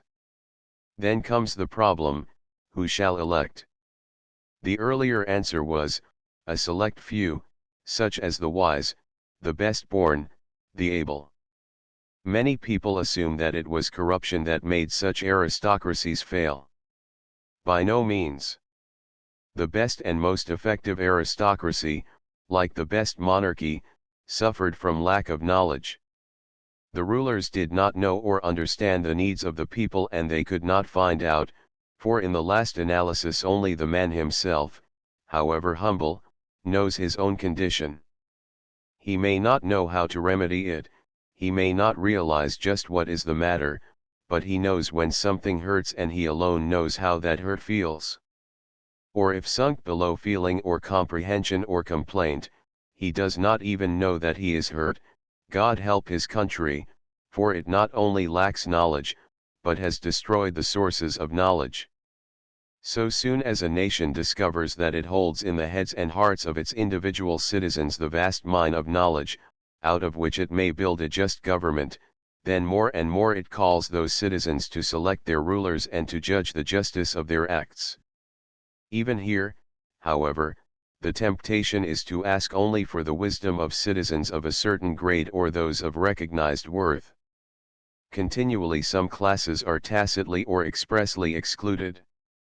Thus women have been excluded from modern democracy because of the persistent theory of female subjection, and because it was argued that their husbands or other male folks would look to their interests. Now, manifestly, most husbands, fathers, and brothers will, so far as they know how or as they realize women's needs, look after them. But remember the foundation of the argument that in the last analysis only the sufferer knows his sufferings, and that no state can be strong which excludes from its expressed wisdom the knowledge possessed by mothers, wives, and daughters. We have but to view the unsatisfactory relations of the sexes the world over and the problem of children to realize how desperately we need this excluded wisdom. The same arguments apply to other excluded groups. If a race, like the Negro race, is excluded, then so far as that race is a part of the economic and social organization of the land, the feeling and the experience of that race are absolutely necessary to the realization of the broadest justice for all citizens. Or if the submerged tenth be excluded, then again, there is lost from the world an experience of untold value, and they must be raised rapidly to a place where they can speak for themselves. In the same way and for the same reason children must be educated, insanity prevented, and only those put under the guardianship of others who can in no way be trained to speak for themselves. The real argument for democracy is, then, that in the people we have the source of that endless life and unbounded wisdom which the rulers of men must have. A given people today may not be intelligent, but through a democratic government that recognizes, not only the worth of the individual to himself, but the worth of his feelings and experiences to all, they can educate, not only the individual unit, but generation after generation, until they accumulate vast stores of wisdom. Democracy alone is the method of showing the whole experience of the race for the benefit of the future, and if democracy tries to exclude women or Negroes or the poor or any class because of innate characteristics which do not interfere with intelligence, then that democracy cripples itself and belies its name. From this point of view we can easily see the weakness and strength of current criticism of extension of the ballot. It is the business of a modern government to see to it, first, that the number of ignorant within its bounds is reduced to the very smallest number. Again, it is the duty of every such government to extend as quickly as possible the number of persons of mature age who can vote. Such possible voters must be regarded, not as sharers of a limited treasure, but as sources of new national wisdom and strength. The addition of the new wisdom, the new points of view, and the new interests must, of course, be from time to time bewildering and confusing. Today those who have a voice in the body politic have expressed their wishes and sufferings. The result has been a smaller or greater balancing of their conflicting interests.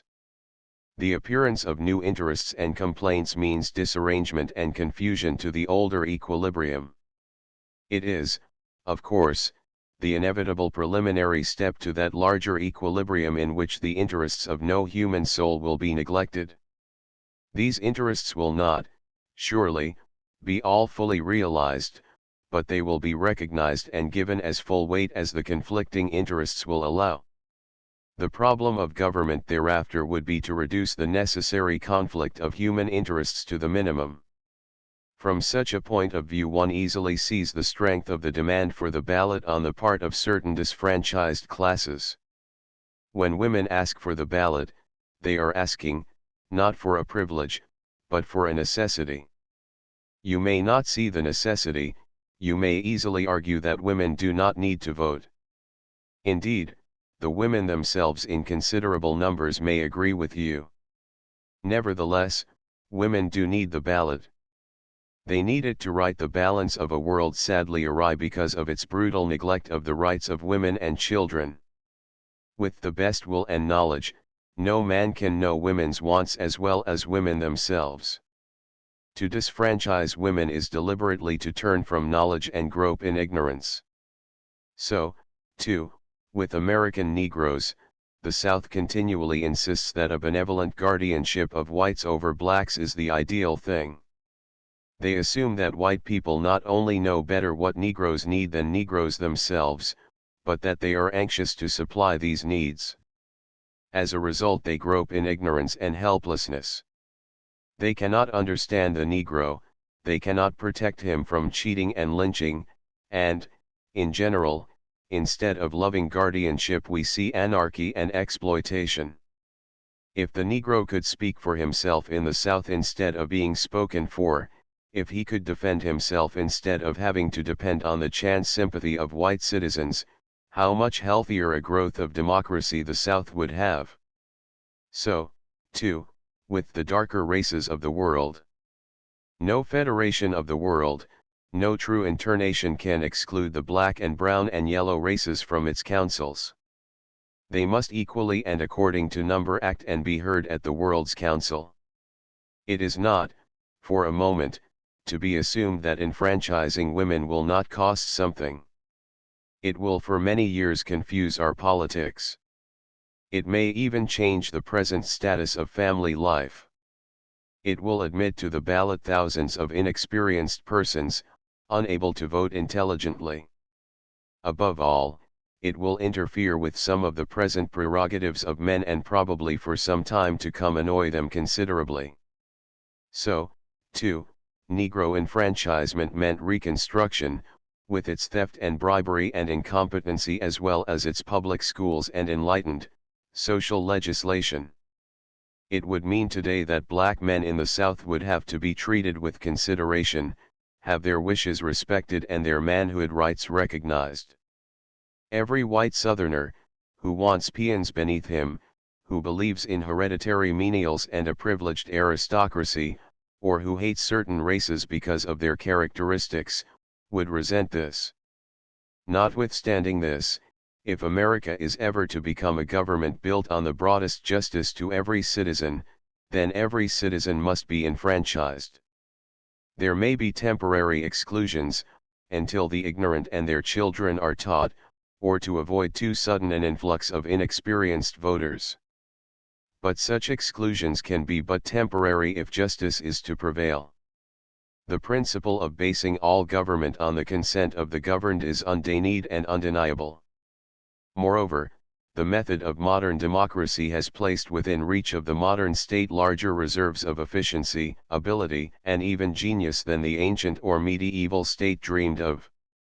That this great work of the past can be carried further among all races and nations no one can reasonably doubt. Great as are our human differences and capabilities, there is not the slightest scientific reason for assuming that a given human being of any race or sex cannot reach normal, human development if he is granted a reasonable chance. This is, of course, denied. It is denied so volubly and so frequently and with such positive conviction that the majority of unthinking people seem to assume that most human beings are not human and have no right to human treatment or human opportunity. All this goes to prove that human beings are, and must be, woefully ignorant of each other. It always startles us to find folks thinking like ourselves. We do not really associate with each other, we associate with our ideas of each other, and few people have either the ability or courage to question their own ideas. None have more persistently and dogmatically insisted upon the inherent inferiority of women than the men with whom they come in closest contact. It is the husbands, brothers, and sons of women whom it has been most difficult to induce to consider women seriously or to acknowledge that women have rights which men are bound to respect. So, too, it is those people who live in closest contact with black folk who have most unhesitatingly asserted the utter impossibility of living beside Negroes who are not industrial or political slaves or social pariahs. All this proves that none are so blind as those nearest the thing seen, while, on the other hand, the history of the world is the history of the discovery of the common humanity of human beings among steadily increasing circles of men. If the foundations of democracy are thus seen to be sound, how are we going to make democracy effective where it now fails to function, particularly in industry? The Marxists assert that industrial democracy will automatically follow public ownership of machines and materials. Their opponents object that nationalization of machines and materials would not suffice because the mass of people do not understand the industrial process. They do not know what to do, how to do it, who could do it best, or how to apportion the resulting goods.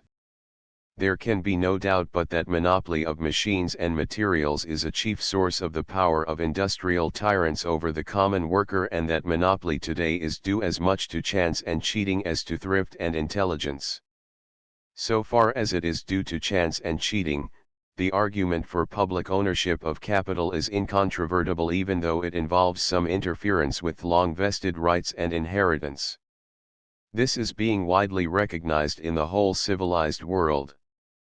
But how about the accumulation of goods due to thrift and intelligence? Would democracy in industry interfere here to such an extent as to discourage enterprise and make impossible the intelligent direction of the mighty and intricate industrial process of modern times? The knowledge of what to do in industry and how to do it in order to attain the resulting goods rests in the hands and brains of the workers and managers, and the judges of the result are the public. Consequently, it is not so much a question as to whether the world will admit democratic control here as how can such control be long avoided when the people once understand the fundamentals of industry. How can civilization persist in letting one person or a group of persons, by secret inherent power, determine what goods shall be made, whether bread or champagne, overcoats or silk socks? Can so vast a power be kept from the people? But it may be opportunely asked, has our experience in electing public officials led us to think that we could run railways, cotton mills, and department stores by popular vote? The answer is clear: no, it has not, and the reason has been lack of interest in politics and the tyranny of the majority. Politics have not touched the matters of daily life which are nearest the interests of the people, namely, work and wages, or if they have touched it obscurely and indirectly. When voting touches the vital, everyday interests of all, nominations and elections will call for more intelligent activity. Consider too the vast unused and misused power of public rewards to obtain ability and genius for the service of the state. If millionaires can buy science and art, cannot the democratic state outbid them not only with money but with the vast ideal of the common weal? There still remains, however, the problem of the majority. What is the cause of the undoubted reaction and alarm that the citizens of democracy continually feel?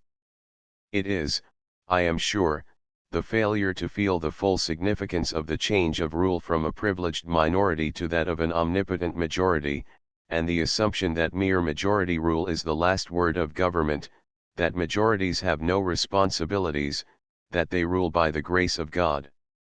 Granted that government should be based on the consent of the governed, does the consent of a majority at any particular time adequately express the consent of all?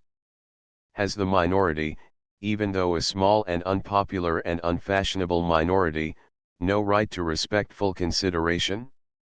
I remember that excellent little high school textbook, Nordhoff's Politics, where I first read of government, saying this sentence at the beginning of its most important chapter: the first duty of a minority is to become a majority. This is a statement which has its underlying truth, but it also has its dangerous falsehood, viz., any minority which cannot become a majority is not worthy of any consideration. But suppose that the outvoted minority is necessarily always a minority? Women, for instance, can seldom expect to be a majority, artists must always be the few, ability is always rare, and black folk in this land are but a tenth. Yet to tyrannize over such minorities, to browbeat and insult them, to call that government a democracy which makes majority votes an excuse for crushing ideas and individuality and self-development, is manifestly a peculiarly dangerous perversion of the real democratic ideal. It is right here, in its method and not in its object, that democracy in America and elsewhere has so often failed. We have attempted to enthrone any chance majority and make it rule by divine right.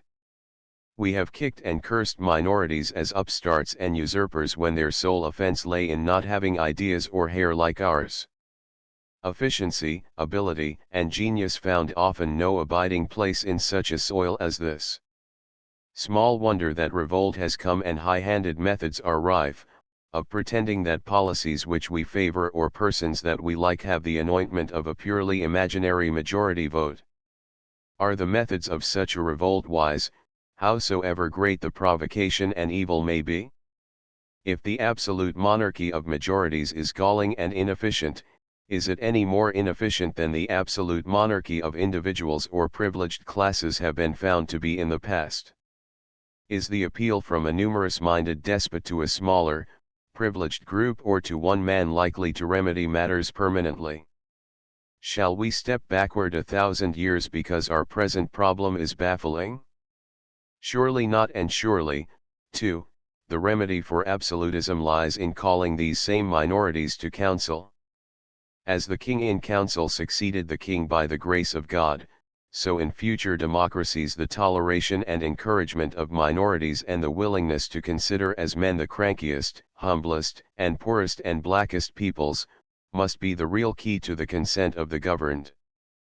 Peoples and governments will not in the future assume that because they have the brute power to enforce momentarily dominant ideas, it is best to do so without thoughtful conference with the ideas of smaller groups and individuals. Proportionate representation in physical and spiritual form must come. That this method is virtually coming in vogue we can see by the minority groups of modern legislatures.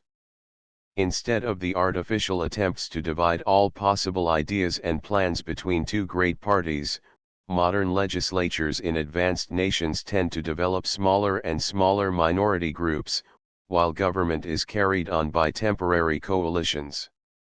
For a time we inveighed against this and sought to consider it a perversion of the only possible method of practical democracy. Today we are gradually coming to realize that government by temporary coalition of small and diverse groups may easily become the most efficient method of expressing the will of man and of setting the human soul free. The only hindrance to the faster development of this government by allied minorities is the fear of external war, which is used again and again to melt these living, human, thinking groups into inhuman, thoughtless, and murdering machines. The persons, then, who come forward in the dawn of the 20th century to help in the ruling of men must come with the firm conviction that no nation, race, or sex, has a monopoly of ability or ideas, that no human group is so small as to deserve to be ignored as a part, and as an integral and respected part, of the mass of men, that, above all, no group of 12 million black folk, even though they are at the physical mercy of 100 million white majority, can be deprived of a voice in their government and of the right to self-development without a blow at the very foundations of all democracy and all human uplift, that the very criticism aimed today at universal suffrage is in reality a demand for power on the part of consciously efficient minorities, but these minorities face a fatal blunder when they assume that less democracy will give them and their kind greater efficiency. However desperate the temptation, no modern nation can shut the gates of opportunity in the face of its women, its peasants, its laborers, or its socially damned.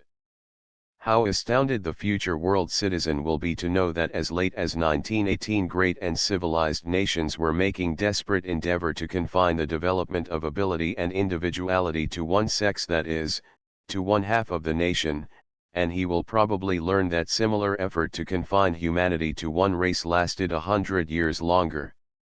The doctrine of the divine right of majorities leads to almost humorous insistence on a dead level of mediocrity. It demands that all people be alike or that they be ostracized. At the same time, its greatest accusation against rebels is the same desire to be alike. The suffragette is accused of wanting to be a man, the socialist is accused of envy of the rich, and the black man is accused of wanting to be white. That any one of these should simply want to be himself is to the average worshipper of the majority inconceivable, and yet of all worlds, may the good Lord deliver us from a world where everybody looks like his neighbor and thinks like his neighbor and is like his neighbor. The world has long since awakened to a realization of the evil which a privileged few may exercise over the majority of a nation. So vividly has this truth been brought home to us that we have lightly assumed that a privileged and enfranchised majority cannot equally harm a nation. Insane, wicked, and wasteful as the tyranny of the few over the many may be, it is not more dangerous than the tyranny of the many over the few. Brutal physical revolution can, and usually does, end the tyranny of the few. But the spiritual losses from suppressed minorities may be vast and fatal, and yet all unknown and unrealized, because idea and dream and ability are paralyzed by brute force. If, now, we have a democracy with no excluded groups, with all men and women enfranchised, what is such a democracy to do? How will it function? What will be its field of work? The paradox which faces the civilized world today is that democratic control is everywhere limited in its control of human interests. Mankind is engaged in planting, forestry, and mining, preparing food and shelter, making clothes and machines, transporting goods and folk, disseminating news, distributing products, doing public and private personal service, teaching, advancing science, and creating art. In this intricate whirl of activities, the theory of government has been hitherto to lay down only very general rules of conduct, marking the limits of extreme antisocial acts, like fraud, theft, and murder. The theory was that within these bounds was freedom, the liberty to think and do and move as one wished. The real realm of freedom was found in experience to be much narrower than this in one direction and much broader in another. In matters of truth and faith and beauty, The ancient law was inexcusably straight and modern law unforgivably stupid. It is here that the future and mighty fight for freedom must and will be made. Here in the heavens and on the mountain tops, the air of freedom is wide, almost limitless, for here, in the highest stretches, individual freedom harms no man, and, therefore, no man has the right to limit it. On the other hand, in the valleys of the hard, unyielding laws of matter and the social necessities of time production, and human intercourse, the limits on our freedom are stern and unbending if we would exist and thrive.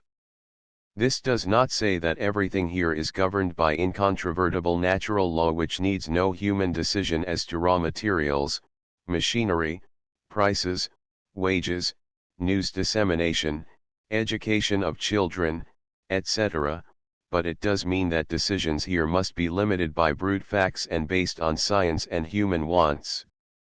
Today the scientific and ethical boundaries of our industrial activities are not in the hands of scientists, teachers, and thinkers, nor is the intervening opportunity for decision left in the control of the public whose welfare such decisions guide. On the contrary, the control of industry is largely in the hands of a powerful few, who decide for their own good and regardless of the good of others. The making of the rules of industry, then, is not in the hands of all, but in the hands of the few. The few who govern industry envisage, not the wants of mankind, but their own wants. They work quietly, often secretly, opposing law, on the one hand, as interfering with the freedom of industry, opposing, on the other hand, free discussion and open determination of the rules of work and wealth and wages, on the ground that harsh natural law brooks no interference by democracy. These things today, then, are not matters of free discussion and determination. They are strictly controlled. Who controls them? Who makes these inner, but powerful, rules? Few people know. Others assert and believe these rules are natural, a part of our inescapable physical environment. Some of them doubtless are, but most of them are just as clearly the dictates of self-interest laid down by the powerful private persons who today control industry. Just here it is that modern men demand that democracy supplant skillfully concealed, but all too evident, monarchy. In industry, monarchy and the aristocracy rule, and there are those who, calling themselves democratic, believe that democracy can never enter here. Industry, they maintain, is a matter of technical knowledge and ability, and, therefore, is the eternal heritage of the few. They point to the failure of attempts at democratic control in industry, just as we used to point to Spanish-American governments, and they expose, not simply the failures of Russian Soviets, they fly to arms to prevent that greatest experiment in industrial democracy which the world has yet seen. These are the ones who say, we must control labor or civilization will fail, we must control white labor in Europe and America, above all, we must control yellow labor in Asia and black labor in Africa and the South, else we shall have no tea, or rubber, or cotton. And yet is it so easy to give up the dream of democracy? Must industry rule men, or may men rule even industry? And unless men rule industry, can they ever hope really to make laws or educate children or create beauty? That the problem of the democratization of industry is tremendous, let no man deny. We must spread that sympathy and intelligence which tolerates the widest individual freedom despite the necessary public control. We must learn to select for public office ability rather than mere affability. We must stand ready to defer to knowledge and science and judge by result rather than by method, and finally we must face the fact that the final distribution of goods, the question of wages and income, is an ethical and not a mere mechanical problem and calls for grave public human judgment and not secrecy and closed doors. All this means time and development. It comes not complete by instant revolution of a day, nor yet by the deferred evolution of 1,000 years. It comes daily, bit by bit and step by step, as men and women learn and grow and as children are trained in truth. These steps are in many cases clear: the careful, steady increase of public democratic ownership of industry, beginning with the simplest type of public utilities and monopolies, and extending gradually as we learn the way, the use of taxation to limit inheritance and to take the unearned increment for public use, beginning, but not ending, with a single tax on monopolized land values, the training of the public in business technique by cooperation in buying and selling, and in industrial technique by the shop committee and manufacturing guild. But beyond all this must come the spirit, the will to human brotherhood of all colors, races, and creeds, the wanting of the wants of all. Perhaps the finest contribution of current socialism to the world is neither its light nor its dogma, but the idea back of its one mighty word: comrade. The call in the land of the heavy laden came once a dreary day. And the king, who sat upon the great white throne, raised his eyes and saw afar off how the hills around were hot with hostile feet, and the sound of the mocking of his enemies struck anxiously on the king's ears, for the king loved his enemies. So the king lifted up his hand in the glittering silence and spake softly, saying, "Call the servants of the king." Then the herald stepped before the armpost of the throne, and cried, "Thus saith the high and mighty one, who inhabiteth eternity, whose name is holy, the servants of the king." Now, of the servants of the king there were 144,000 tried men and brave, brawny of arm and quick of wit, I, too, and women of wisdom and women marvelous in beauty and grace. And yet on this drear day when the king called, their ears were thick with the dust of the enemy, their eyes were blinded with the flashing of his spears, and they hid their faces in dread silence and moved not, even at the king's behest. So the herald called again. And the servants cowered in very shame, but none came forth. But the third blast of the herald struck upon a woman's heart, afar. And the woman straightway left her baking and sweeping and the rattle of pans, and the woman straightway left her chatting and gossiping and the sewing of garments, and the woman stood before the king, saying, "The servant of thy servants, O Lord." Then the king smiled wondrously, so that the setting sun burst through the clouds, and the hearts of the king's men dried hard within them. And the low-voiced king said, so low that even they that listened heard not well, "Go, smite me mine enemies, that they cease to do evil in my sight." And the woman quailed and trembled. 3 times she lifted her eyes unto the hills and saw the heathen whirling onward in their rage. And seeing, she shrank 3 times, she shrank and crept to the king's feet. "O king," she cried, "I am but a woman." And the king answered, "Go, then, mother of men." And the woman said, "Nay, king, but I am still a maid." Whereat the king cried, "O maid, maid man, thou shalt be bride of God." And yet the 3rd time the woman shrank at the thunder in her ears, and whispered, "Dear God, I am black." The king spake not, but swept the veiling of his face aside and lifted up the light of his countenance upon her, and lo, it was black. So the woman went forth on the hills of God to do battle for the king, on that drear day in the land of the heavy laden, when the heathen raged and imagined a vain thing. 7. The damnation of women. I remember 4 women of my boyhood, my mother, cousin Inez, Emma, and Ide Fuller. They represented the problem of the widow, the wife, the maiden, and the outcast. They were, in color, brown and light brown, yellow with brown freckles, and white. They existed not for themselves, but for men. They were named after the men to whom they were related and not after the fashion of their own souls. They were not beings, they were relations, and these relations were infilmed with mystery and secrecy. We did not know the truth or believe it when we heard it.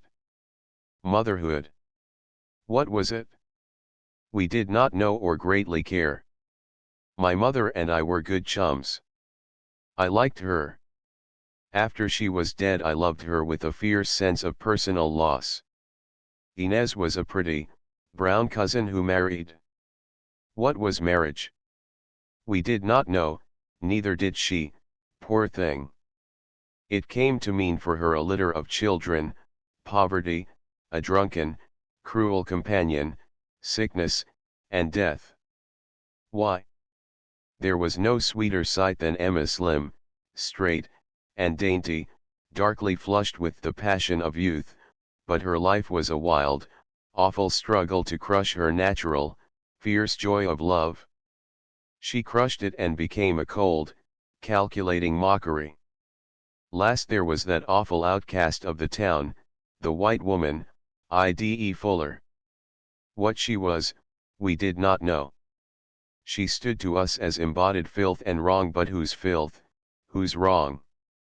Grown up I see the problem of these women transfused, I hear all about me the unanswered call of youthful love, none the less glorious because of its clean, honest, physical passion. Why unanswered? Because the youth are too poor to marry, or if they marry, too poor to have children. They turn aside, then, in three directions, to marry for support, to what men call shame, or to that which is more evil than nothing. It is an unendurable paradox, it must be changed or the bases of culture will totter and fall. The world wants healthy babies and intelligent workers. Today we refuse to allow the combination and force thousands of intelligent workers to go childless at a horrible expenditure of moral force, or we damn them if they break our idiotic conventions. Only at the sacrifice of intelligence and the chance to do their best work can the majority of modern women bear children. This is the damnation of women. All womanhood is hampered today because the world on which it is emerging is a world that tries to worship both virgins and mothers and in the end despises motherhood and despoils virgins. The future woman must have a life, work and economic independence. She must have knowledge.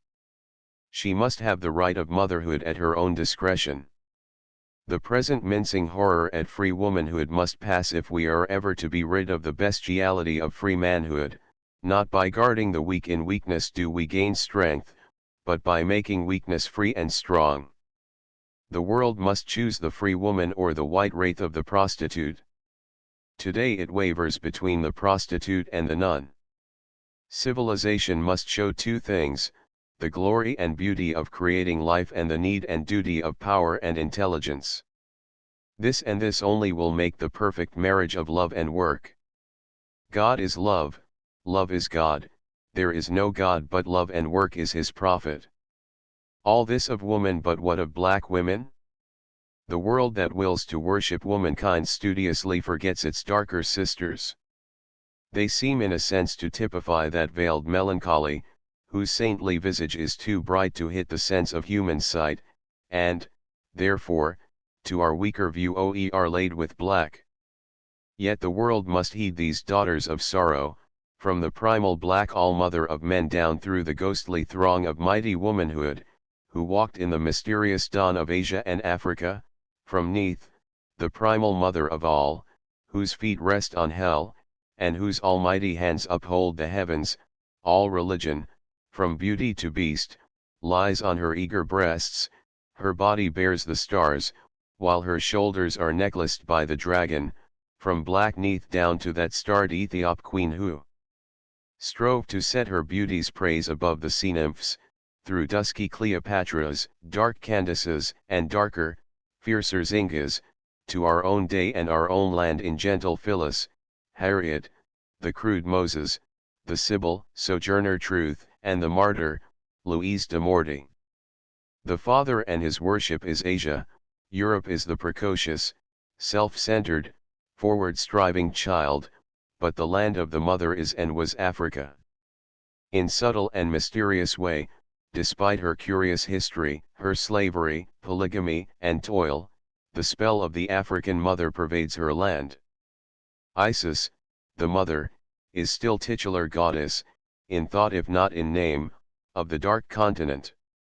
Nor does this all seem to be solely a survival of the historic matriarchate through which all nations pass. It appears to be more than this, as if the great black race in passing up the steps of human culture gave the world, not only the Iron Age, the cultivation of the soil, and the domestication of animals, but also, in peculiar emphasis, the mother idea. No mother can love more tenderly, and none is more tenderly loved than the Negro mother, writes Schneider. Robin tells of the slave who bought his mother's freedom instead of his own. Mungo Park writes, "Everywhere in Africa, I have noticed that no greater affront can be offered a Negro than insulting his mother. Strike me, cries a Mandingo to his enemy, but revile not my mother." And the Crews and Fantas say the same. The peoples on the Zambezi and the Great Lakes cry in sudden fear or joy, "Oh, my mother." And the Herero swears, endless oath, "By my mother's tears." As the mist in the swamps, cries the Angola Negro, so lives the love of father and mother.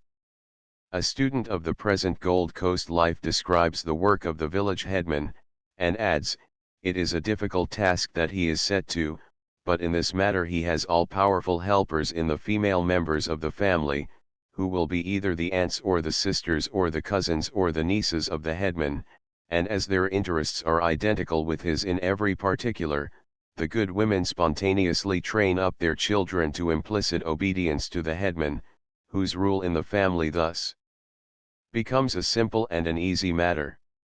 The hand that rocks the cradle rules the world."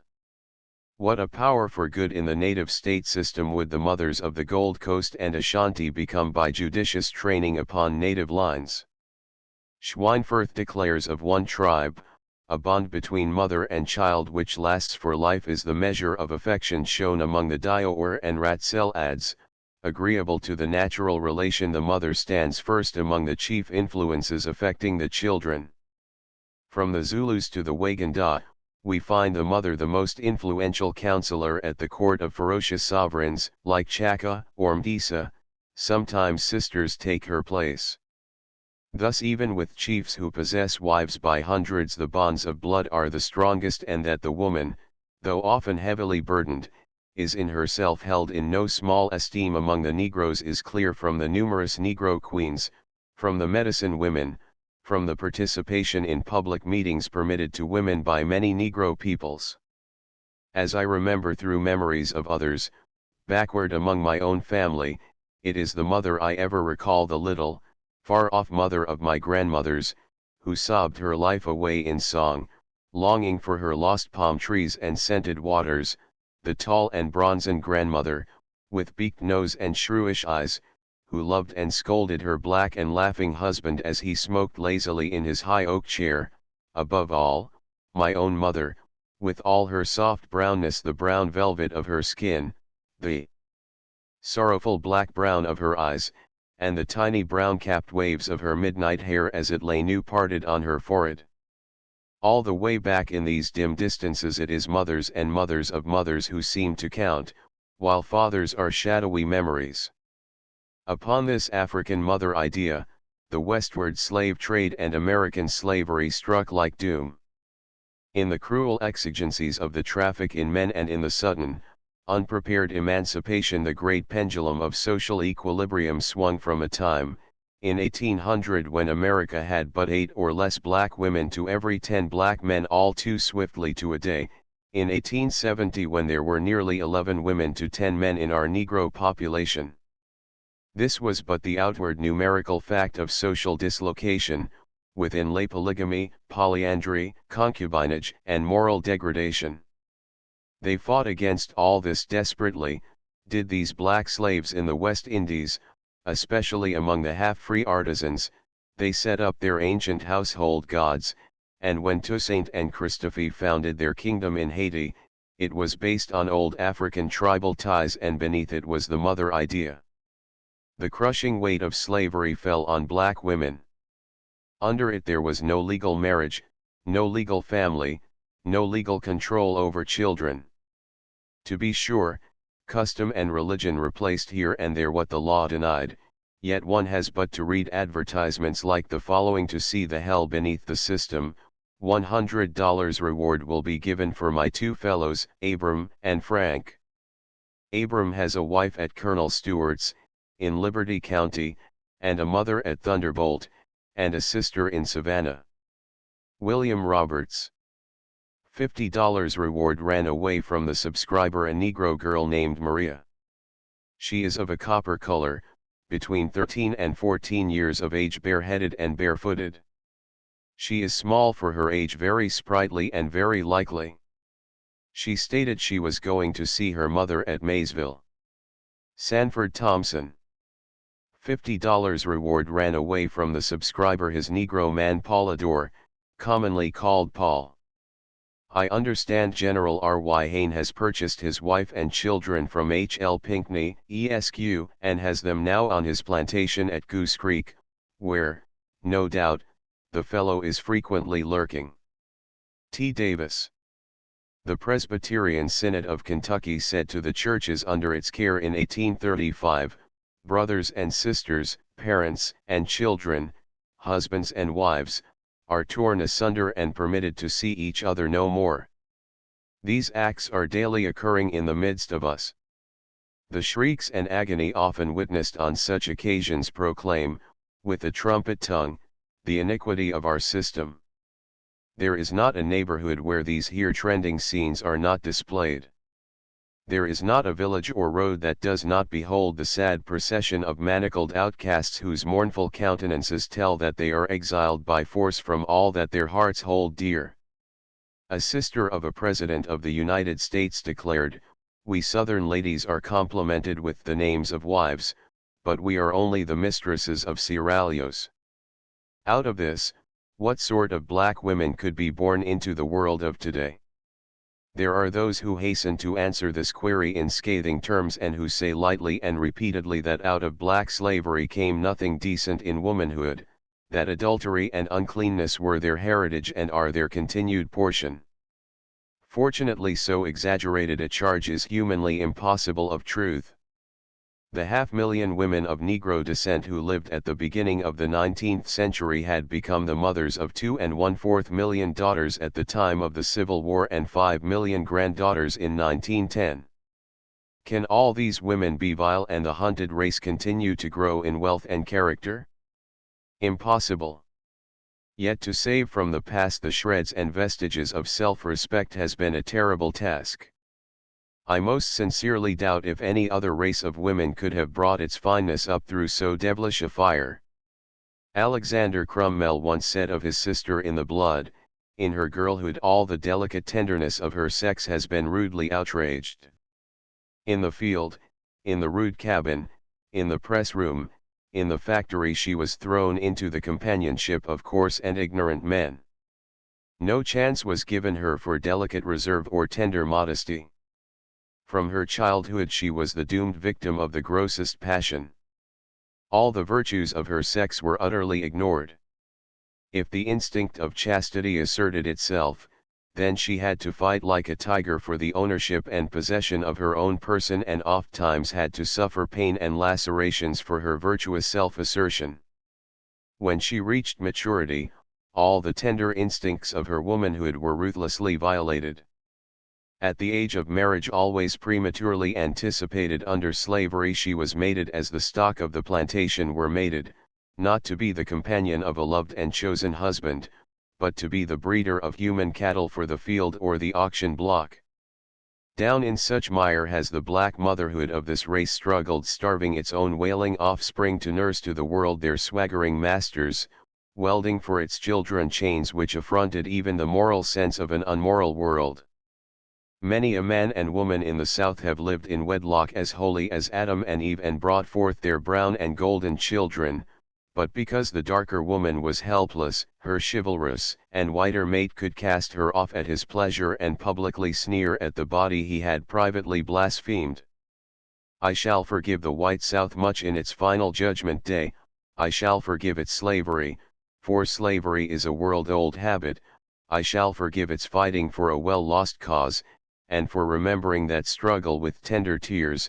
I shall forgive its so-called pride of race, the passion of its hot blood, and even its dear, old, laughable strutting and posing, but one thing I shall never forgive, neither in this world nor the world to come, its wanton and continued and persistent insulting of the black womanhood which it sought and seeks to prostitute to its lust.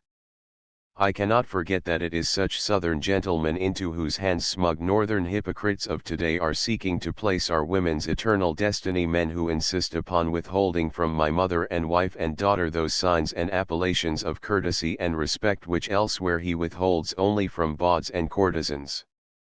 The result of this history of insult and degradation has been both fearful and glorious. It has birthed the haunting prostitute, the brawler, and the beast of burden, but it has also given the world an efficient womanhood, whose strength lies in its freedom and whose chastity was won in the teeth of temptation and not in prison and swaddling clothes. To no modern race does its women mean so much as to the Negro, nor come so near to the fulfillment of its meaning. As one of our women writes, only the black woman can say when and where I enter, in the quiet, undisputed dignity of my womanhood, without violence and without suing or special patronage, then and there the whole Negro race enters with me. They came first, in earlier days, like foam flashing on dark, silent waters, bits of stern, dark womanhood here and there tossed almost carelessly aloft to the world's notice.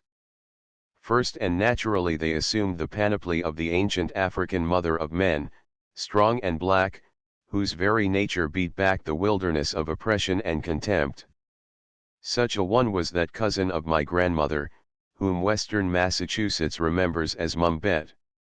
Scarred for life by a blow received in defense of a sister, she ran away to Great Barrington and was the first slave, or one of the first, to be declared free under the Bill of Rights of 1780. The son of the judge who freed her, writes, even in her humble station, she had, when occasion required it, an air of command which conferred a degree of dignity and gave her an ascendancy over those of her rank, which is very unusual in persons of any rank or color. Her determined and resolute character, which enabled her to limit the ravages of Shays' mob, was manifested in her conduct and deportment during her whole life. She claimed no distinction, but it was yielded to her from her superior experience, energy, skill, and sagacity. Having known this woman as familiarly as I knew either of my parents, I cannot believe in the moral or physical inferiority of the race to which she belonged. The degradation of the African must have been otherwise caused than by natural inferiority. It was such strong women that laid the foundations of the great Negro Church of today, with its 5 million members and $90 millions in property. One of the early mothers of the church, Mary Still, writes thus quaintly, in the 40s, when we were as cast-outs and spurned from the large churches, driven from our knees, pointed at by the proud, neglected by the careless, without a place of worship, Allen, faithful to the heavenly calling, came forward and laid the foundation of this connection. The women, like the women at the sepulchre, were early to aid in laying the foundation of the temple and in helping to carry up the noble structure, and in the name of their God set up their banner. Most of our aged mothers are gone from this to a better state of things. Yet some linger still on their staves, watching with intense interest the ark as it moves over the tempestuous waves of opposition and ignorance. But the labors of these women stopped not here, for they knew well that they were subject to affliction and death. For the purpose of mutual aid, they banded themselves together in society capacity, that they might be better able to administer to each other's sufferings and to soften their own pillows. So we find the females in the early history of the Church abounding in good works and in acts of true benevolence. From such spiritual ancestry came two striking figures of wartime, Harriet Tubman and Sojourner Truth. For 8 or 10 years previous to the breaking out of the Civil War, Harriet Tubman was a constant attendant at anti-slavery conventions, lectures, and other meetings. She was a black woman of medium size, smiling countenance, with her upper front teeth gone, attired in coarse but neat clothes, and carrying always an old-fashioned reticule at her side. Usually as soon as she sat down she would drop off in sound sleep. She was born a slave in Maryland, in 1820, bore the marks of the lash on her flesh, and had been made partially deaf, and perhaps to some degree mentally unbalanced by a blow on the head in childhood. Yet she was one of the most important agents of the Underground Railroad and a leader of fugitive slaves. She ran away in 1849 and went to Boston in 1854, where she was welcomed into the homes of the leading abolitionists and where everyone listened with tense interest to her strange stories. She was absolutely illiterate, with no knowledge of geography, and yet year after year she penetrated the slave states and personally led north over 300 fugitives without losing a single one. A standing reward of $10,000 was offered for her, but as she said, "The whites cannot catch us, for I was born with the charm, and the Lord has given me the power." She was one of John Brown's closest advisers and only severe sickness prevented her presence at Harper's Ferry. When the war cloud broke, she hastened to the front, flitting down along her own mysterious paths, haunting the armies in the field, and serving as guide and nurse and spy. She followed Sherman in his great march to the sea and was with Grant at Petersburg, and always in the camps the Union officers silently saluted her.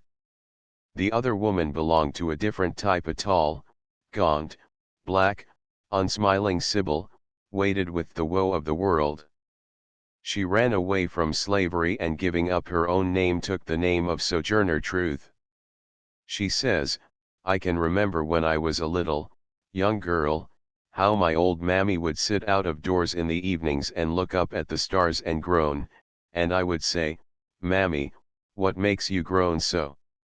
And she would say, 'I am groaning to think of my poor children, they do not know where I be and I don't know where they be.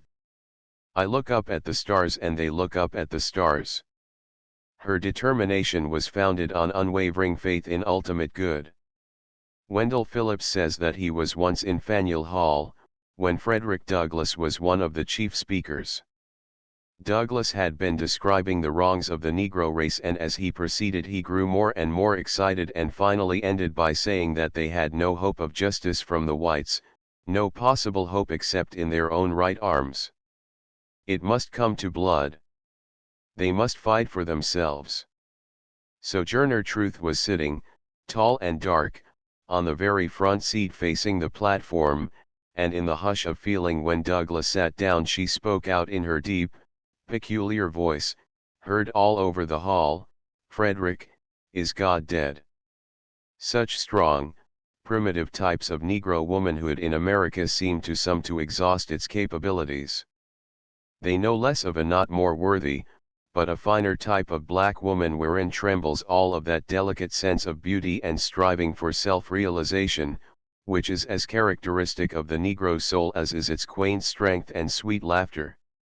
George Washington wrote in grave and gentle courtesy to a Negro woman, in 1776, that he would be happy to see at his headquarters at any time, a person to whom nature has been so liberal and beneficial in her dispensations. This child, Phyllis Wheatley, sang her trite and halting strain to a world that wondered and could not produce her like. Measured today her muse was slight, and yet, feeling her striving spirit, we call to her still in her own words, "Through thickest glooms look back, immortal shade."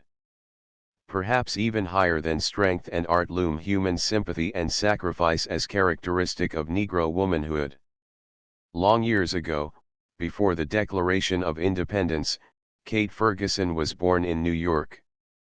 Freed, widowed, and bereaved of her children before she was 20, she took the children of the streets of New York, white and black, to her empty arms, taught them, found them homes, and with Dr. Mason of Murray Street Church established the first modern Sunday school in Manhattan. 60 years later came Mary Shadd out of Delaware. She was tall and slim, of that ravishing dream-born beauty, that twilight of the races which we call mulatto. Well educated, vivacious, with determination shining from her sharp eyes, she threw herself single-handed into the great Canadian pilgrimage when thousands of hunted black men hurried northward and crept beneath the protection of the lion's paw. She became teacher, editor, and lecturer, tramping afoot through winter snows, pushing without blot or blemish through crowd and turmoil to conventions and meetings, and finally becoming recruiting agent for the United States government in gathering Negro soldiers in the West. After the war, the sacrifice of Negro women for freedom and uplift is one of the finest chapters in their history. Let one life typify all. Louise de Morty, a free-born Virginia girl, had lived most of her life in Boston. Her high forehead, swelling lips, and dark eyes marked her for a woman of feeling and intellect. She began a successful career as a public reader. Then came the war and the call. She went to the orphaned colored children of New Orleans out of freedom into insult and oppression and into the teeth of the yellow fever. She toiled and dreamed. In 1887 she had raised money and built an orphan home, and that same year, in the 34th year of her young life, she died, saying simply, "I belong to God." As I look about me today in this veiled world of mine, despite the noisier and more spectacular advance of my brothers, I instinctively feel and know that it is the 5 million women of my race who really count. Black women, and women whose grandmothers were black, are today furnishing our teachers. They are the main pillars of those social settlements which we call churches, and they have with small doubt raised 3/4 of our church property. If we have today, as seems likely, over $1 billion of accumulated goods, who shall say how much of it has been wrung from the hearts of servant girls and washerwomen and women toilers in the fields? As makers of 2 million homes, these women are today seeking in marvelous ways to show forth our strength and beauty and our conception of the truth. In the United States in 1910 there were 4,931,882 women of Negro descent. Over 1,200,000 of these were children, another million were girls and young women under 20, and 2.5 million were adults. As a mass, these women were unlettered. A fourth of those from 15 to 25 years of age were unable to write. These women are passing through, not only a moral, but an economic revolution. Their grandmothers married at 12 and 15, but 27% of these women today who have passed 15 are still single. Yet these black women toil and toil hard. There were in 1910 2.5 million Negro homes in the United States. Out of these homes walked daily to work 2 million women and girls over 10 years of age, over half of the colored female population as against a fifth in the case of white women.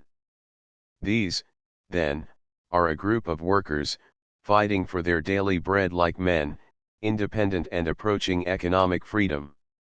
They furnished 1 million farm laborers, 80,000 farmers, 22,000 teachers, 600,000 servants and washerwomen, and 50,000 in trades and merchandising.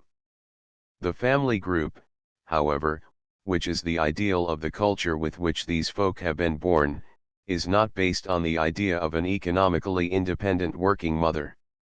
Rather, its ideal harks back to the sheltered harem, with the mother emerging at first as nurse and homemaker, while the man remains the sole breadwinner.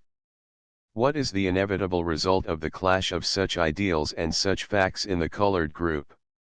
Broken families. Among native white women, 1 in 10 is separated from her husband by death, divorce, or desertion. Among Negroes the ratio is 1 in 7. Is the cause racial? No, it is economic, because there is the same high ratio among the white foreign-born. The breaking up of the present family is the result of modern working and sex conditions, and it hits the laborers with terrible force. The Negroes are put in a peculiarly difficult position, because the wage of the male breadwinner is below the standard, while the openings for colored women in certain lines of domestic work, and now in industries, are many.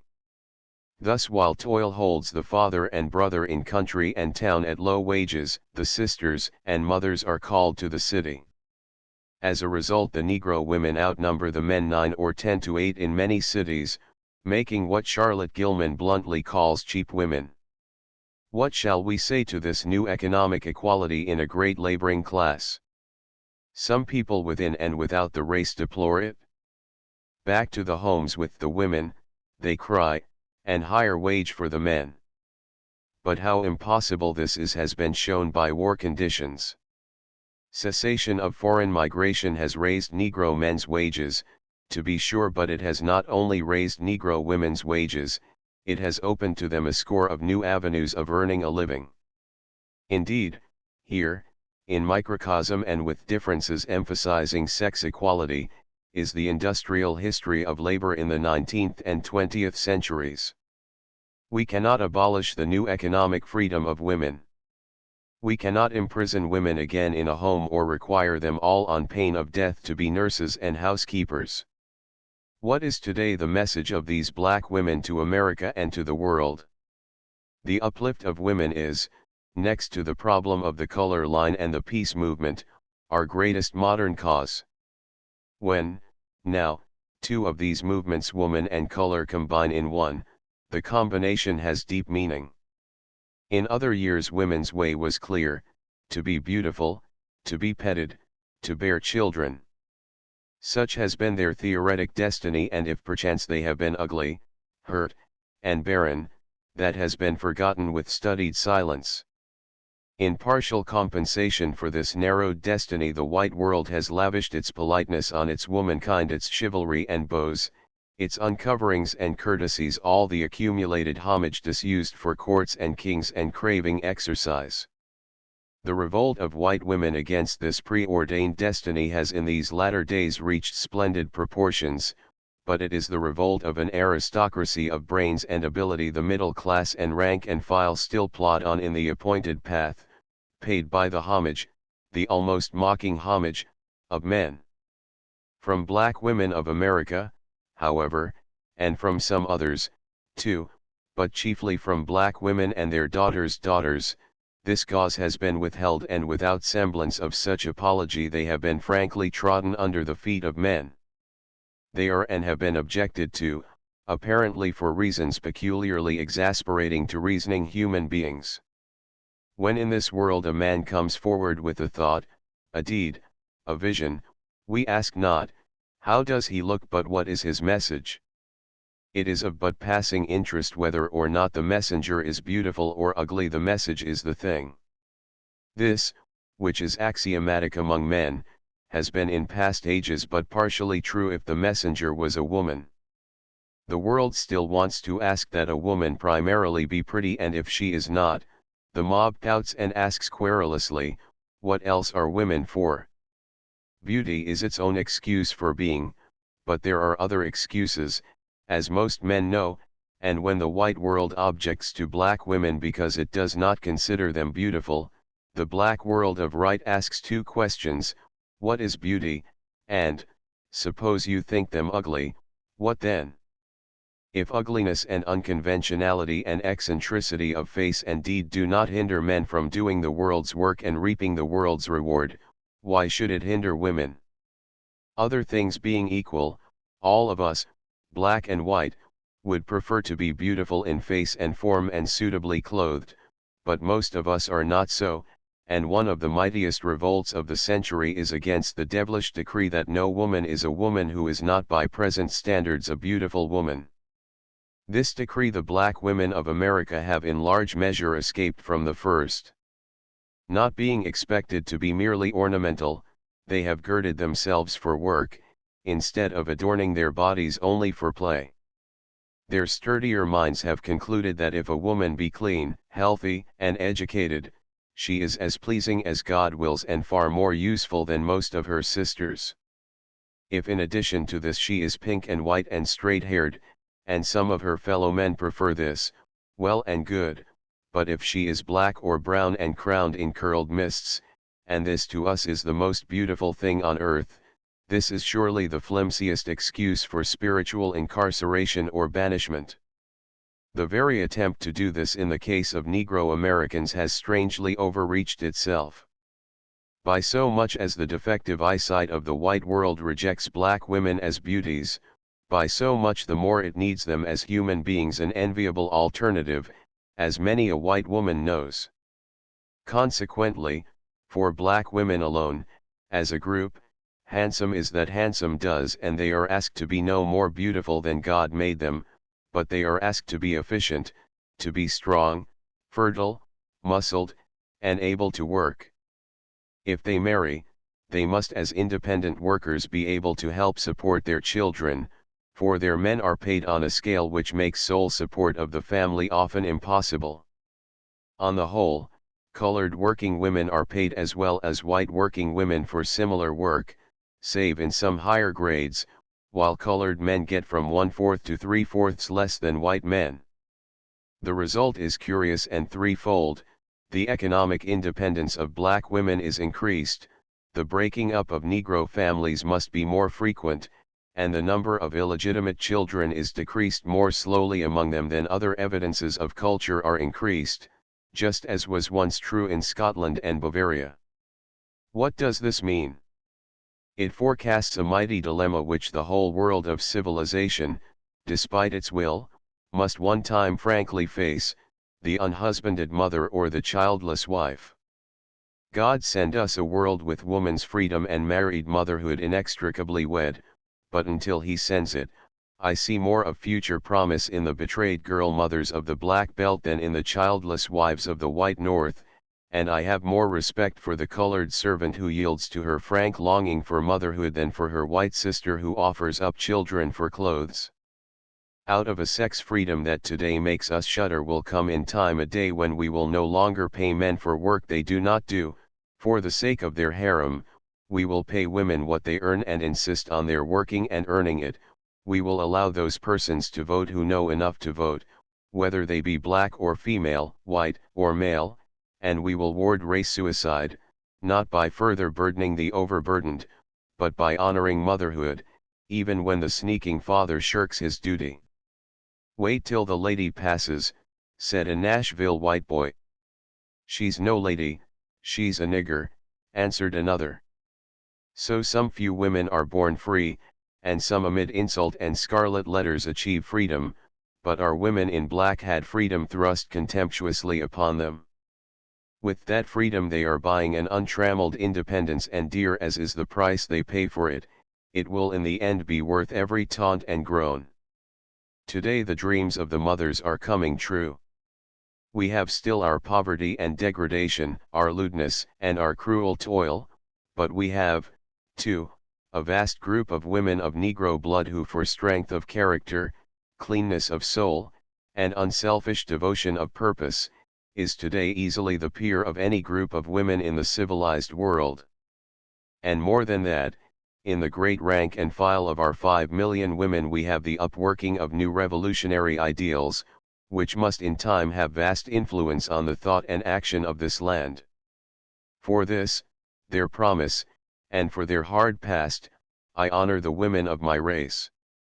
Their beauty, their dark and mysterious beauty of midnight eyes, crumpled hair, and soft, full-featured faces is perhaps more to me than to you, because I was born to its warm and subtle spell, but their worth is yours as well as mine. No other women on earth could have emerged from the hell of force and temptation which once engulfed and still surrounds black women in America with half the modesty and womanliness that they retain.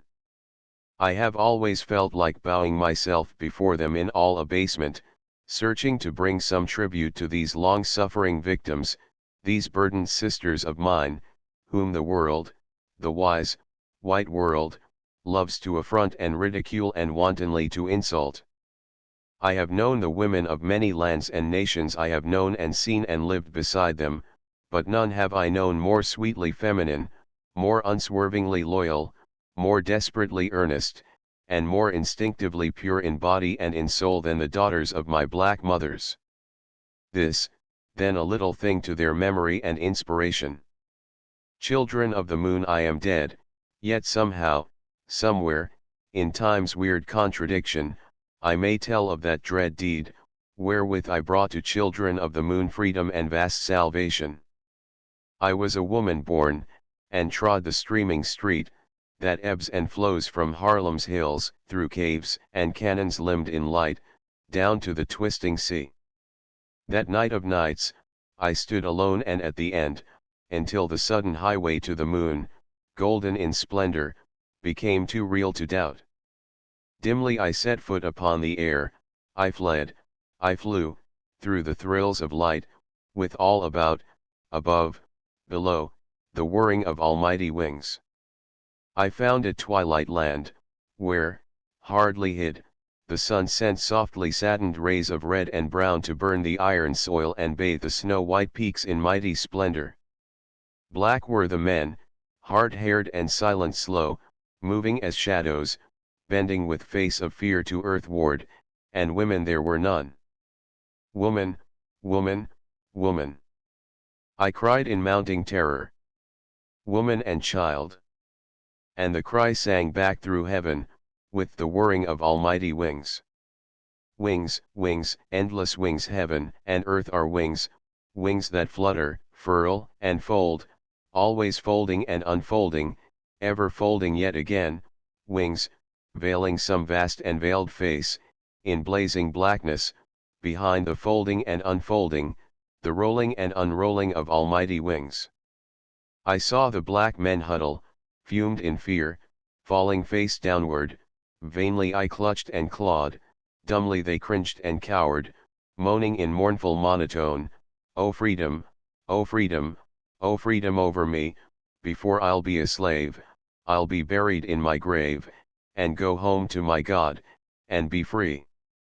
It was angel music from the dead, and ever, as they sang, some winged thing of wings, filling all heaven, folding and unfolding, and folding yet again, tore out their blood and entrails, till I screamed in utter terror, and a silence came, a silence and the wailing of a babe. Then, at last, I saw and shamed, I knew how these dumb, dark, and dusky things had given blood and life, to fend the caves of underground, the great black caves of utter night, where earth lay full of mothers and their babes. Little children sobbing in darkness, little children crying in silent pain, little mothers rocking and groping and struggling, digging and delving and groveling, amid the dying dead and dead in life and dripping of warm, wet blood, far, far beneath the wings, the folding and unfolding of almighty wings. I bent with tears and pitying hands, above these dusky star-eyed children, crinkly-haired, with sweet sad baby voices, pleading low for light and love and living, and I crooned, "Little children weeping there, God shall find your faces fair, guerdon for your deep distress, he shall send his tenderness, for the tripping of your feet make a mystic music sweet in the darkness of your hair, light and laughter in the air. Little children weeping there, God shall find your faces fair." I strode above the stricken, bleeding men, the rampart ranged against the skies, and shouted, "Up, I say, build and slay, fight face foremost, force away, unloose, unfetter, and unbind, be men and free."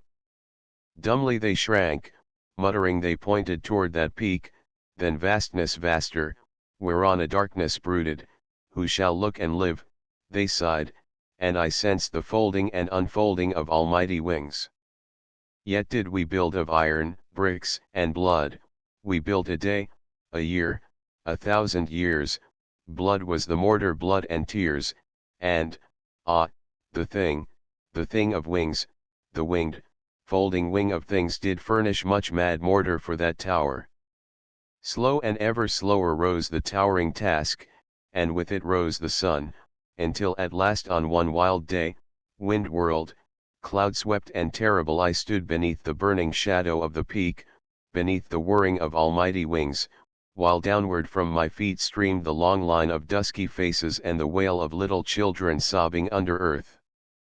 Alone, aloft, I saw through firmaments on high the drama of Almighty God, with all its flaming suns and stars. "Freedom!"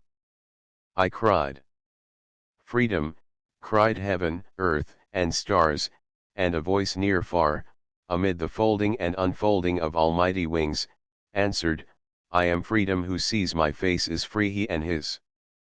I dared not look, downward I glanced on deep bowed heads and closed eyes, outward I gazed on flecked and flaming blue, but ever onward, upward flew the sobbing of small voices, down, down, far down into the night. Slowly I lifted livid limbs aloft, upward I strove, the face. The face. Onward I reeled, the face. The face. To beauty wonderful as sudden death, or horror horrible as endless life, up. Up. The blood-built way, shadow grow vaster. Terror come faster. Up. Up. To the blazing blackness of one veiled face. An endless folding and unfolding, rolling and unrolling of almighty wings. The last step stood. The last dim cry of pain fluttered across the stars, and then wings, wings, triumphant wings, lifting and lowering, waxing and waning, swinging and swaying, twirling and whirling, whispering and screaming, streaming and gleaming, spreading and sweeping and shading and flaming wings, wings, eternal wings, till the hot, red blood, flood fleeing flood, thundered through heaven and mine ears, while all across a purple sky, the last vast pinion trembled to unfold. I rose upon the mountain of the moon, I felt the blazing glory of the sun, I heard the song of children crying, free. I saw the face of freedom and I died. 8. The immortal child, if a man die shall he live again? We do not know. But this we do know, that our children's children live forever and grow and develop toward perfection as they are trained. All human problems, then, center in the immortal child, and his education is the problem of problems. And first, for illustration of what I would say, may I not take for example, out of many millions, the life of one dark child. It is now 19 years since I first saw Coleridge Taylor. We were in London in some sombre hall where there were many meeting, men and women called chiefly to the beautiful World's Fair at Paris, and then a few slipping over to London to meet Pan-Africa.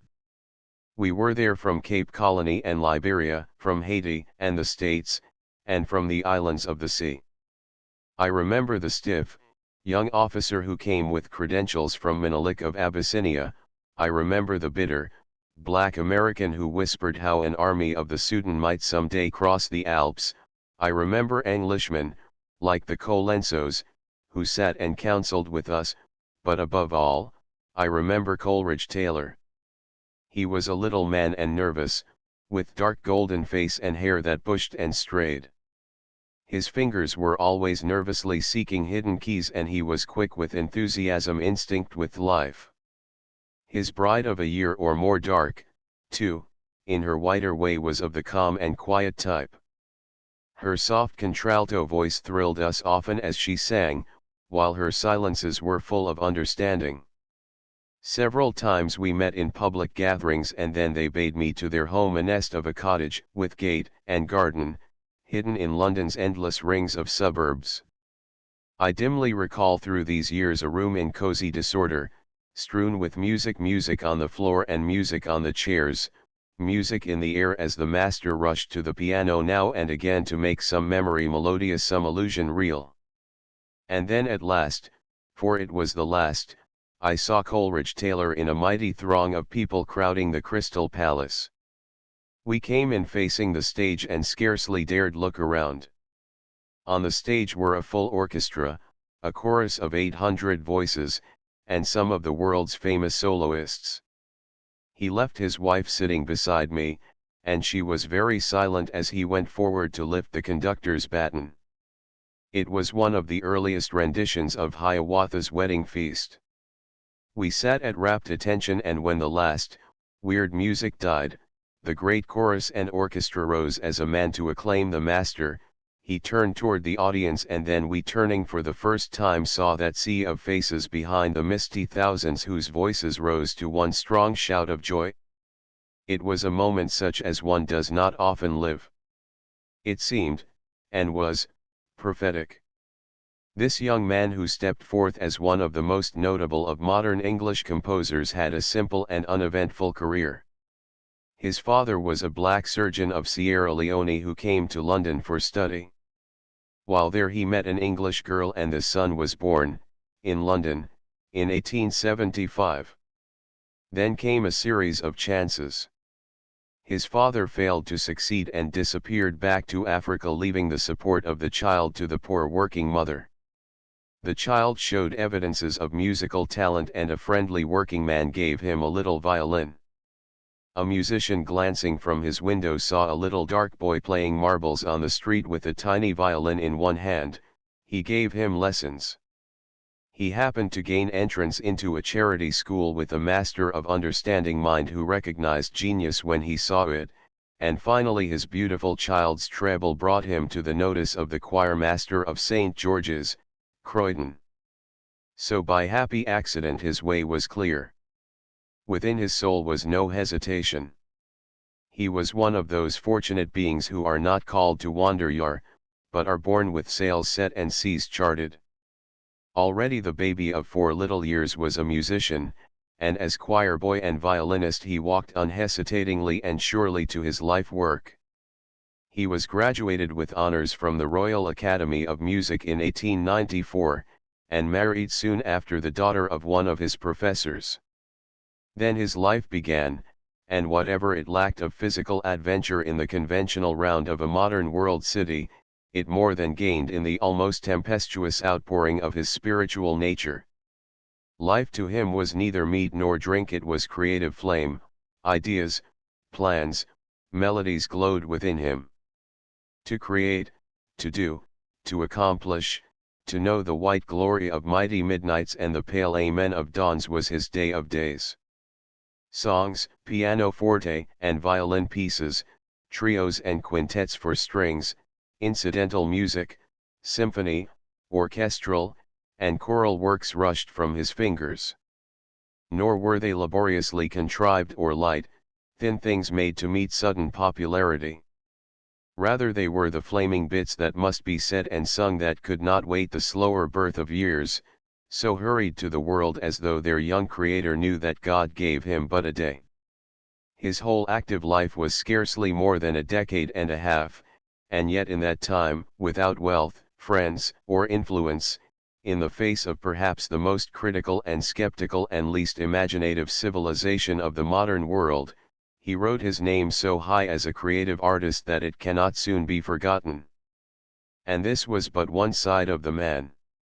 On the other was the sweet-tempered, sympathetic comrade, always willing to help, never knowing how to refuse, generous with every nerve and fiber of his being.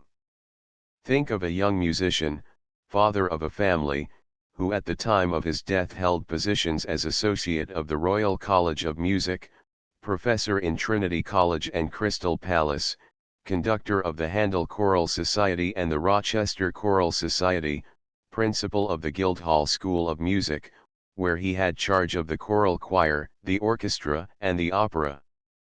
He was repeatedly the leader of music festivals all over Great Britain and a judge of contests. And with all this his house was open in cheering hospitality to friends and his hand ever ready with sympathy and help. When such a man dies, it must bring pause to a reasoning world. We may call his death sickness pneumonia, but we all know that it was sheer overwork, the using of a delicately tuned instrument too commonly and continuously and carelessly to let it last its normal life. We may well talk of the waste of wood and water, of food and fire, but the real and unforgivable waste of modern civilization is the waste of ability and genius, the killing of useful, indispensable men who have no right to die, who deserve, not for themselves, but for the world, leisure, freedom from distraction, expert medical advice, and intelligent sympathy. Coleridge Taylor's life work was not finished, it was but well begun. He lived only his first period of creative genius, when melody and harmony flashed and fluttered in subtle, compelling, and more than promising profusion. He did not live to do the organized, constructive work in the full, calm power of noonday, the reflective finishing of evening. In the annals of the future his name must always stand high, but with the priceless gift of years, who can say where it might not have stood? Why should he have worked so breathlessly, almost furiously? It was, we may be sure, because with unflinching determination and with no thought of surrender he faced the great alternative, the choice which the cynical, thoughtless, busy, modern world spreads grimly before its greater souls: food or beauty, bread and butter, or ideals. And continually we see worthier men turning to the pettier, cheaper thing, the popular portrait, the sensational novel, the jingling song. The choice is not always between the least and the greatest, the high and the empty, but only too often it is between starvation and something.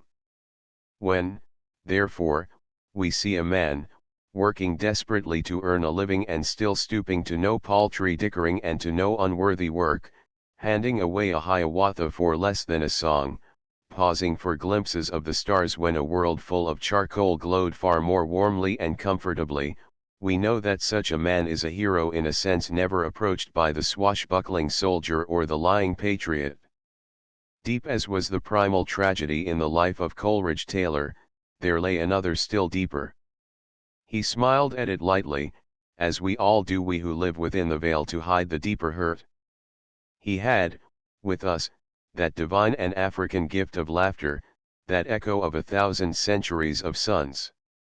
I mind me how once he told of the bishop, the well-groomed English bishop, who eyed the artist gravely, with his eyeglass hair and color and figure, and said quite audibly to his friends, "Quite interesting looks, intelligent, yes, yes." Fortunate was Coleridge Taylor to be born in Europe and to speak a universal tongue. In America he could hardly have had his career. His genius was, to be sure, recognized, with some palpitation and consternation, when it came full-grown across the seas with an English imprint, but born here, it might never have been permitted to grow. We know in America how to discourage, choke, and murder ability when it so far forgets itself as to choose a dark skin. England, thank God, is slightly more civilized than her colonies, but even there the path of this young man was no way of roses and just a shade thornier than that of whiter men. He did not complain at it, he did not wince and cry aloud. Rather the hint here and there of color discrimination in England aroused in him deeper and more poignant sympathy with his people throughout the world.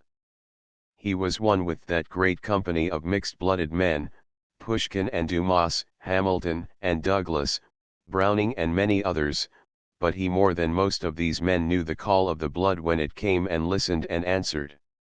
He came to America with strange enthusiasm. He took with quite simple and unconscious grace the conventional congratulations of the musical world. He was used to that. But to his own people, to the sad sweetness of their voices, their inborn sense of music, their broken, half-articulate voices, he leapt with new enthusiasm. From the fainter shadowings of his own life, he sensed instinctively the vaster tragedy of theirs. His soul yearned to give voice and being to this human thing. He early turned to the sorrow songs. He sat at the faltering feet of Paul Laurence Dunbar, and he asked, as we sadly shook our heads, for some masterpiece of this world tragedy that his soul could set to music.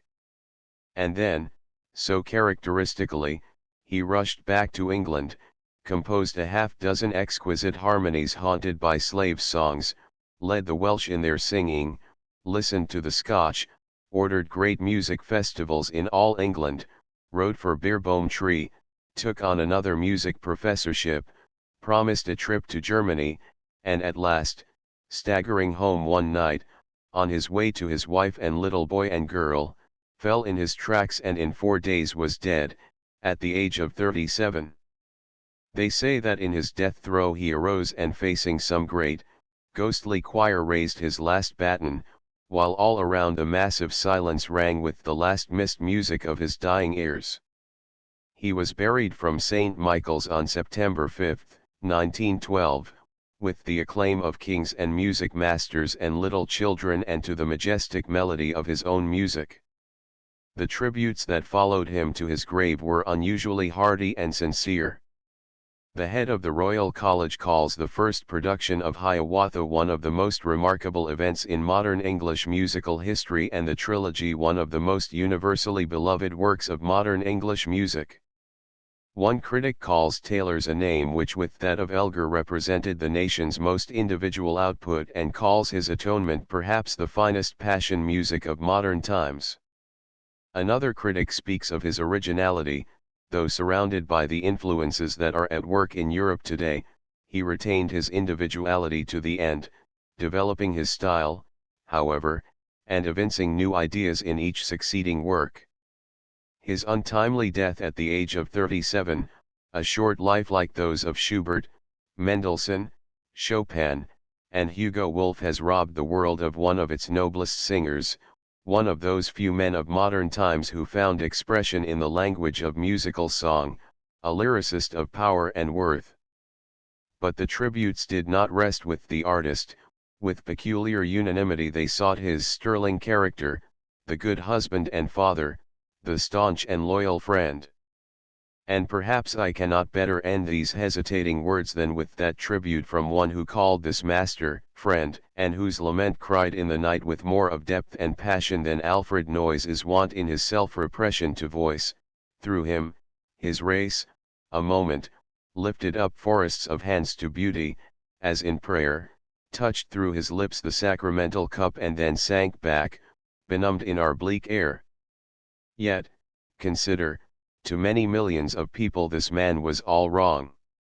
First, he ought never to have been born, for he was the mulatto son of a white woman. Secondly, he should never have been educated as a musician, he should have been trained, for his place in the world and to make him satisfied therewith. Thirdly, he should not have married the woman he loved and who loved him, for she was white and the niece of an Oxford professor. Fourthly, the children of such a union, but why proceed? You know it all by heart. If he had been black, like Paul Laurence Dunbar, would the argument have been different? No. He should never have been born, for he is a problem. He should never be educated, for he cannot be educated. He should never marry, for that means children, and there is no place for black children in this world. In the treatment of the child the world foreshadows its own future and faith.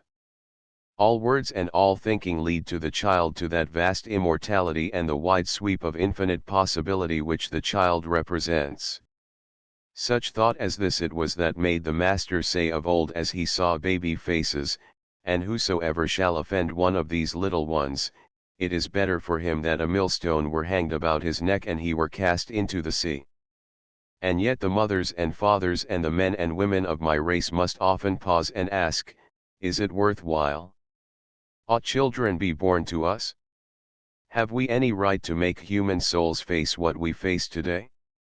The answer is clear. If the great battle of human right against poverty, against disease, against color prejudice is to be won, it must be won, not in our day, but in the day of our children's children. Ours is the blood and dust of battle, theirs the rewards of victory. If, then, they are not there because we have not brought them into the world, we have been the guiltiest factor in conquering ourselves. It is our duty, then, to accomplish the immortality of black blood, in order that the day may come in this dark world when poverty shall be abolished, privilege be based on individual desert, and the color of a man's skin be no bar to the outlook of his soul. If it is our duty as honest colored men and women, battling for a great principle, to bring not aimless rafts of children to the world, but as many as, with reasonable sacrifice, we can train to largest manhood, what in its inner essence shall that training be, particularly in its beginning? The first temptation is to shield the child, to hedge it about that it may not know and will not dream of the color line. Then when we can no longer wholly shield, to indulge and pamper and coddle, as though in this dumb way to compensate. From this attitude comes the multitude of our spoiled, wayward, disappointed children. And must we not blame ourselves? For while the motive was pure and the outer menace undoubted, is shielding and indulgence the way to meet it? Some Negro parents, realizing this, leave their children to sink or swim in the sea of race prejudice. They neither shield nor explain, but thrust them forth grimly into school or street and let them learn as they may from brutal fact. Out of this may come strength, poise, self-dependence, and out of it, too, may come bewilderment, cringing deception, and self-distrust. It is, all said, a brutal, unfair method, and in its way it is as bad as shielding and indulgence. Why not, rather, face the facts and tell the truth? Your child is wiser than you think. The truth lies ever between extremes. It is wrong to introduce the child to race consciousness prematurely. It is dangerous to let that consciousness grow spontaneously without intelligent guidance. With every step of dawning intelligence, explanation frank, free, guiding explanation must come.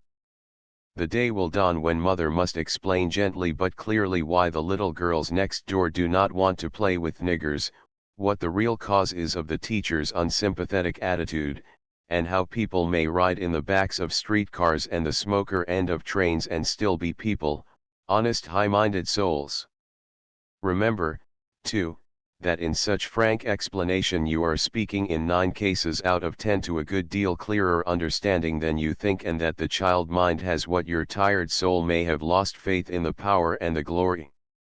Out of little, unspoiled souls rise up wonderful resources and healing balm. Once the colored child understands the white world's attitude and the shameful wrong of it, you have furnished it with a great life motive, a power and impulse toward good which is the mightiest thing man has. How many white folk would give their own souls if they might graft into their children's souls a great, moving, guiding ideal? With this power there comes, in the transfiguring soul of childhood, the glory, the vision of accomplishment, the lofty ideal. Once let the strength of the motive work, and it becomes the life task of the parent to guide and to shape the ideal, to raise it from resentment and revenge to dignity and self-respect, to breadth and accomplishment, to human service, to beat back every thought of cringing and surrender. Here, at last, we can speak with no hesitation, with no lack of faith. For we know that as the world grows better there will be realized in our children's lives that for which we fight unfalteringly, but vainly now. So much for the problem of the home and our own dark children. Now let us look beyond the pale upon the children of the wide world. What is the real lesson of the life of Coleridge Taylor? It is this: humanly speaking, it was sheer accident that this boy developed his genius. We have a right to assume that hundreds and thousands of boys and girls today are missing the chance of developing unusual talents because the chances have been against them, and that indeed the majority of the children of the world are not being systematically fitted for their life work and for life itself. Why? Many seek the reason in the content of the school program. They feverishly argue the relative values of Greek, mathematics, and manual training, but fail with singular unanimity in pointing out the fundamental cause of our failure in human education. That failure is due to the fact that we aim not at the full development of the child, but that the world regards and always has regarded education first as a means of buttressing the established order of things rather than improving it. And this is the real reason why strife, war, and revolution have marked the onward march of humanity instead of reason and sound reform.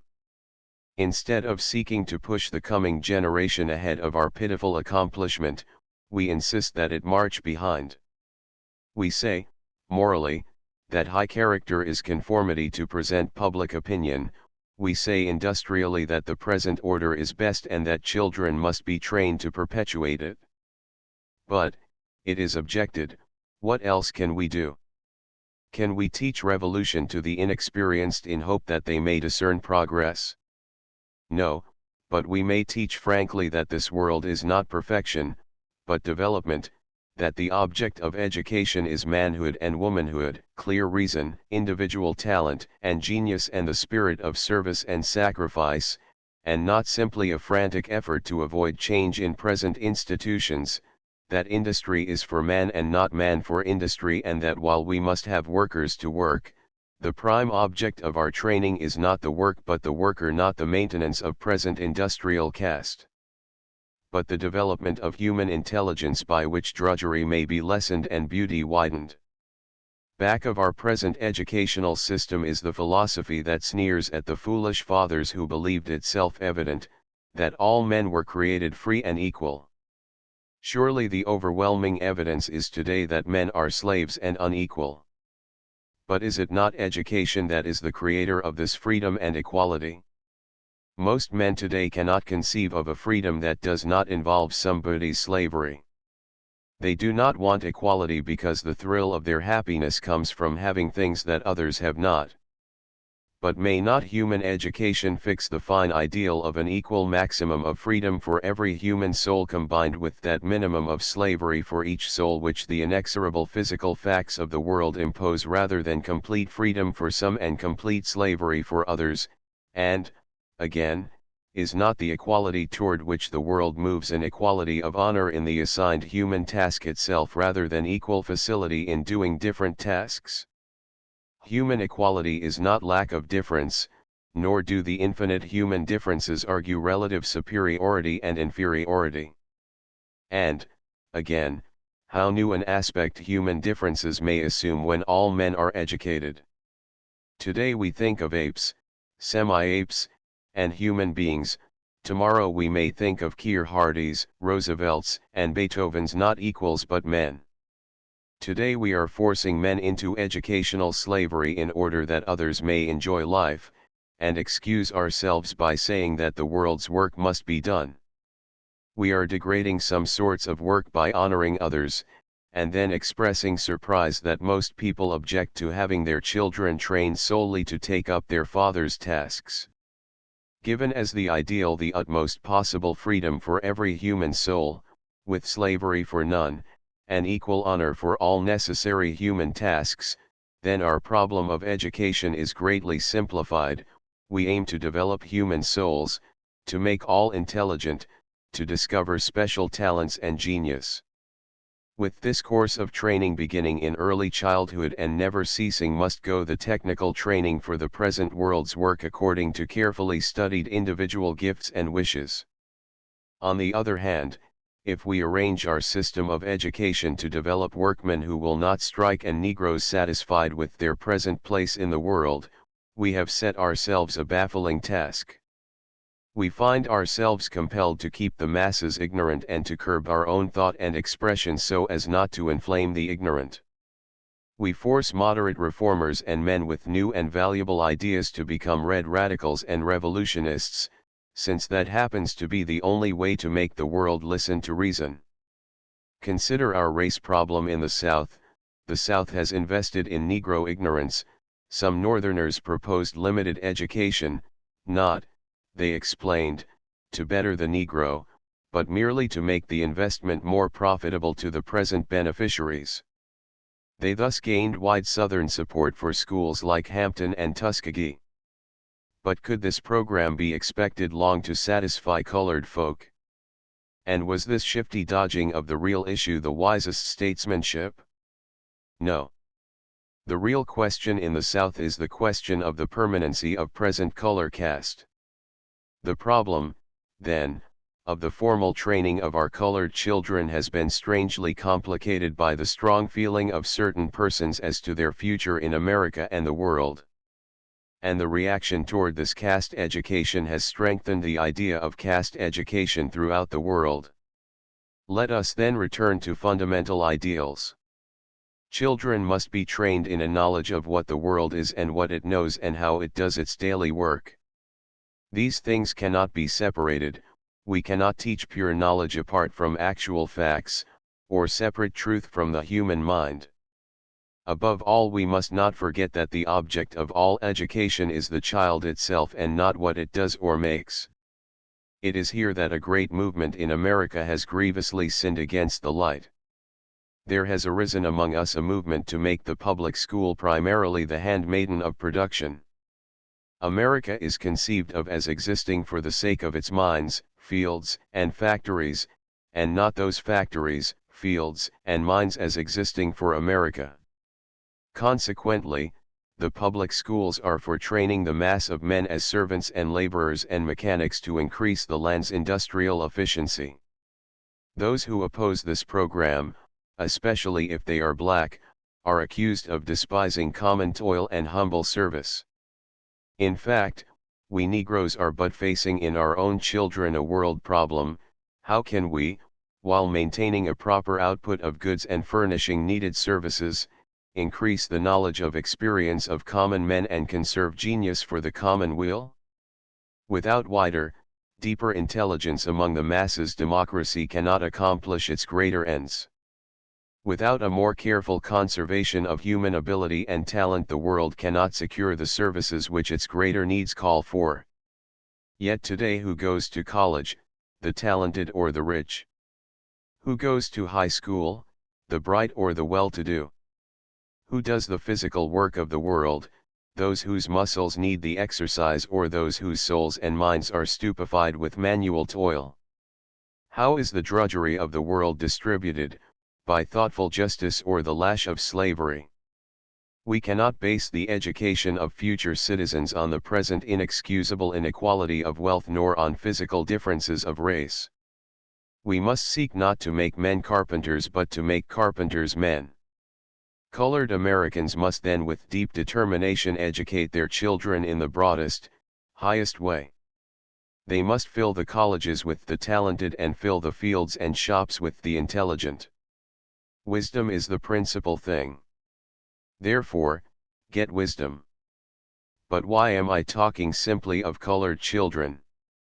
Is not the problem of their education simply an intensification of the problem of educating all children? Look at our plight in the United States, nearly 150 years after the establishment of a government based on human intelligence. If we take the figures of the 13th census, we find that there were 5.5 million illiterate Americans, of whom 3,184,633 were white. Remembering that illiteracy is a crude and extreme test of ignorance, we may assume that there are in the United States 10 million people over 10 years of age who are too ignorant either to perform their civic duties or to teach industrial efficiency. Moreover, it does not seem that this illiteracy is disappearing rapidly. For instance, 9% of American children between 10 and 19 years of age cannot read and write. Moreover, there are millions of children who, judging by the figures for the school year 1909-10, are not going to learn to read and write, for of the Americans 6 to 14 years of age there were 3,125,392 who were not in school a single day during that year. If we take the 11 million youths 15 to 20 years of age for whom vocational training is particularly adapted, we find that nearly 5% of these, or 448,414, are absolutely illiterate. It is not too much to assume that 1 million of them have not acquired enough of the ordinary tools of intelligence to make the most of efficient vocational training. Confining ourselves to the white people, over 15% of the white children 6 to 14 years of age, or 2,253,198, did not attend school during the school year 1909-10. Of the native white children of native parents 10 to 14 years of age, nearly a tenth were not in school during that year. 121,878 native white children of native parents, 15 to 19 years of age, were illiterate. If we continue our attention to the colored children, the case is, of course, much worse. We cannot hope to make intelligent workmen and intelligent citizens of a group of people, over 40% of whose children 6 to 14 years of age were not in school a single day during 1909-10, For the other 60%, the school term in the majority of cases was probably less than 5 months. Of the Negro children 10 to 14 years of age, 18.9% were illiterate. Of those 15 to 19 years of age, 20.3% were illiterate. Of those 10 to 14 years of age, 31.4% did not go to school a single day in 1909 to 10. What is the trouble? It is simple. We are spending $1 for education where we should spend $10. If tomorrow we multiplied our effort to educate the next generation tenfold, we should but begin our bounden duty. The heaven that lies about our infancy is but the ideals come true which every generation of children is capable of bringing, but we, selfish in our own ignorance and incapacity, are making of education a series of miserable compromises. How ignorant can we let a child grow to be in order to make him the best cotton mill operative? What is the least sum that will keep the average youth out of jail? How many months saved on a high school course will make the largest export of wheat? If we realized that children are the future, that immortality is the present child, that no education which educates can possibly be too costly, then we know that the menace of Kaiserism, which called for the expenditure of more than 332,000 millions of dollars, was not a whit more pressing than the menace of ignorance, and that no nation tomorrow will call itself civilized which does not give every single human being college and vocational training free and under the best teaching force, procurable for love or money. This world has never taken the education of children seriously. Misled by selfish dreamings of personal life forever, we have neglected the true and practical immortality through the endless life of children's children. Seeking counsels of our own soul's perfection, we have despised and rejected the possible increasing perfection of unending generations. Or if we are thrown back in pessimistic despair from making living folk decent, we leap to idle speculations of 1,000 years hereafter instead of working steadily and persistently for the next generation. All our problems center in the child. All our hopes, our dreams are for our children. Has our own life failed? Let its lesson save the children's lives from similar failure. Is democracy a failure? Train up citizens that will make it succeed. Is wealth too crude, too foolish in form, and too easily stolen? Train up workers with honor and consciences and brains. Have we degraded service with menials? Abolish the mean spirit and implant sacrifice. Do we despise women? Train them as workers and thinkers and not as playthings, lest future generations ape our worst mistake. Do we despise darker races? Teach the children its fatal cost in spiritual degradation and murder. Teach them that to hate niggers or chinks is to crucify souls like their own. Is there anything we would accomplish with human beings? Do it with the immortal child, with a stretch of endless time for doing it and with infinite possibilities to work on. Is this our attitude toward education? It is not, neither in England nor America, in France nor Germany, with black nor white nor yellow folk. Education to the modern world is a burden which we are driven to carry. We shirk and complain. We do just as little as possible, and only threat or catastrophe induces us to do more than a minimum. If the ignorant mass, panting to know, revolts, we dole them gingerly enough knowledge to pacify them temporarily. If, as in the Great War, we discover soldiers too ignorant to use our machines of murder and destruction, we train them to use machines of murder and destruction.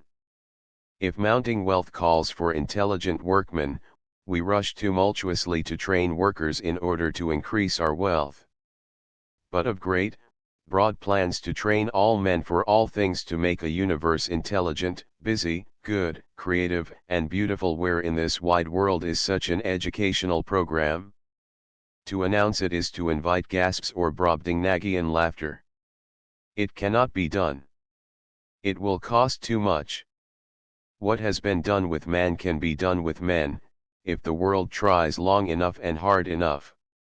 And as to the cost, all the wealth of the world, save that necessary for sheer decent existence and for the maintenance of past civilization, is, and of right ought to be, the property of the children for their education. I mean it. In 1 year, 1917, we spent $96,700,000,000 for war. We blew it away to murder, maim, and destroy. Why? Because the blind, brutal crime of powerful and selfish interests made this path through hell the only visible way to heaven. We did it.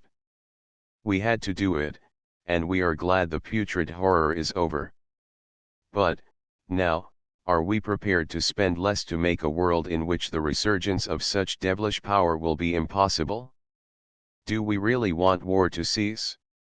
Then educate the children of this generation at a cost no whit less, and if necessary 100 times as great as the cost of the Great War. Last year, 1917, education cost us $915 million. Next year it ought to cost us at least $2,000 million.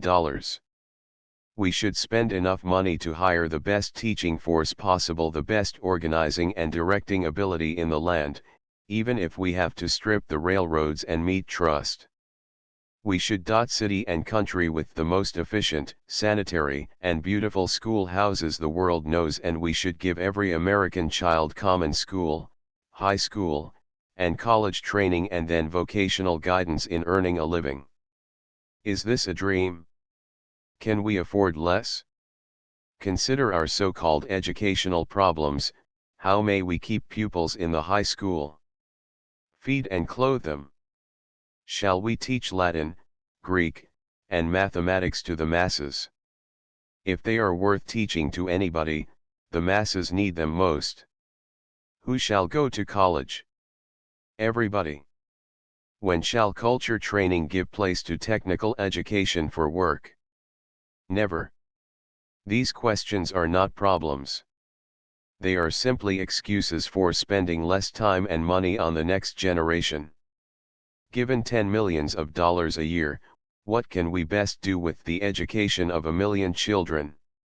The real answer is kill 990,000 of them quickly and not gradually, and make thoroughly trained men and women of the other 10,000.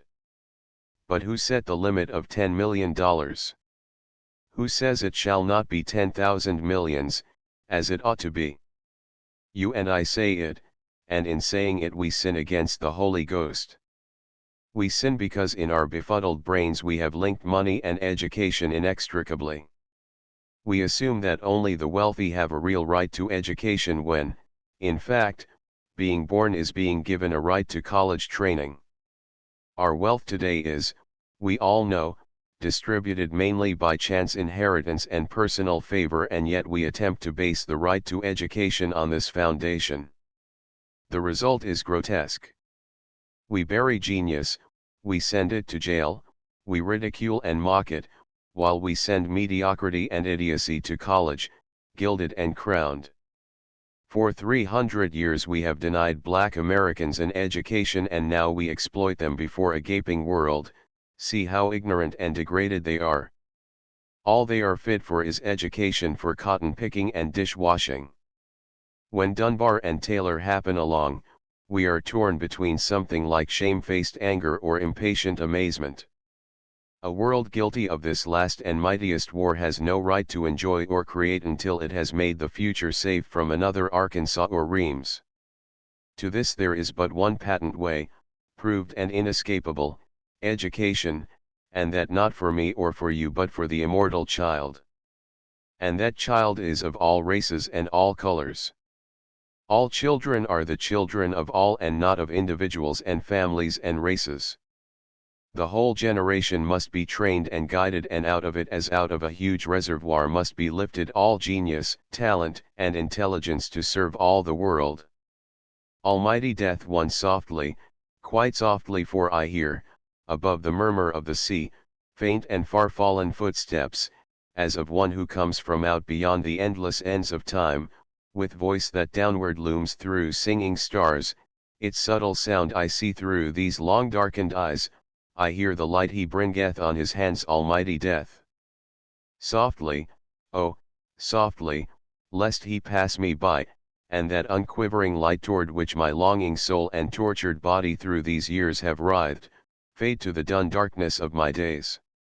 Softly, full softly, let me rise and greet the strong, low looting of that long-awaited call, swiftly be all my good and going gone, and this vast veiled and vanquished vigor of my soul seek somehow otherwhere its rest and goal, where endless spaces stretch, where endless time doth moan, where endless light doth pour through the black kingdoms of eternal death. Then haply I may see what things I have not seen, then I may know what things I have not known, then may I do my dreams. Farewell. No sound of idle mourning let there be to shudder this full silence save the voice of children, little children, white and black, whispering the deeds I tried to do for them, while I at last unguided and alone pass softly, full softly. 1 for Joseph Pulitzer, October 29, 1911. 9 of beauty and death. For long years we of the world gone wild have looked into the face of death and smiled. Through all our bitter tears we knew how beautiful it was to die for that which our souls called sufficient. Like all true beauty, this thing of dying was so simple, so matter of fact. The boy clothed in his splendid youth stood before us and laughed in his own jolly way, went and was gone. Suddenly the world was full of the fragrance of sacrifice. We left our digging and burden bearing, we turned from our scraping and twisting of things and words, we paused from our hurrying hither and thither and walking up and down, and asked in half-whisper, this death, is this life? And is its beauty real or false? And of this heart questioning I am writing. My friend, who is pale and positive, said to me yesterday, as the tired sun was nodding, you are too sensitive. I admit, I am sensitive. I am artificial. I cringe or am bumptious or immobile. I am intellectually dishonest, art blind, and I lack humor. Why don't you stop all this? She retorts triumphantly. You will not let us. There you go, again. You know that I wait. I answer. Wait. I arise at 7. The milkman has neglected me. He pays little attention to colored districts. My white neighbor glares elaborately. I walk softly, lest I disturb him. The children jeer as I pass to work. The women in the streetcar withdraw their skirts or prefer to stand. The policeman is truculent. The elevator man hates to serve Negroes. My job is insecure because the white union wants it and does not want me. I try to lunch, but no place near will serve me. I go 40 blocks to Marshall's, but the committee of 14 closes Marshall's, they say white women frequent it. Do all eating places discriminate? No, but how shall I know which do not, except I hurry home through crowds? They mutter or get angry. I go to a mass meeting. They stare. I go to a church. We don't admit niggers. Or perhaps I leave the beaten track. I seek new work. Our employees would not work with you, our customers would object. I ask to help in social uplift. We will write you. I enter the free field of science. Every laboratory door is closed and no endowments are available. I seek the universal mistress, art, the studio door is locked. I write literature. We cannot publish stories of colored folks of that type. It's the only type I know. This is my life. It makes me idiotic. It gives me artificial problems. I hesitate, I rush, I waver. In fine, I am sensitive. My pale friend looks at me with disbelief and curling tongue. Do you mean to sit there and tell me that this is what happens to you each day? Certainly not, I answer low. Then you only fear it will happen. I fear. Well, haven't you the courage to rise above almost a craven fear? Quite craven is my fear, I admit, but the terrible thing is these things do happen. But you just said they do happen. Not all each day, surely not. But now and then, now seldom, now, sudden, now after a week, now in a chain of awful minutes, not everywhere, but anywhere in Boston, in Atlanta. That's the hell of it. Imagine spending your life looking for insults or for hiding places from them, shrinking, instinctively and despite desperate bolsterings of courage, from blows that are not always but ever, not each day, but each week, each month, each year. Just, perhaps, as you have choked back the craven fear and cried, I am and will be the master of my no more tickets downstairs, here's one to the smoking gallery. You hesitate. You beat back your suspicions. After all, a cigarette with Charlie Chaplin, then a white man pushes by 3 in the orchestra. Yes, sir. And in he goes. Suddenly your heart chills. You turn yourself away toward the golden twinkle of the purple night and hesitate again. What's the use? Why not always yield, always take what's offered, always bow to force, whether of cannon or dislike? Then the great fear surges in your soul, the real fear, the fear beside which other fears are vain imaginings, the fear lest right there and then you are losing your own soul, that you are losing your own soul and the soul of a people, that millions of unborn children, black and gold and mauve, are being there and then despoiled by you because you are a coward and dare not fight. Suddenly that silly orchestra seat and the cavorting of a comedian with funny feet become matters of life, death, and immortality. You grasp the pillars of the universe and strain as you sway back to that befrilled ticket girl. You grip your soul for riot and murder. You choke and sputter, and she, seeing that you are about to make a fuss, obeys her orders and throws the tickets at you in contempt. Then you slink to your seat and crouch in the darkness before the film, with every tissue burning.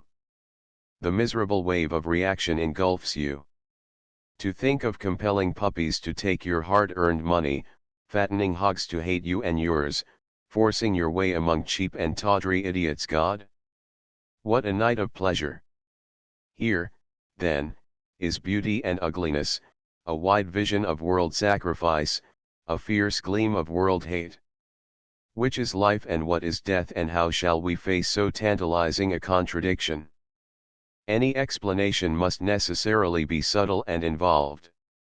No pert and easy word of encouragement, no merely dark despair, can lay hold of the roots of these things. And first and before all, we cannot forget that this world is beautiful. Grant all its ugliness and sin, the petty, horrible snarl of its putrid threads, which few have seen more near or more often than I. Notwithstanding all this, the beauty of this world is not to be denied. Casting my eyes about, I dare not let them rest on the beauty of love and friend, for even if my tongue were cunning enough to sing this, the revelation of reality here is too sacred and the fancy too untrue. Of one world beauty alone may we at once be brutally frank, and that is the glory of physical nature. This, though the last of beauties, is divine. And so, too, there are depths of human degradation which it is not fair for us to probe. With all their horrible prevalence, we cannot call them natural. But may we not compare the least of the world's beauty with the least of its ugliness, not murder, starvation, and rapine, with love and friendship and creation, but the glory of sea and sky and city, with the little hatefulnesses and thoughtfulnesses of race prejudice, that out of such juxtaposition we may, perhaps, deduce some rule of beauty and life or death. Their mountains hurl themselves against the stars, and at their feet lie black and leaden seas. Above float clouds white, grey, and inken, while the clear, impalpable air springs and sparkles like new wine. Last night we floated on the calm bosom of the sea in the southernmost haven of Mount Desert. The water flamed and sparkled. The sun had gone, but above the crooked back of cumulus clouds, dark and pink with radiance, and on the other sky aloft to the eastward piled the gorgeous curtained mists of evening. The radiance faded and a shadowy velvet veiled the mountains, a humid depth of gloom behind which lurked all the mysteries of life and death, while above, the clouds hung ashen and dull, lights twinkled and flashed along the shore, boats glided in the twilight, and the little puffing of motors droned away. Then was the hour to talk of life and the meaning of life, while above gleamed silently, suddenly, star on star. Bar Harbor lies beneath a mighty mountain, a great, bare, black mountain that sleeps above the town, but as you leave, it rises suddenly, threateningly, until far away on Frenchman's Bay it looms above the town in withering vastness, as if to call all that little world petty save itself.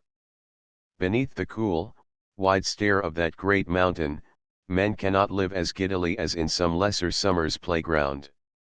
Before the unveiled face of nature, as it lies naked on the main coast, rises a certain human awe. God molded his world largely and mightily off this marvelous coast and meant that in the tired days of life men should come and worship here and renew their spirit. This I have done, and turning I go to work again. As we go, ever the mountains of Mount Desert rise and greet us on our going, somber, rock-ribbed, and silent, looking unmoved on the moving world, yet conscious of their everlasting strength. About us beats the sea, the sail-flecked, restless sea, humming its tune about our flying keel, unmindful of the voices of men.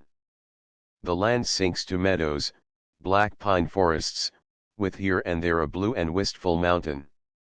Then there are islands, bold rocks above the sea, curled meadows, through and about them roll ships, weather-beaten and patched of sail, strong-hulled and smoking, light grey and shining.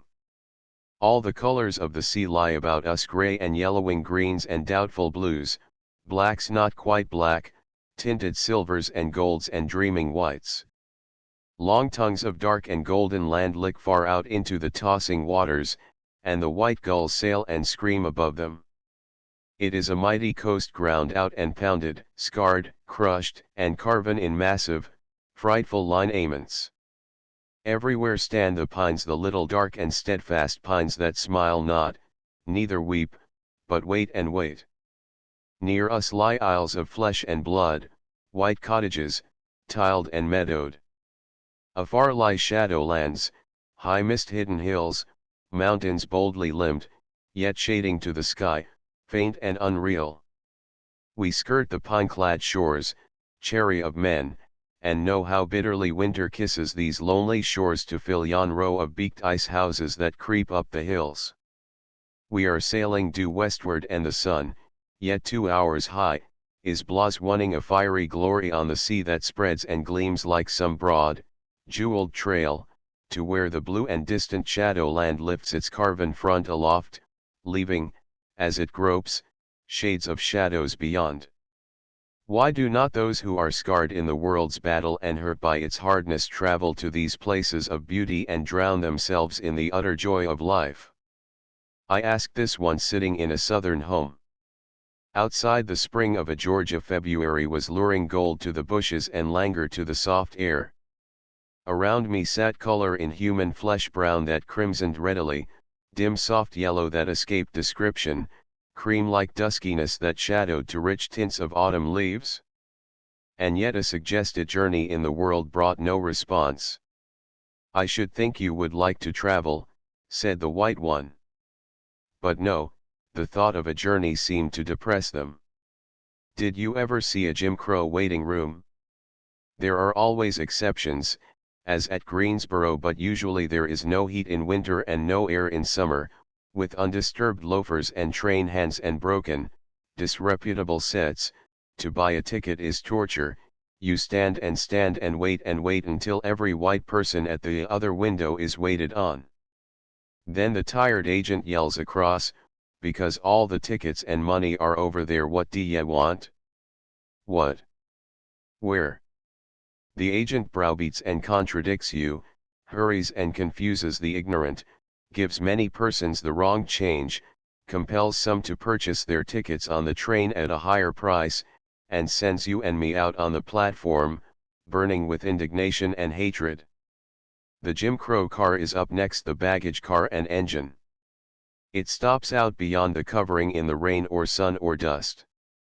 Usually there is no step to help you climb on, and often the car is a smoker cut in two and you must pass through the white smokers or else they pass through your part, with swagger and noise and stares.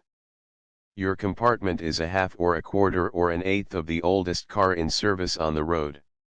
Unless it happens to be a thorough express, the plush is caked with dirt, the floor is grimy, and the windows dirty. An impertinent white newsboy occupies 2 seats at the end of the car and importunes you to the point of rage to buy cheap candy, Coca-Cola, and worthless, if not vulgar, books. He yells and swaggers, while a continued stream of white men saunters back and forth from the smoker to buy and hear. The white train crew from the baggage car uses the Jim Crow to lounge in and perform their toilet. The conductor appropriates 2 seats for himself and his papers and yells gruffly for your tickets before the train has scarcely started. It is best not to ask him for information even in the gentlest tones. His information is for white persons chiefly. It is difficult to get lunch or clean water. Lunch rooms either don't serve niggers or serve them at some dirty and ill-attended hole in the wall. As for toilet rooms, don't. If you have to change cars, be wary of junctions which are usually without accommodation and filled with quarrelsome white persons who hate a dark dressed up. You are apt to have the company of a sheriff and a couple of meek or sullen black prisoners on part of your way, and dirty colored section hands will pour in toward night and drive you to the smallest corner. "No," said the little lady in the corner, she looked like an ivory cameo and her dress flowed on her like a caress, "we don't travel much." Pessimism is cowardice. The man who cannot frankly acknowledge the Jim Crow car as a fact and yet live and hope is simply afraid either of himself or of the world. There is not in the world a more disgraceful denial of human brotherhood than the Jim Crow car of the southern United States, but, too, just as true, there is nothing more beautiful in the universe than sunset and moonlight on Montego Bay in far Jamaica. And both things are true and both belong to this our world, and neither can be denied. The sun, prepared to cross that awful border which men call night and death, marshals his hosts. I seem to see the spears of mighty horsemen flash golden in the light, empurpled banners flame afar, and the low thunder of marching hosts thrills with the thunder of the sea. Athwart his own path, screening a face of fire, he throws cloud masses, masking his trained guns. And then the miracle is done. The host passes with roar too vast for human ear and the sun is set, leaving the frightened moon and blinded stars. In the dusk the green gold palms turn their star-like faces and stretch their fan-like fingers, lifting themselves proudly, lest any lordly leaf should know the taint of earth. Out from the isle the serpent hill thrusts its great length around the bay, shouldering back the waters and the shadows. Ghost rains sweep down, smearing his rugged sides, yet on he writhes, undulant with pine and palm, gleaming until his low, sharp head and lambent tongue, grown grey and pale and silver in the dying day, kisses the molten gold of the golden sea. Then comes the moon. Like fireflies nesting in the hand of God gleams the city, dim swathed by fairy palms. A long, thin thumb, mist mighty, points shadowy to the Spanish Main, while through the fingers foam the 7 seas. Above the calm and gold-green moon, beneath the wind-wet earth, and here, alone, my soul enchained, enchanted. From such heights of holiness men turn to master the world.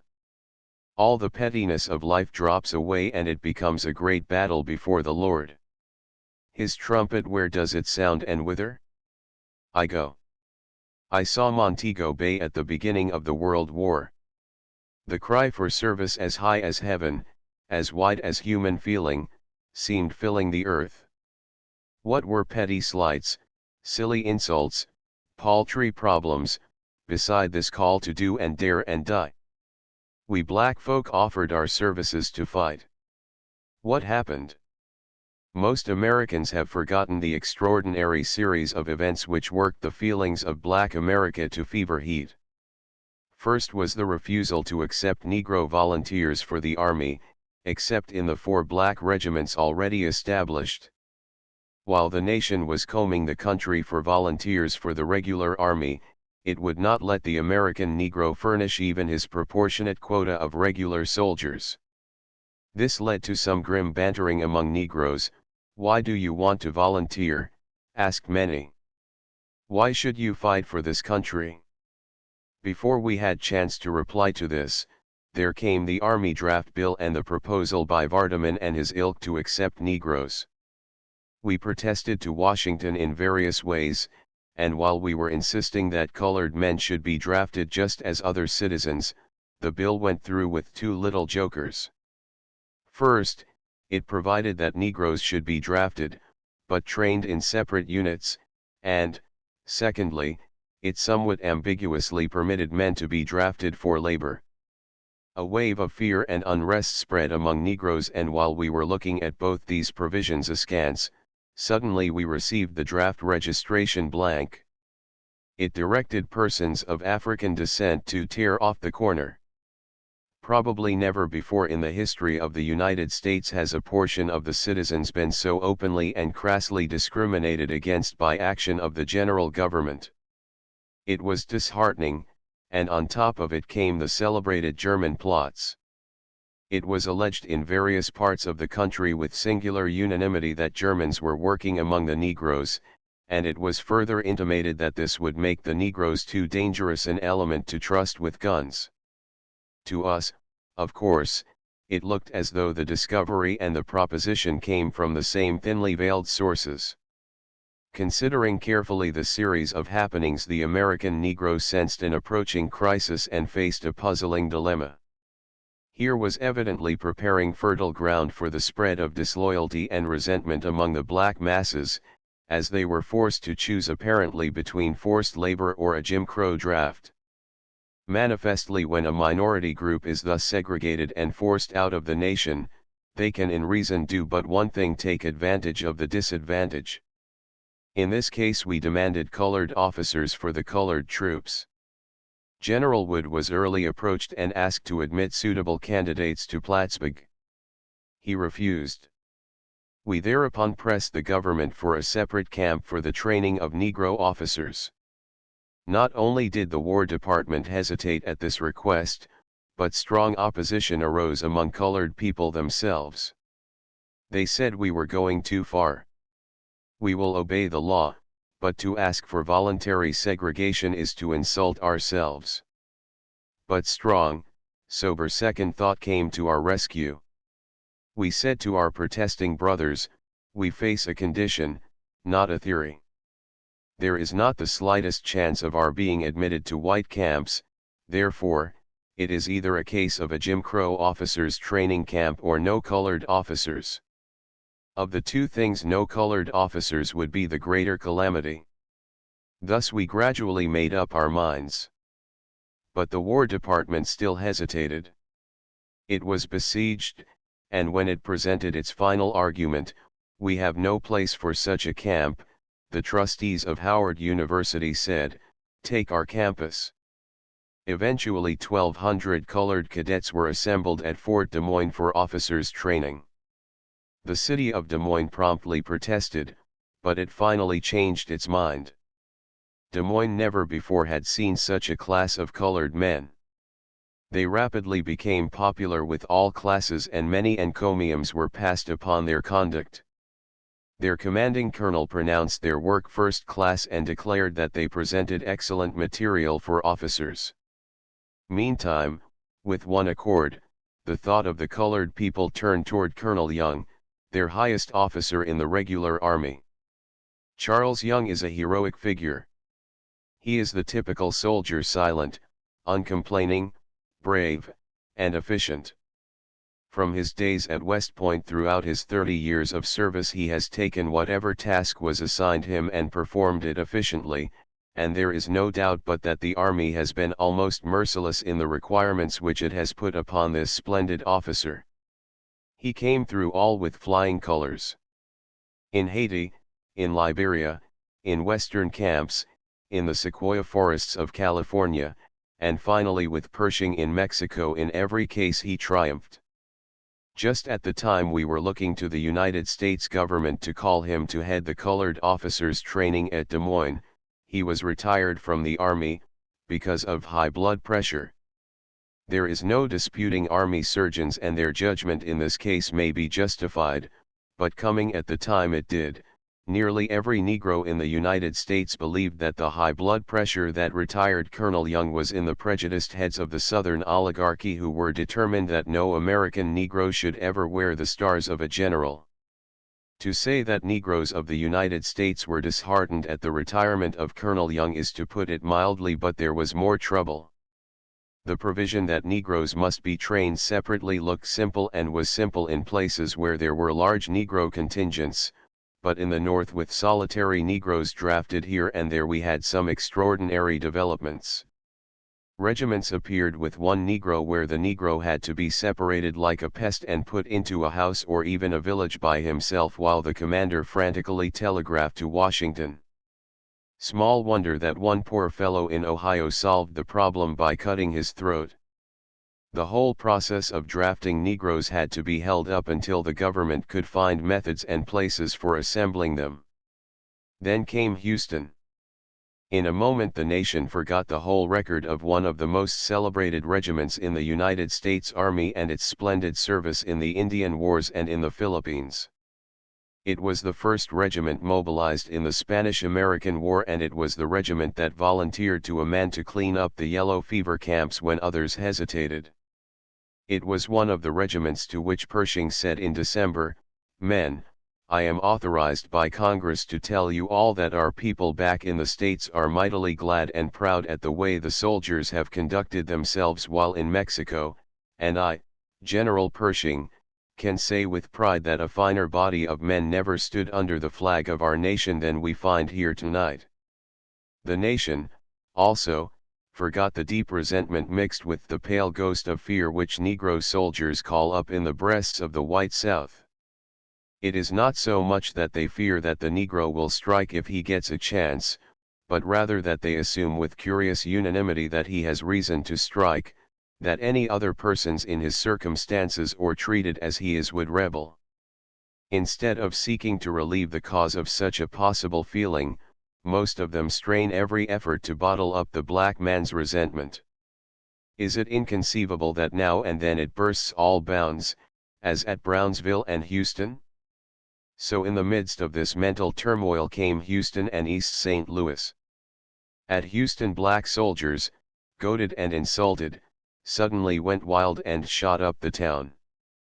At East St. Louis white strikers on war work killed and mobbed Negro workingmen, and as a result 19 colored soldiers were hanged and 51 imprisoned for life for killing 17 whites at Houston, while for killing 125 Negroes in East St. Louis, 20 white men were imprisoned, none for more than 15 years, and 10 colored men with them. Once upon a time I took a great journey in this land to 3 of the ends of our world and over 7,000 mighty miles. I saw the grim desert and the high ramparts of the Rocky Mountains.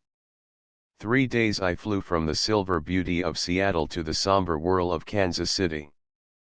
3 days I flew from the brute might of Chicago to the air of the angels in California, scented with golden flowers, where the homes of men crouch low and loving on the good, broad earth, as though they were kissing her blossoms. 3 days I flew through the empire of Texas, but all these shall be tales untold, for in all this journey I saw but one thing that lived and will live eternal in my soul, the Grand Canyon. It is a sudden void in the bosom of the earth, down to its entrails a wound where the dull titanic knife has turned and twisted in the hole, leaving its edges livid, scarred, jagged, and pulsing over the white, and red, and purple of its mighty flesh, while down below,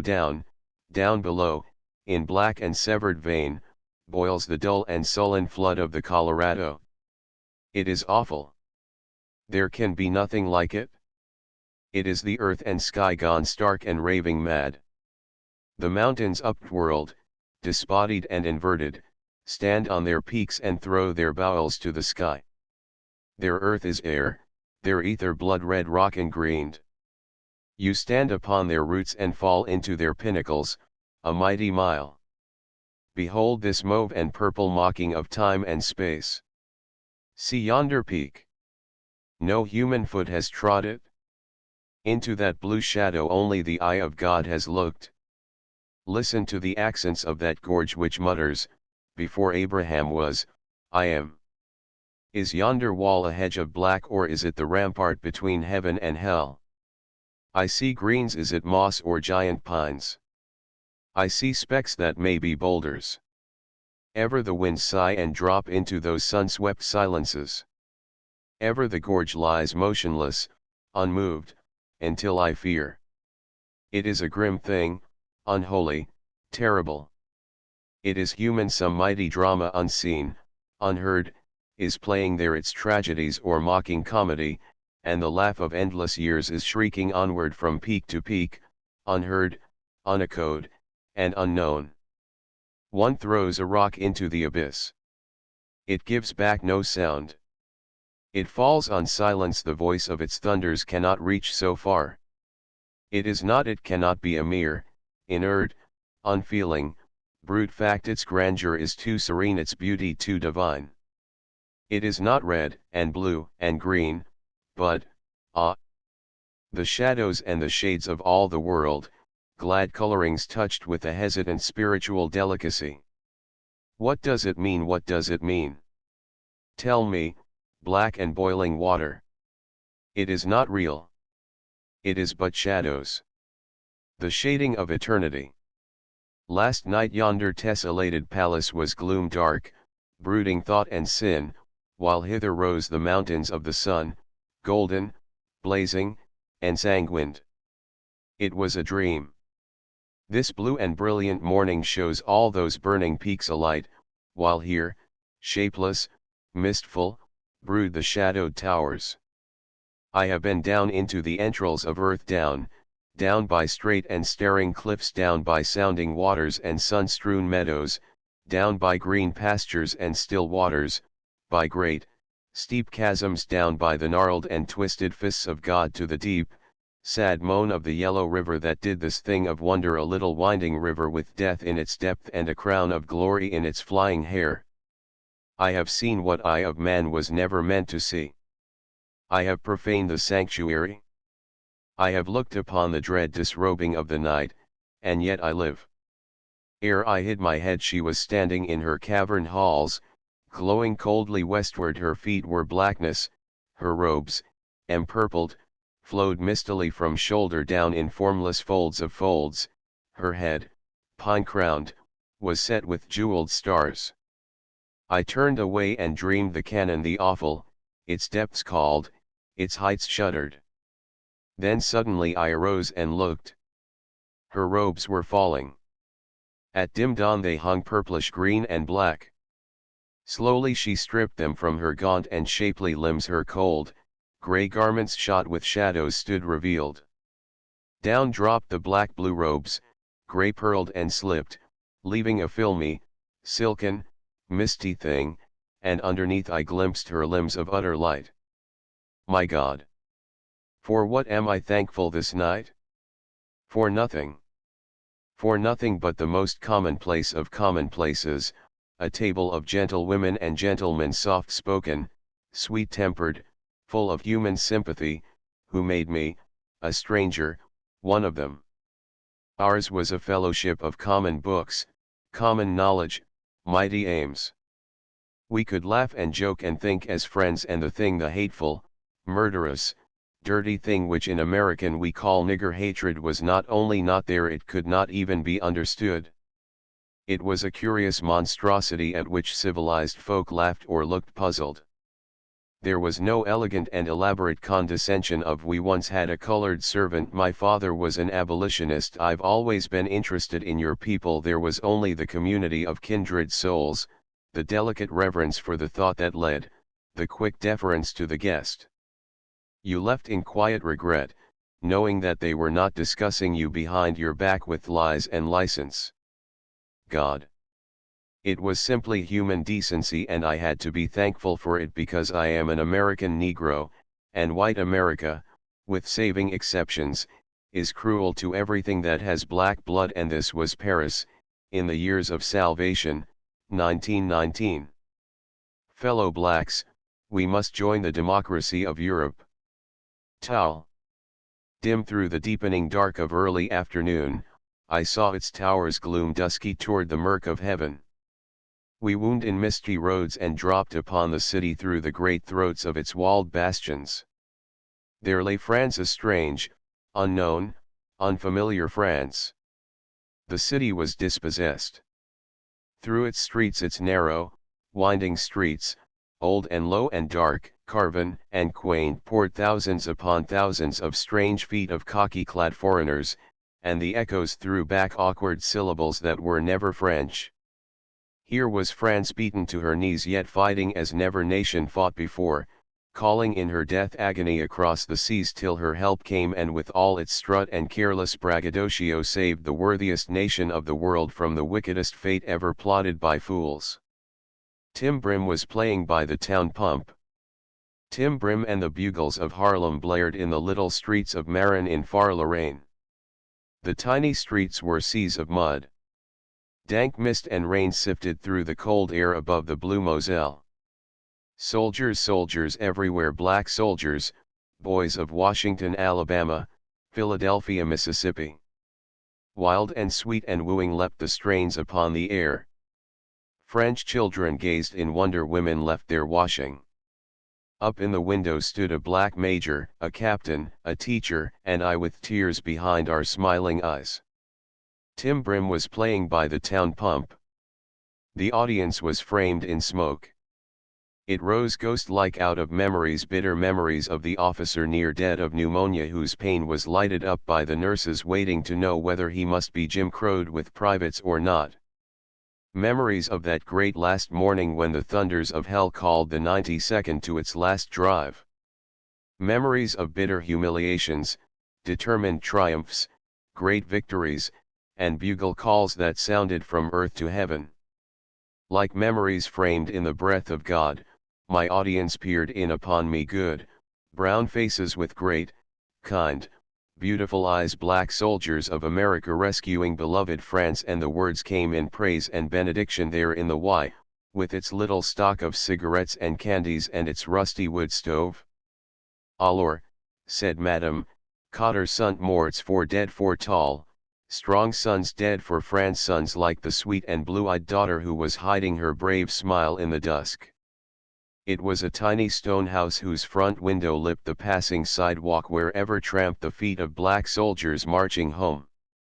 There was a cavernous wardrobe, a great fireplace invaded by a new and jaunty iron stove. Vast, thick piles of bedding rose in yonder corner. Without was the crowded kitchen, and up a half stair was our bedroom that gave upon a tiny court with arched stone staircase and one green tree. We were a touching family party held together by a great sorrow and a great joy. How we laughed over the salad that got brandy instead of vinegar, how we ate the golden pile of fried potatoes, and how we pored over the postcard from the lieutenant of the Senegalese dear little veil of crushed and risen France, in the day when Negroes went over the top at Pont-à-Mousson. Paris, Paris, by purple facade of the opera, the crowd on the Boulevard des Italiens, and the great swing of the Champs-Élysées. But not the Paris the world knows. Paris with its soul cut to the core, feverish, crowded, nervous, hurried, full of uniforms and mourning bands, with cafes closed at 9:30, no sugar, scarce bread, and tears so intertwined with joy that there is scant difference. Paris has been dreaming a nightmare, and though she awakes, the grim terror is upon her. It lies on the sand-closed art treasures of the Louvre. Only the flowers are there, always the flowers, the roses of England and the lilies of France. New York. Behind the liberty that faces free France rise the white cliffs of Manhattan, tier on tier, with a curving pinnacle, towers square and twin, a giant inkwell daintily stoppered, an ancient pyramid enthroned, beneath, low ramparts wide and mighty, while above, faint-limbed against the turbulent sky, looms the vast grace of that cathedral of the purchased and purchasing poor, topping the world and pointing higher. Yonder the grey cobwebs of the Brooklyn bridges leap the sea, and here creep the argosies from all earth's ends. We move to this swift home on dun and swelling waters, and hear as we come the heartbeats of the new world. New York and night from the Brooklyn Bridge, the bees and fireflies flit and twinkle in their vast hives, curved clouds like the breath of God's hover between the towers and the moon. One hears the hiss of lightnings, the deep thunder of human things, and a fevered breathing as of some attendant and invincible powers. The glow of burning millions melts outward into dim and fairy outlines until afar the liquid music born of rushing crowds drips like a benediction on the sea. New York and morning, the sun is kissing the timid dew in Central Park, and from the Fountain of Plenty one looks along that world street, Fifth Avenue, and walks toward town. The earth life and curves graciously down from the older mansions of princes to the newer shops of luxury. Egypt and Abyssinia, Paris and Damascus, London and India caress you by the way, churches stand aloof while the shops swell to emporiums. But all this is nothing. Everything is mankind. Humanity stands and flies and walks and rolls about the poor, the priceless, the world-known, and the forgotten, child and grandfather, king and leman. The pageant of the world goes by, set in a frame of stone and jewels, clothed in scarlet and rags. Prince's Street and the Elysian Fields, the Strand, and the Ringstrasse, these are the ways of the world today. New York and twilight, there where the 6th Avenue L rises and leaps above the tenements into the free air at 110th Street. It circles like a bird with heaven and St. John's above and earth and the sweet green and gold of the park beneath. Beyond lie all the blue mists and mysteries of distance, beneath, the city rushes and crawls. Behind echo all the roar and war and care and maze of the wide city set in its sullen darkening walls, flashing weird and crimson farewells. Out at the sides the stars twinkle. Again New York and night and Harlem. A dark city of 50,000 rises like magic from the earth. Gone is the white world, the pale lips, the lank hair, gone is the west and north, the east and south is here triumphant. The street is crowd and leisure and laughter. Everywhere black eyes, black and brown, and frizzled hair curled and sleek, and skins that riot with luscious color and deep, burning blood. Humanity is packed dense in high piles of close-knit homes that lie in layers above gray shops of food and clothes and drink, with here and there a moving picture show. Orators declaim on the corners, lovers lark in the streets, gamblers glide by the saloons, workers lounge wearily home. Children scream and run and frolic, and all is good and human and beautiful and ugly and evil, even as life is elsewhere. And then the veil. It drops as drops the night on southern seas vast, sudden, unanswering. There is hate behind it, and cruelty and tears. As one peers through its intricate, unfathomable pattern of ancient, old design, one sees blood and guilt and misunderstanding. And yet it hangs there, this veil, between then and now, between pale and colored and black and white, between you and me. Surely it is a thought thing, tenuous, intangible, yet just as surely is it true and terrible, and not in our little day may you and I lift it. We may feverishly unravel its edges and even climb slow with giant shears to where its ringed and gilded top nestles close to the throne of God. But as we work and climb we shall see through streaming eyes and hear with aching ears, lynching and murder, cheating and despising, degrading and lying, so flashed and fleshed through this vast hanging darkness that the doer never sees the deed and the victim knows not the victor, and each hates all in wild and bitter ignorance. Listen, O isles, to these voices from within the veil, for they portray the most human hurt of the 20th cycle of that poor Jesus who was called the Christ. There is something in the nature of beauty that demands an end. Ugliness may be indefinite. It may trail off into gray endlessness. But beauty must be complete, whether it be a field of poppies or a great life. It must end, and the end is part and triumph of the beauty. I know there are those who envisage a beauty eternal. But I cannot. I can dream of great and never-ending processions of beautiful things and visions and acts. But each must be complete or it cannot for me exist. On the other hand, ugliness to me is eternal, not in the essence but in its incompleteness, but its eternity does not daunt me, for its eternal unfulfillment is a cause of joy. There is in it nothing new or unexpected, it is the old evil stretching out and ever seeking the end it cannot find. It may coil and writhe and recur in endless battle to days without end, but it is the same human ill and bitter hurt. But beauty is fulfillment. It satisfies. It is always new and strange. It is the reasonable thing. Its end is death, the sweet silence of perfection, the calm and balance of utter music. Therein is the triumph of beauty. So strong is the spell of beauty that there are those who, contradicting their own knowledge and experience, try to say that all is beauty. They are called optimists, and they lie. All is not beauty. Ugliness and hate and ill are here with all their contradiction and illogic, they will always be here perhaps, God sent, with lessened volume and force, but here and eternal, while beauty triumphs in its great completion, death. We cannot conjure the end of all ugliness in eternal beauty, for beauty by its very being and definition has in each definition its ends and limits, but while beauty lies implicit and revealed in its end, ugliness writhes on in darkness forever. So the ugliness of continual birth fulfills itself and conquers gloriously only in the beautiful end, death.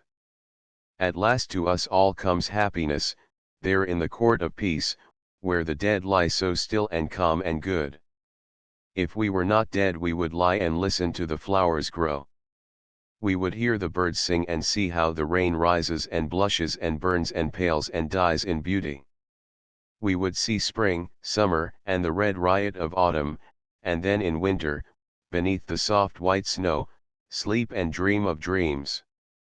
But we know that being dead, our happiness is a fine and finished thing, and that 10, 100, and 1,000 years, we shall lie at rest, unhurt in the court of peace. The prayers of God. Name of God's name. Red murder reigns, all hell is loose, on gold autumnal air walk grinning devils, barbed and hoofed, while high on hills of hate, black blossomed, crimson skied, thou sittest, dumb. Father Almighty. This earth is mad.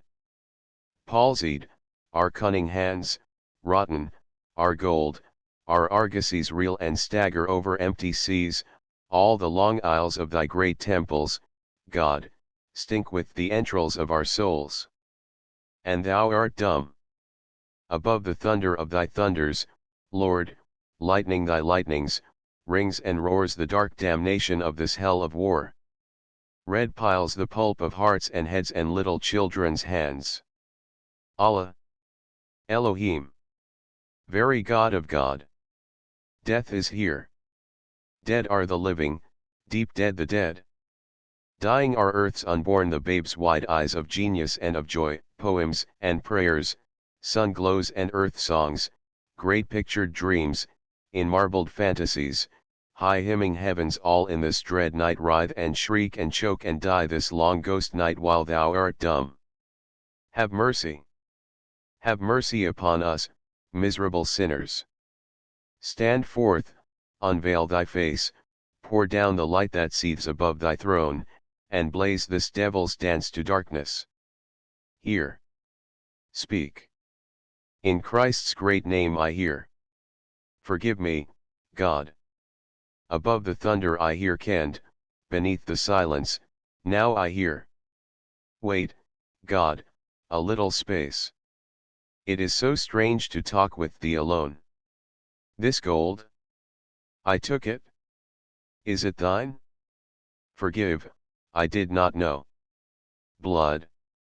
Is it wet with blood? 'Tis from my brother's hands.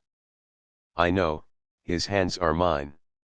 It flowed for thee, O Lord. War. Not so, not war dominion, Lord, and over black, not white, black, brown, and fawn, and not thy chosen brood, O God, we murdered. To build thy kingdom, to drape our wives and little ones, and set their souls a-glitter, for this we killed these lesser breeds and civilized their dead, raping red rubber, diamonds, cocoa, gold. For this, too, once, and in thy name, I lynched a nigger, he raved and writhed, I heard him cry, I felt the lifelight leap and lie, I saw him crackle there, on high, I watched him wither. Thou. Thee. I lynched thee? Awake me, God. I sleep. What was that awful word thou saidst? That black and riven thing, was it thee? That gasp, was it thine? This pain, is it thine? Are, then, these bullets piercing thee? Have all the wars of all the world, down all dim time, drawn blood from thee? Have all the lies and thefts and hates, is this thy crucifixion, God, and not that funny, little cross, with vinegar and thorns? Is this thy kingdom here, not there, this stone and stucco drift of dreams? Help! I sense that low and awful cry. Who cries? Who weeps? With silent sob that rends and tears, can God sob? Who prays? I hear strong prayers throng by, like mighty winds on dusky moors. Can God pray? Prayest thou, Lord, and to me? Thou needest me? Thou needest me? Thou needest me? Poor, wounded soul. Of this I never dreamed. I thought, courage, God, I come. The comet. He stood a moment on the steps of the bank, watching the human river that swirled down Broadway. Few noticed him. Few ever noticed him, save in a way that stung. He was outside the world, nothing, as he said bitterly. Bits of the words of the walkers came to him. The comet. The comet, everybody was talking of it. Even the president, as he entered, smiled patronizingly at him, and asked, "Well, Jim, are you scared?" "No," said the messenger shortly. "I thought we'd journeyed through the comet's tail once," broke in the junior clerk affably. "Oh, that was Halley's," said the president. "This is a new comet, quite a stranger, they say wonderful, wonderful. I saw it last night. Oh, by the way, Jim," turning again to the messenger, "I want you to go down into the lower vaults today." The messenger followed the president silently. Of course, they wanted him to go down to the lower vaults. It was too dangerous for more valuable men. He smiled grimly and listened. "Everything of value has been moved out since the water began to seep in," said the president, "but we miss 2 volumes of old records. Suppose you nose around down there. It isn't very pleasant, I suppose." "Not very," said the messenger, as he walked out. "Well, Jim, the tail of the new comet hits us at noon this time," said the vault clerk, as he passed over the keys, but the messenger passed silently down the stairs. Down he went beneath Broadway, where the dim light filtered through the feet of hurrying men, down to the dark basement beneath, down into the blackness and silence beneath that lowest cavern. Here with his dark lantern he groped in the bowels of the earth, under the world. He drew a long breath as he threw back the last great iron door and stepped into the fetid slime within. Here at last was peace, and he groped moodily forward. A great rat leaped past him and cobwebs crept across his face. He felt carefully around the room, shelf by shelf, on the mudded floor, and in crevice and corner. Nothing. Then he went back to the far end, where somehow the wall felt different. He sounded and pushed and pried. Nothing. He started away. Then something brought him back. He was sounding and working again when suddenly the whole black wall swung as on mighty hinges, and blackness yawned beyond. He peered in. It was evidently a secret vault, some hiding place of the old bank unknown in newer times. He entered hesitatingly. It was a long, narrow room with shelves, and at the far end, an old iron chest. On a high shelf lay the 2 missing volumes of records, and others. He put them carefully aside and stepped to the chest. It was old, strong, and rusty. He looked at the vast and old-fashioned lock and flashed his light on the hinges. They were deeply increased instead with rust. Looking about, he found a bit of iron and began to pry. The rust had eaten 100 years, and it had gone deep. Slowly, wearily, the old lid lifted, and with a last, low groan lay bare its treasure, and he saw the dull sheen of gold. Boom! A low, grinding, reverberating crash struck upon his ear. He started up and looked about. All was black and still. He groped for his light and swung it about him. Then he knew. The great stone door had swung to. He forgot the gold and looked death squarely in the face. Then with a sigh he went methodically to work. The cold sweat stood on his forehead, but he searched, pounded, pushed, and worked until after what seemed endless hours his hand struck a cold bit of metal and the great door swung again harshly on its hinges, and then, striking against something soft and heavy, stopped. He had just room to squeeze through. There lay the body of the vault clerk, cold and stiff. He stared at it, and then felt sick and nauseated. The air seemed unaccountably foul, with a strong, peculiar odor. He stepped forward, clutched at the air, and fell fainting across the corpse. He awoke with a sense of horror, leaped from the body, and groped up the stairs, calling to the guard. The watchman sat as if asleep, with the gate swinging free. With one glance at him the messenger hurried up to the sub-vault. In vain he called to the guards. His voice echoed and re-echoed weirdly. Up into the great basement he rushed. Here another guard lay prostrate on his face, cold and still. A fear arose in the messenger's heart. He dashed up to the cellar floor, up into the bank. The stillness of death lay everywhere, and everywhere bowed, bent, and stretched the silent forms of men. The messenger paused and glanced about. He was not a man easily moved, but the sight was appalling. Robbery and murder, he whispered slowly to himself as he saw the twisted, oozing mouth of the president where he lay half buried on his desk. Then a new thought seized him. If they found him here alone with all this money and all these dead men, what would his life be worth? He glanced about, tiptoed cautiously to a side door, and again looked behind. Quietly he turned the latch and stepped out into Wall Street. How silent the street was! Not a soul was stirring, and yet it was high noon Wall Street. Broadway. He glanced almost wildly up and down, then across the street, and as he looked, a sickening horror froze in his limbs. With a choking cry of utter fright he lunged, leaned giddily against the cold building, and stared helplessly at the sight. In the great stone doorway 100 men and women and children lay crushed and twisted and jammed, forced into that great, gaping doorway like refuse in a can, as if in one wild, frantic rush to safety, they had rushed and ground themselves to death.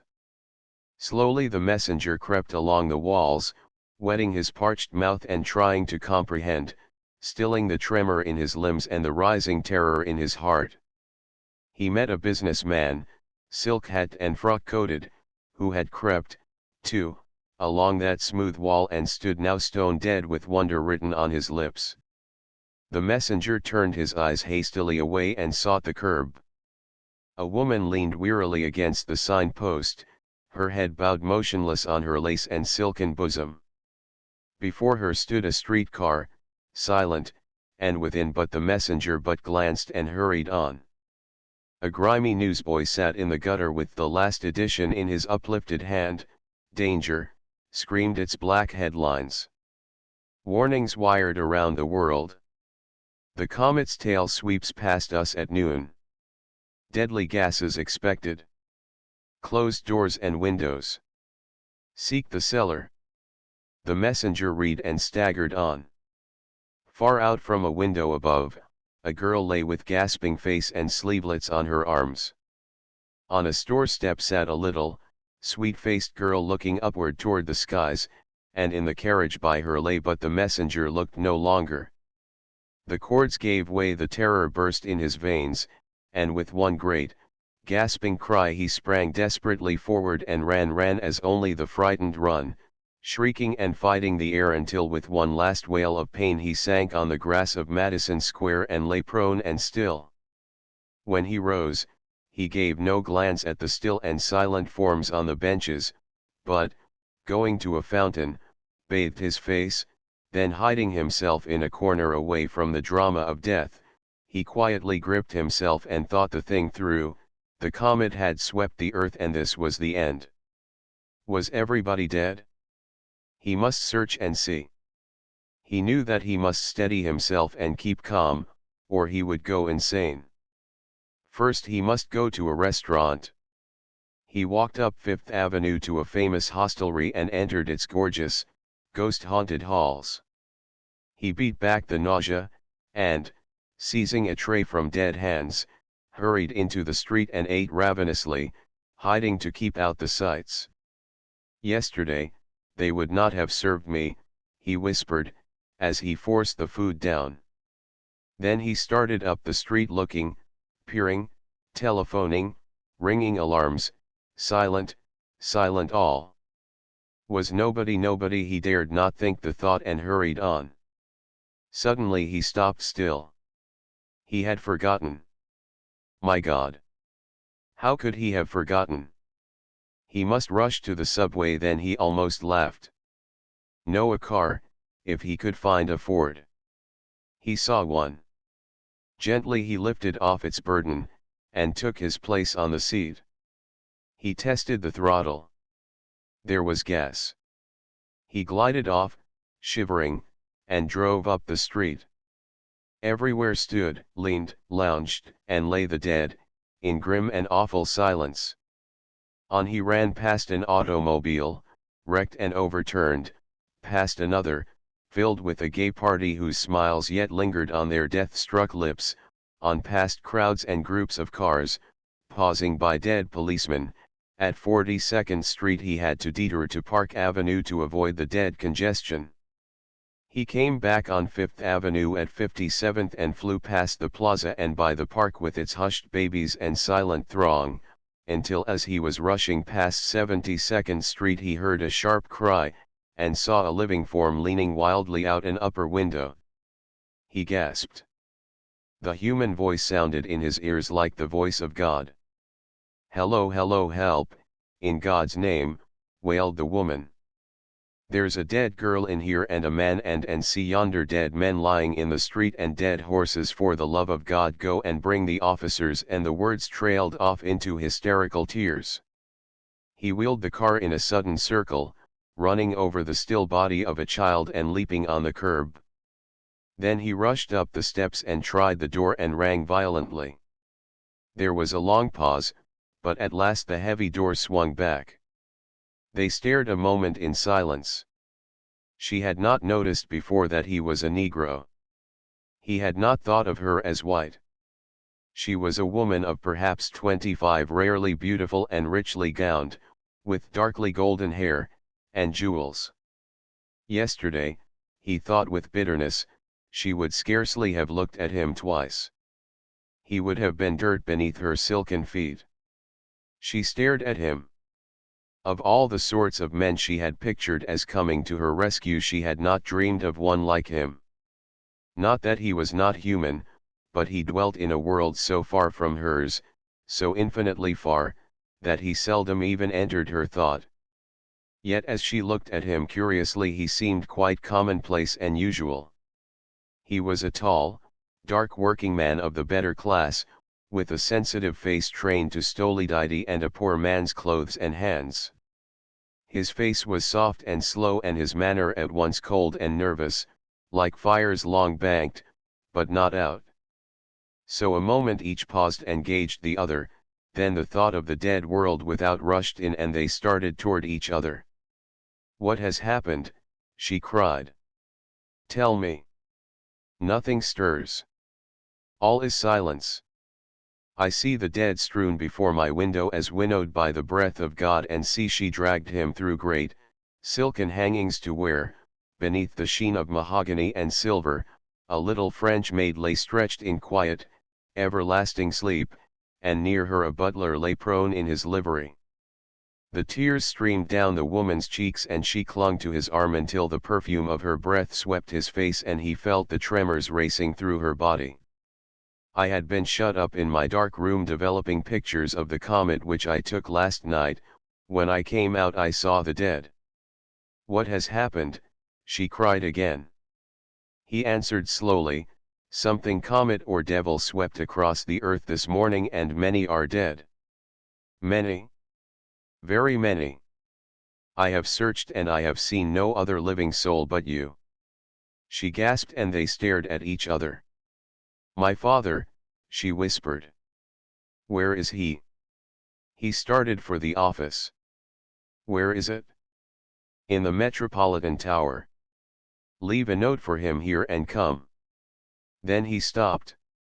"No," he said firmly, "first, we must go to Harlem." "Harlem," she cried. Then she understood. She tapped her foot at first impatiently. She looked back and shuddered. Then she came resolutely down the steps. "There's a swifter car in the garage in the court," she said. "I don't know how to drive it," he said. "I do," she answered. In 10 minutes they were flying to Harlem on the wind. The Stutz rose and raced like an airplane. They took the turn at 110th Street on two wheels and slipped with a shriek into 135th. He was gone but a moment. Then he returned, and his face was gray. She did not look, but said, "You have lost somebody." "I have lost everybody," he said, simply, unless he ran back and was gone several minutes, hours they seemed to her. "Everybody," he said, and he walked slowly back with something film-like in his hand which he stuffed into his pocket. "I'm afraid I was selfish," he said. But already the car was moving toward the park among the dark and lined dead of Harlem, the brown, still faces, the knotted hands, the homely garments, and the silence, the wild and haunting silence. Out of the park, and down Fifth Avenue they whirled. In and out among the dead they slipped and quivered, needing no sound of bell or horn, until the great, square Metropolitan Tower hove in sight. Gently he laid the dead elevator boy aside, the car shot upward. The door of the office stood open. On the threshold lay the stenographer, and, staring at her, sat the dead clerk. The inner office was empty, but a note lay on the desk, folded and addressed but unsent. "Dear daughter, I've gone for a 100-mile spin in Fred's new Mercedes. Shall not be back before dinner. I'll bring Fred with me." "JBH, come," she cried nervously. "We must search the city." Up and down, over and across, back again on went that ghostly search. Everywhere was silence and death, death and silence. They hunted from Madison Square to Spuyten Duyvil, they rushed across the Williamsburg Bridge, they swept over Brooklyn, from the Battery and Morningside Heights they scanned the river. Silence, silence everywhere, and no human sign. Haggard and bedraggled they puffed a third time slowly down Broadway, under the broiling sun, and at last stopped. He sniffed the air. An odor, a smell, and with the shifting breeze a sickening stench filled their nostrils and brought its awful warning. The girl settled back helplessly in her seat. "What can we do?" she cried. It was his turn now to take the lead, and he did it quickly. The long-distance telephone, the telegraph, and the cable, night rockets, and then flight. She looked at him now with strength and confidence. He did not look like men, as she had always pictured men, but he acted like one, and she was content. In 15 minutes they were at the central telephone exchange. As they came to the door, he stepped quickly before her and pressed her gently back as he closed it. She heard him moving to and fro, and knew his burdens, the poor, little burdens he bore. When she entered, he was alone in the room. The grim switchboard flashed its metallic face in cryptic, sphinx-like immobility. She seated herself on a stool and donned the bright earpiece. She looked at the mouthpiece. She had never looked at one so closely before. It was white and black, pimpled with usage, inert, dead, almost sarcastic in its unfeeling curves. It looked, she beat back the thought, but it persisted in looking like she turned her head and found herself alone.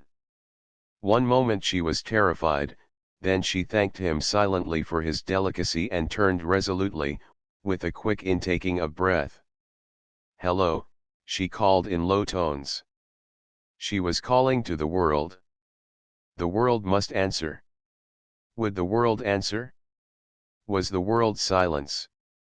She had spoken too low. "Hello," she cried, full-voiced. She listened. Silence. Her heart beat quickly. She cried in clear, distinct, loud tones, "Hello, hello, hello." What was that whirring? Surely no, was it the click of a receiver? She bent close, she moved the pegs in the holes, and called, until her voice rose almost to a shriek, and her heart hammered. It was as if she had heard the last flicker of creation, and the evil was silence. Her voice dropped to a sob. She sat stupidly staring into the black and sarcastic mouthpiece, and the thought came again. Hope lay dead within her. Yes, the cable and the rockets remained, but the world, she could not frame the thought or say the word. It was too mighty, too terrible. She turned toward the door with a new fear in her heart.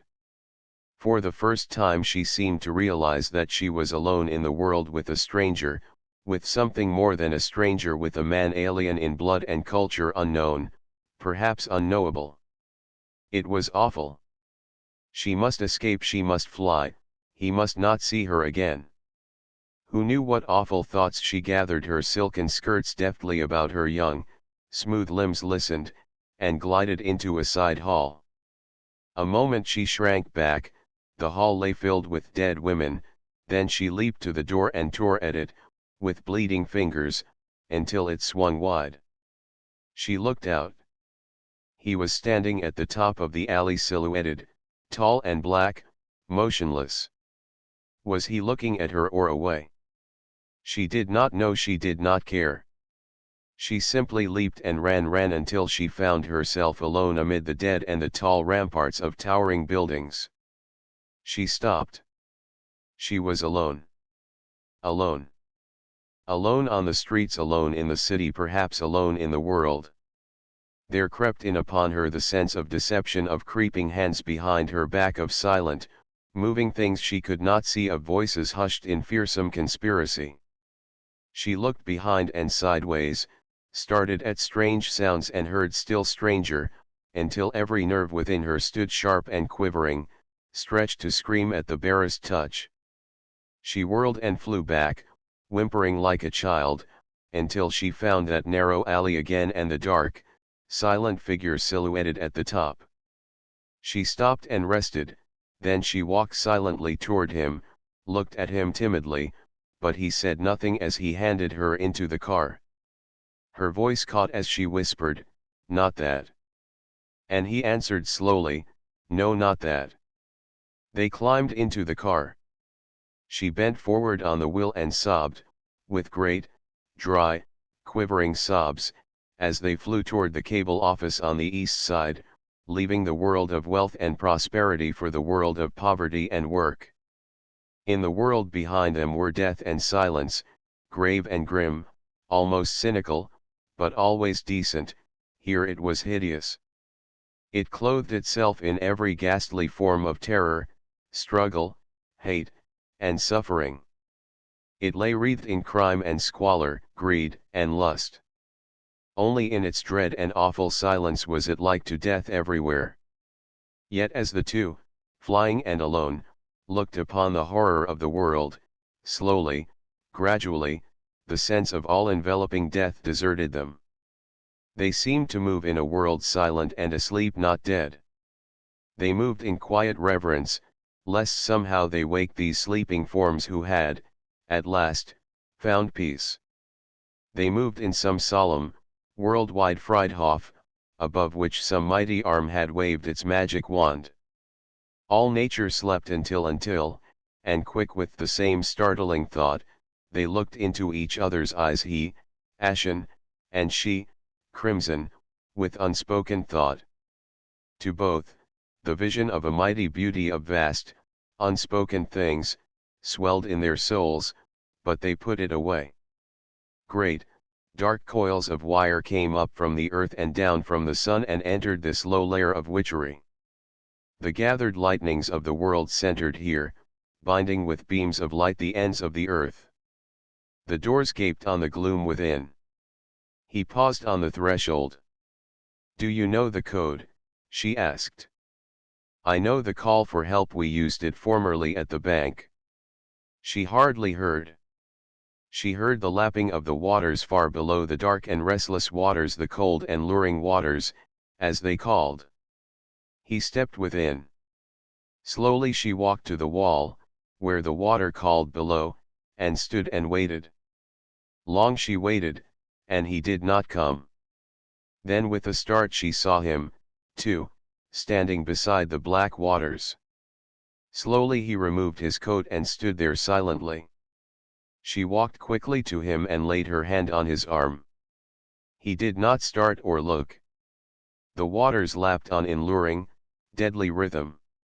He pointed down to the waters, and said quietly, "The world lies beneath the waters, now may I go?" She looked into his stricken, tired face, and a great pity surged within her heart. She answered in a voice clear and calm, "No." Upward they turned toward life again, and he seized the wheel. The world was darkening to twilight, and a great, grey pall was falling mercifully and gently on the sleeping dead.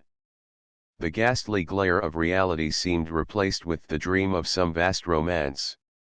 The girl lay silently back, as the motor whizzed along, and looked half-consciously for the elf queen to wave life into this dead world again.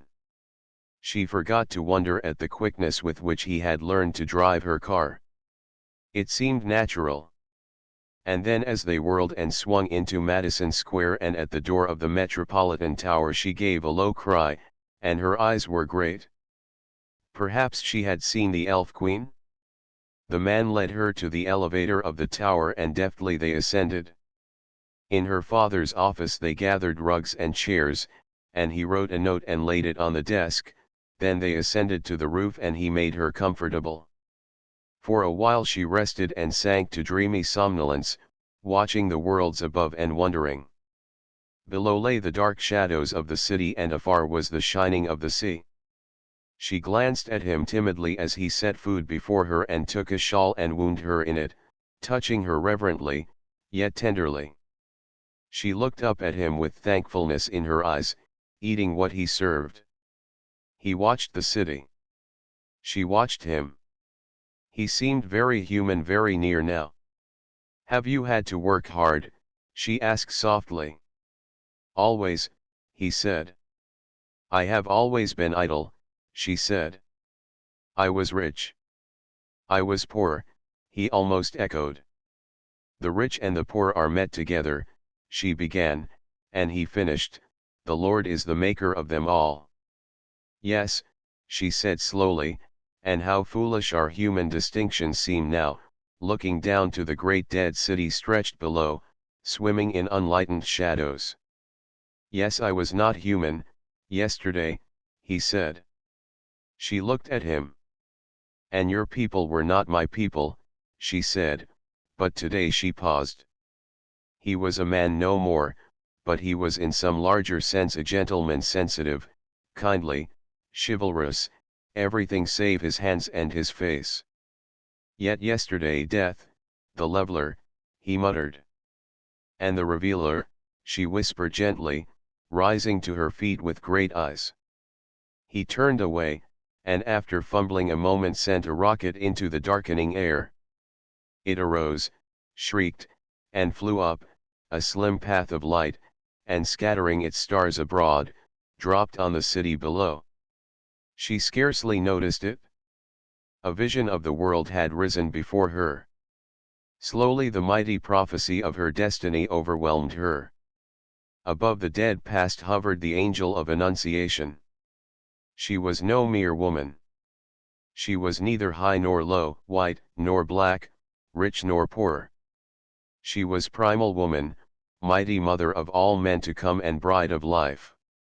She looked upon the man beside her and forgot all else but his manhood, his strong, vigorous manhood, his sorrow and sacrifice.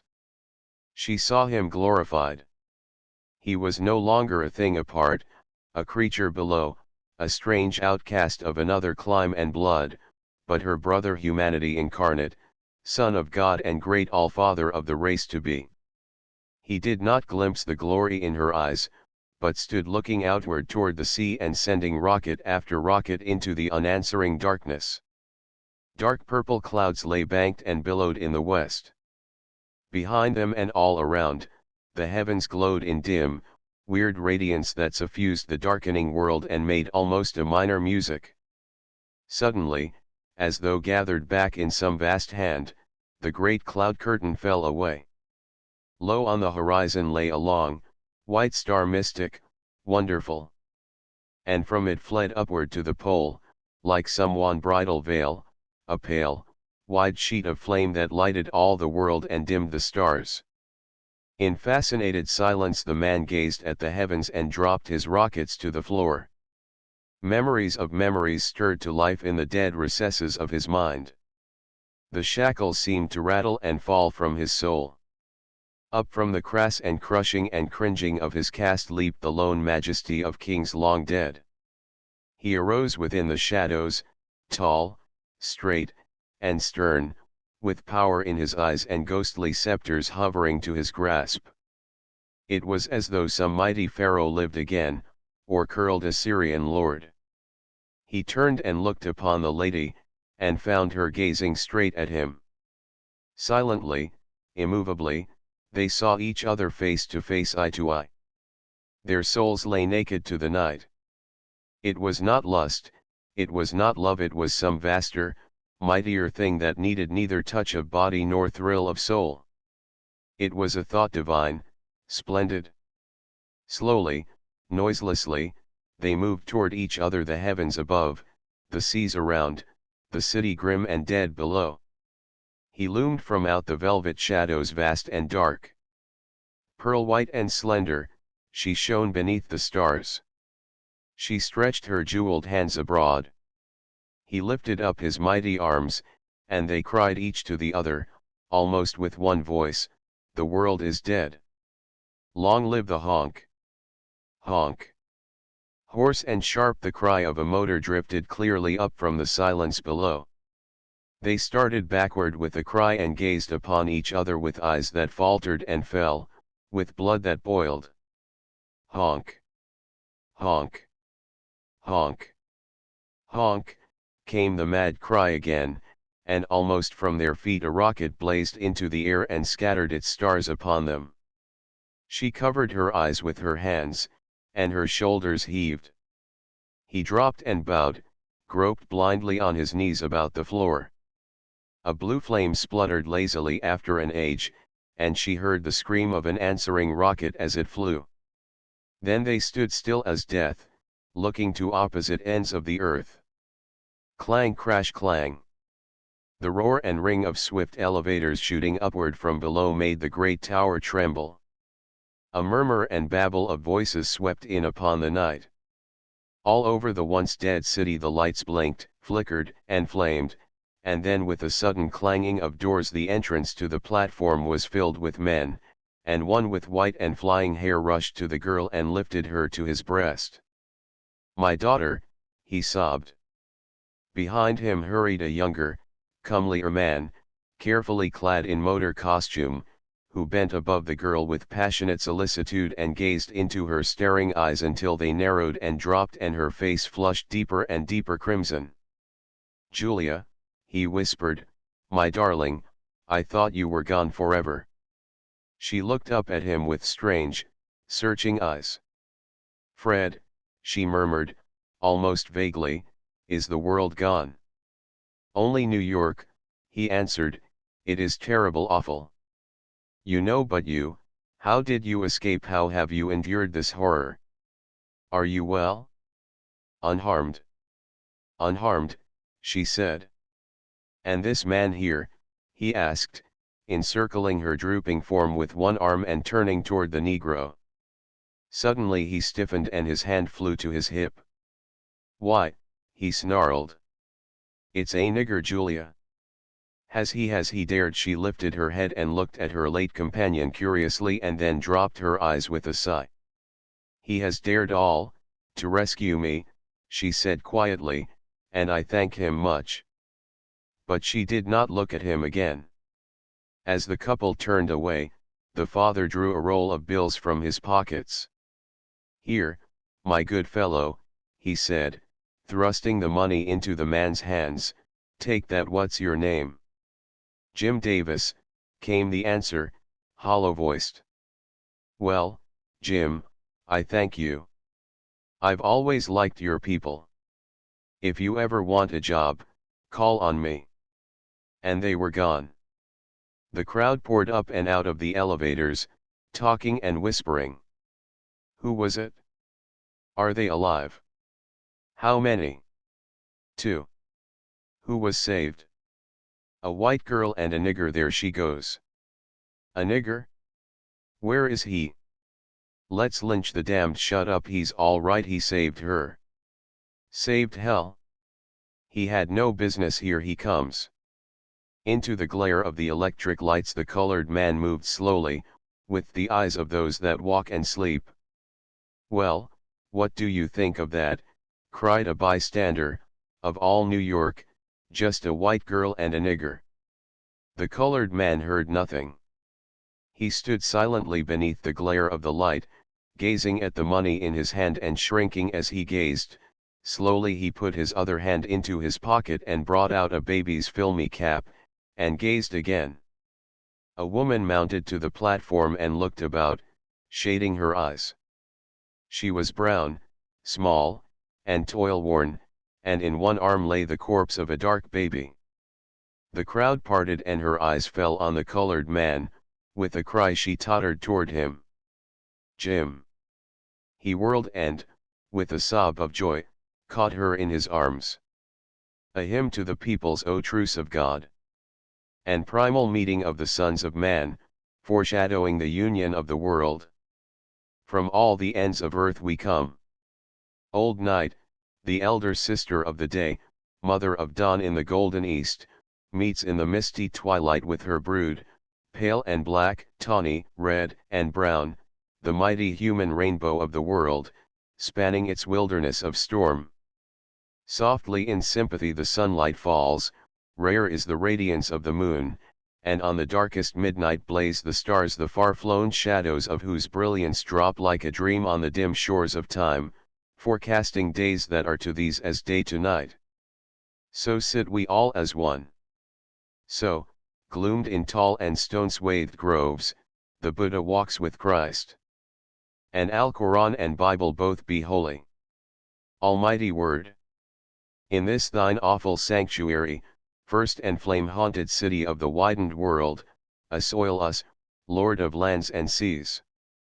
We are but weak and wayward men, distraught alike with hatred and vainglory, prone to despise the soul that breathes within high-visioned hordes that lie and steal and kill, sinning the sin each separate heart disclaims, clambering upon our riven, writhing selves, besieging heaven by trampling men to hell.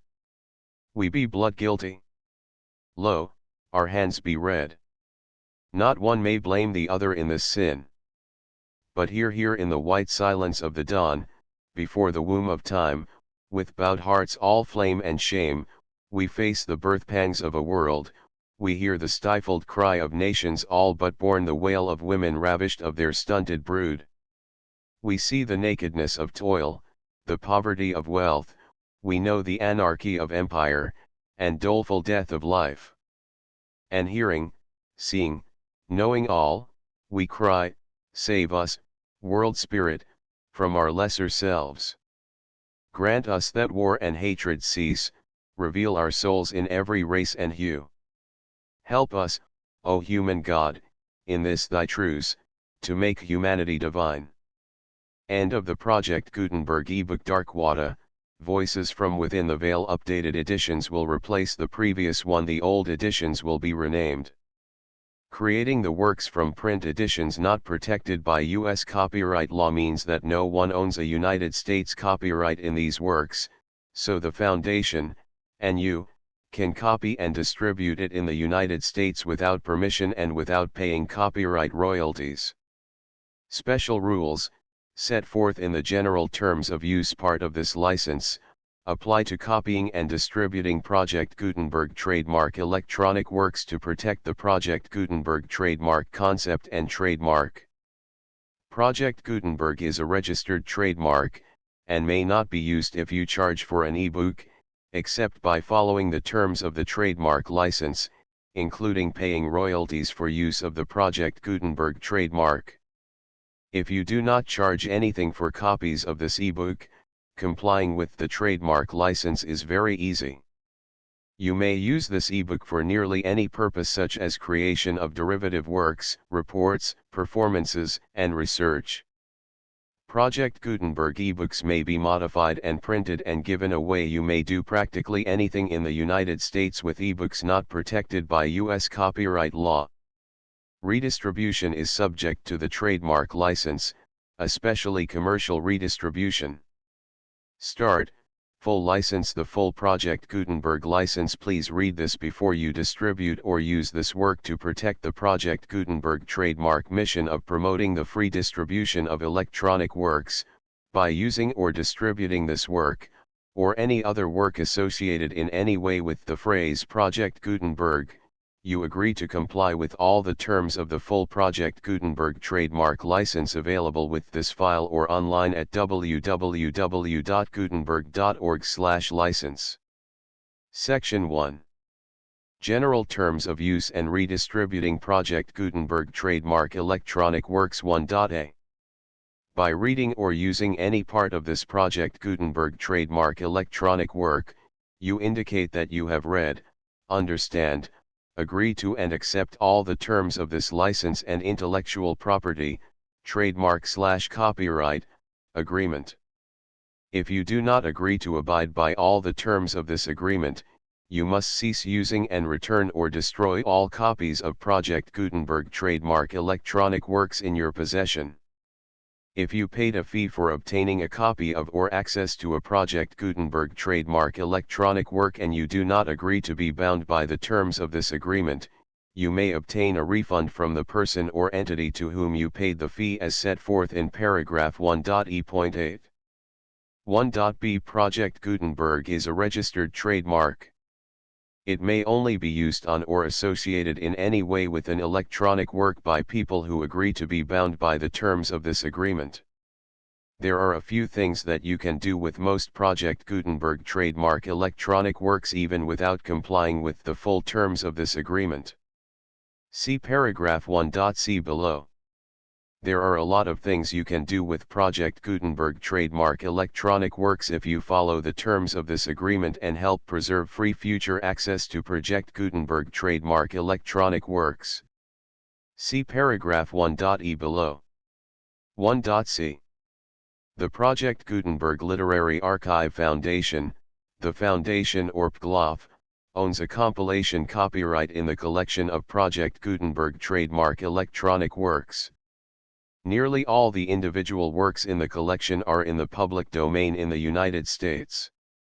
If an individual work is unprotected by copyright law in the United States and you are located in the United States, we do not claim a right to prevent you from copying, distributing, performing, displaying, or creating derivative works based on the work as long as all references to Project Gutenberg are removed.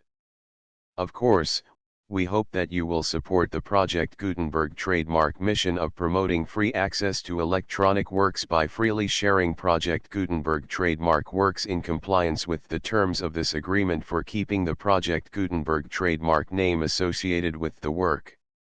You can easily comply with the terms of this agreement by keeping this work in the same format with its attached full Project Gutenberg trademark license when you share it without charge with others. 1.d. The copyright laws of the place where you are located also govern what you can do with this work. Copyright laws in most countries are in a constant state of change. If you are outside the United States, check the laws of your country in addition to the terms of this agreement before downloading, copying, displaying, performing, distributing or creating derivative works based on this work or any other Project Gutenberg trademark work. The Foundation makes no representations concerning the copyright status of any work in any country other than the United States. 1.e Unless you have removed all references to Project Gutenberg, 1.e.1.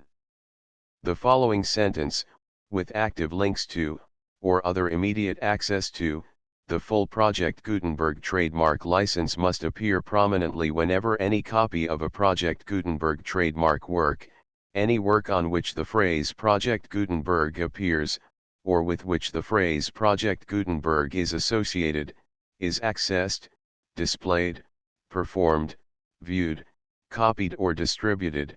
This ebook is for the use of anyone anywhere in the United States and most other parts of the world at no cost and with almost no restrictions whatsoever. You may copy it, give it away or reuse it under the terms of the Project Gutenberg license included with this ebook or online at www.gutenberg.org. If you are not located in the United States, you will have to check the laws of the country where you are located before using this ebook. 1.e.2. If an individual Project Gutenberg trademark electronic work is derived from texts not protected by U.S. copyright law, does not contain a notice indicating that it is posted with permission of the copyright holder, the work can be copied and distributed to anyone in the United States without paying any fees or charges. If you are redistributing or providing access to a work with the phrase Project Gutenberg associated with or appearing on the work, you must comply either with the requirements of paragraphs 1.e.1 through 1.e.7 or obtain permission for the use of the work and the Project Gutenberg trademark as set forth in paragraphs 1.e.8 or 1.e.9. 1.e.3. If an individual Project Gutenberg trademark electronic work is posted with the permission of the copyright holder, your use and distribution must comply with both paragraphs 1.e.1 through 1.e.7 and any additional terms imposed by the copyright holder. Additional terms will be linked to the Project Gutenberg trademark license for all works posted with the permission of the copyright holder found at the beginning of this work. 1.e.4. Do not unlink or detach or remove the full Project Gutenberg trademark license terms from this work, or any files containing a part of this work or any other work associated with Project Gutenberg trademark. 1.e.5. Do not copy, display, perform, distribute or redistribute this electronic work, or any part of this electronic work, without prominently displaying the sentence set forth in paragraph 1.e.1 with active links or immediate access to the full terms of the Project Gutenberg trademark license. 1.e.6. You may convert to and distribute this work in any binary, compressed, marked up, non-proprietary or proprietary form, including any word processing or hypertext form. However, if you provide access to or distribute copies of a Project Gutenberg trademark work in a format other than plain vanilla ASCII or other format used in the official version posted on the official Project Gutenberg trademark website, www.gutenberg.org, you must, at no additional cost, fee, or expense to the user, provide a copy, a means of exporting a copy, or a means of obtaining a copy upon request, of the work in its original plain vanilla ASCII or other form. Any alternate format must include the full Project Gutenberg trademark license as specified in paragraph 1.e.1. 1.e.7. Do not charge a fee for access to, viewing, displaying, performing, copying or distributing any Project Gutenberg trademark works unless you comply with paragraph 1.e.8 or 1.e.9. 1.e.8. You may charge a reasonable fee for copies of or providing access to or distributing Project Gutenberg trademark electronic works provided that, you pay a royalty fee of 20% of the gross profits you derive from the use of Project Gutenberg trademark works calculated using the method you already use to calculate your applicable taxes. The fee is owed to the owner of the Project Gutenberg trademark, but he has agreed to donate royalties under this paragraph to the Project Gutenberg Literary Archive Foundation. Royalty payments must be paid within 60 days following each date on which you prepare, or are legally required to prepare, your periodic tax returns. Royalty payments should be clearly marked as such and sent to the Project Gutenberg Literary Archive Foundation at the address specified in Section 4, Information about donations to the Project Gutenberg Literary Archive Foundation. You provide a full refund of any money paid by a user who notifies you in writing, or by email, within 30 days of receipt that he does not agree to the terms of the full Project Gutenberg trademark license. You must require such a user to return or destroy all copies of the works possessed in a physical medium and discontinue all use of and all access to other copies of Project Gutenberg trademark works. You provide, in accordance with paragraph 1.f.3, a full refund of any money paid for a work or a replacement copy, if a defect in the electronic work is discovered and reported to you within 90 days of receipt of the work. You comply with all other terms of this agreement for free distribution of Project Gutenberg trademark works. 1.e.9. If you wish to charge a fee or distribute a Project Gutenberg trademark electronic work or group of works on different terms than are set forth in this agreement, you must obtain permission in writing from the Project Gutenberg Literary Archive Foundation, the manager of the Project Gutenberg trademark. Contact the Foundation as set forth in Section 3 below. 1.f.1.f.1. Project Gutenberg volunteers and employees expend considerable effort to identify, do copyright research on, transcribe and proofread works not protected by U.S. copyright law in creating the Project Gutenberg trademark collection. Despite these efforts, Project Gutenberg trademark electronic works, and the medium on which they may be stored, may contain defects, such as, but not limited to, incomplete, inaccurate or corrupt data, transcription errors, a copyright or other intellectual property infringement, a defective or damaged disk or other medium, a computer virus, or computer codes that damage or cannot be read by your equipment. 1.f.2.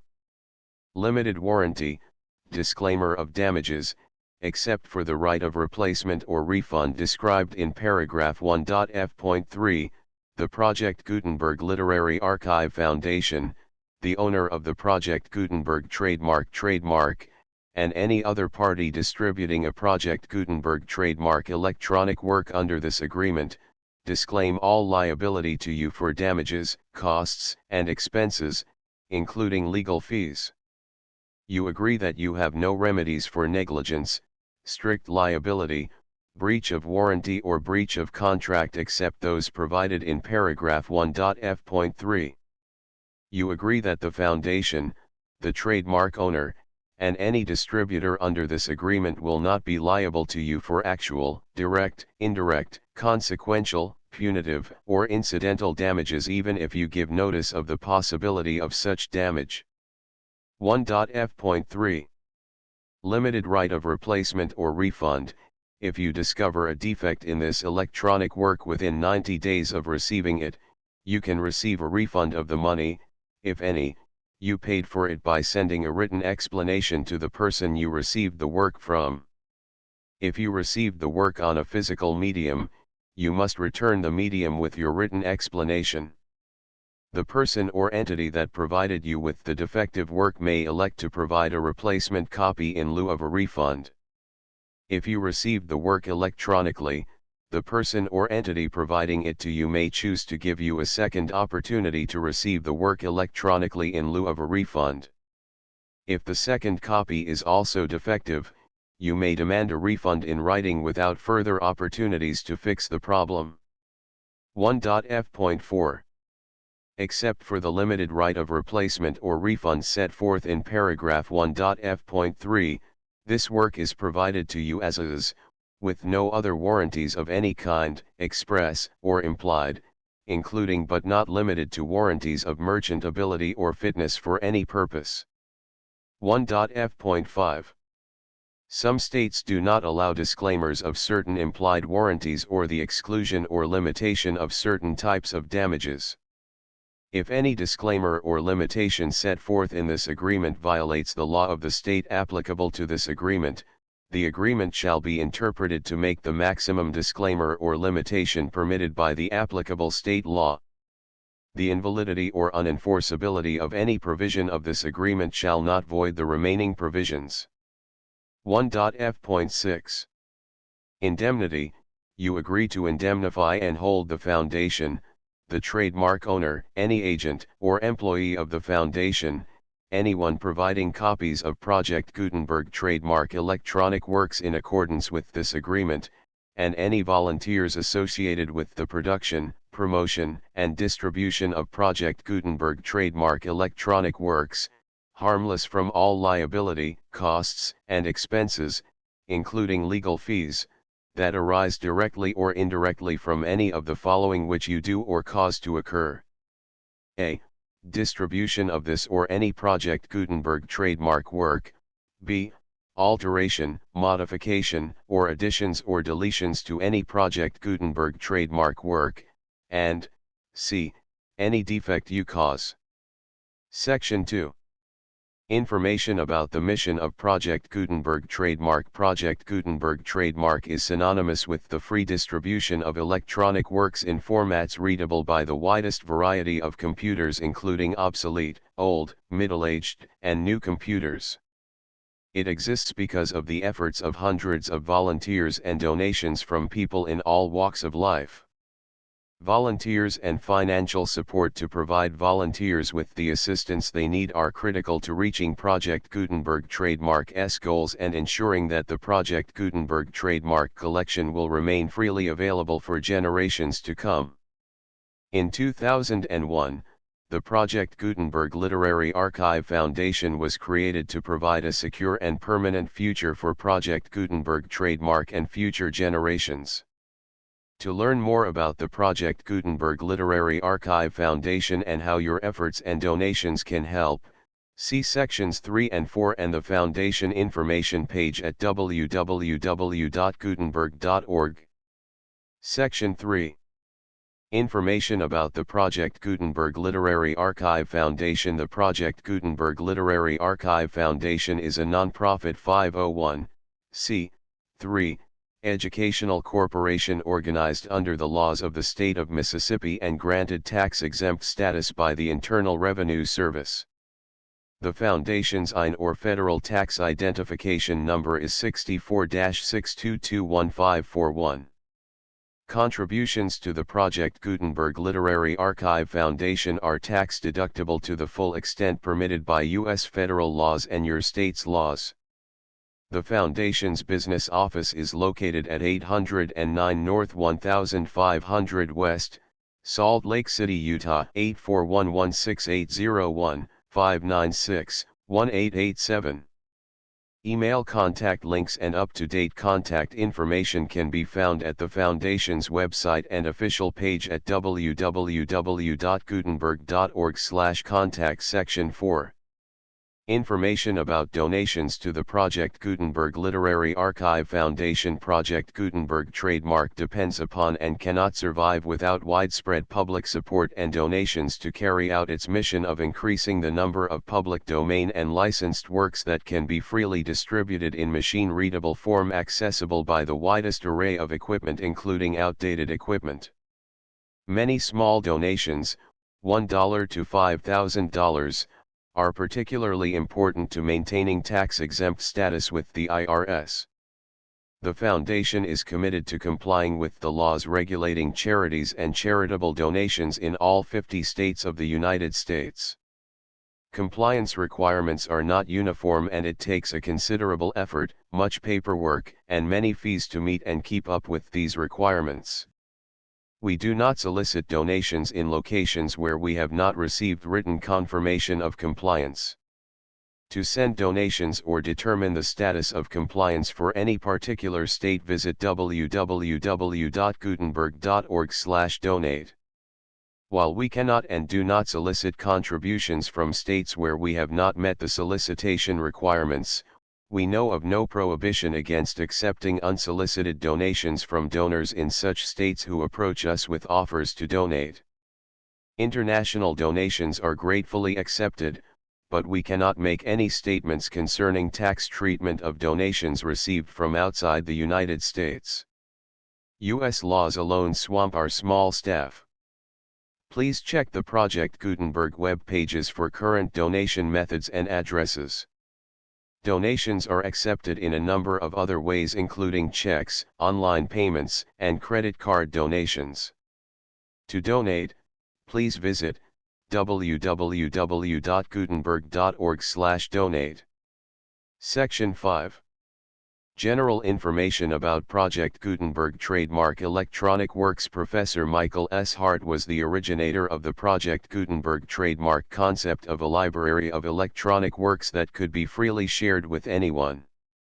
For 40 years, he produced and distributed Project Gutenberg trademark ebooks with only a loose network of volunteer support.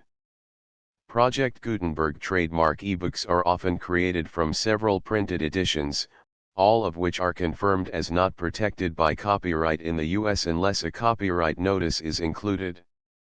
Thus, we do not necessarily keep ebooks in compliance with any particular paper edition. Most people start at our website, which has the main PG search facility, www.gutenberg.org. This website includes information about Project Gutenberg trademark, including how to make donations to the Project Gutenberg Literary Archive Foundation, how to help produce our new ebooks, and how to subscribe to our email newsletter to hear about new ebooks. Darkwater Voices from Within the Veil. W.E.B. Du Bois AD Ninam May 12, 1896. Postscript. Contents. Credo. I. The Shadow of Years. A Litany at Atlanta. 2. The Souls of White Folk. The Riddle of the Sphinx. 3. The Hands of Ethiopia. The Princess of the Hither Isles. 4. Of Work and Wealth. The Second Coming. V. The Servant in the House. Jesus Christ in Texas. 6. Of the Ruling of Men. The Call. 7. The Damnation of Women. Children of the Moon. 8. The Immortal Child. Almighty Death. 1. 9. Of Beauty and Death. The Prayers of God. X. The Comet. A Hymn to the Peoples. The full Project Gutenberg license.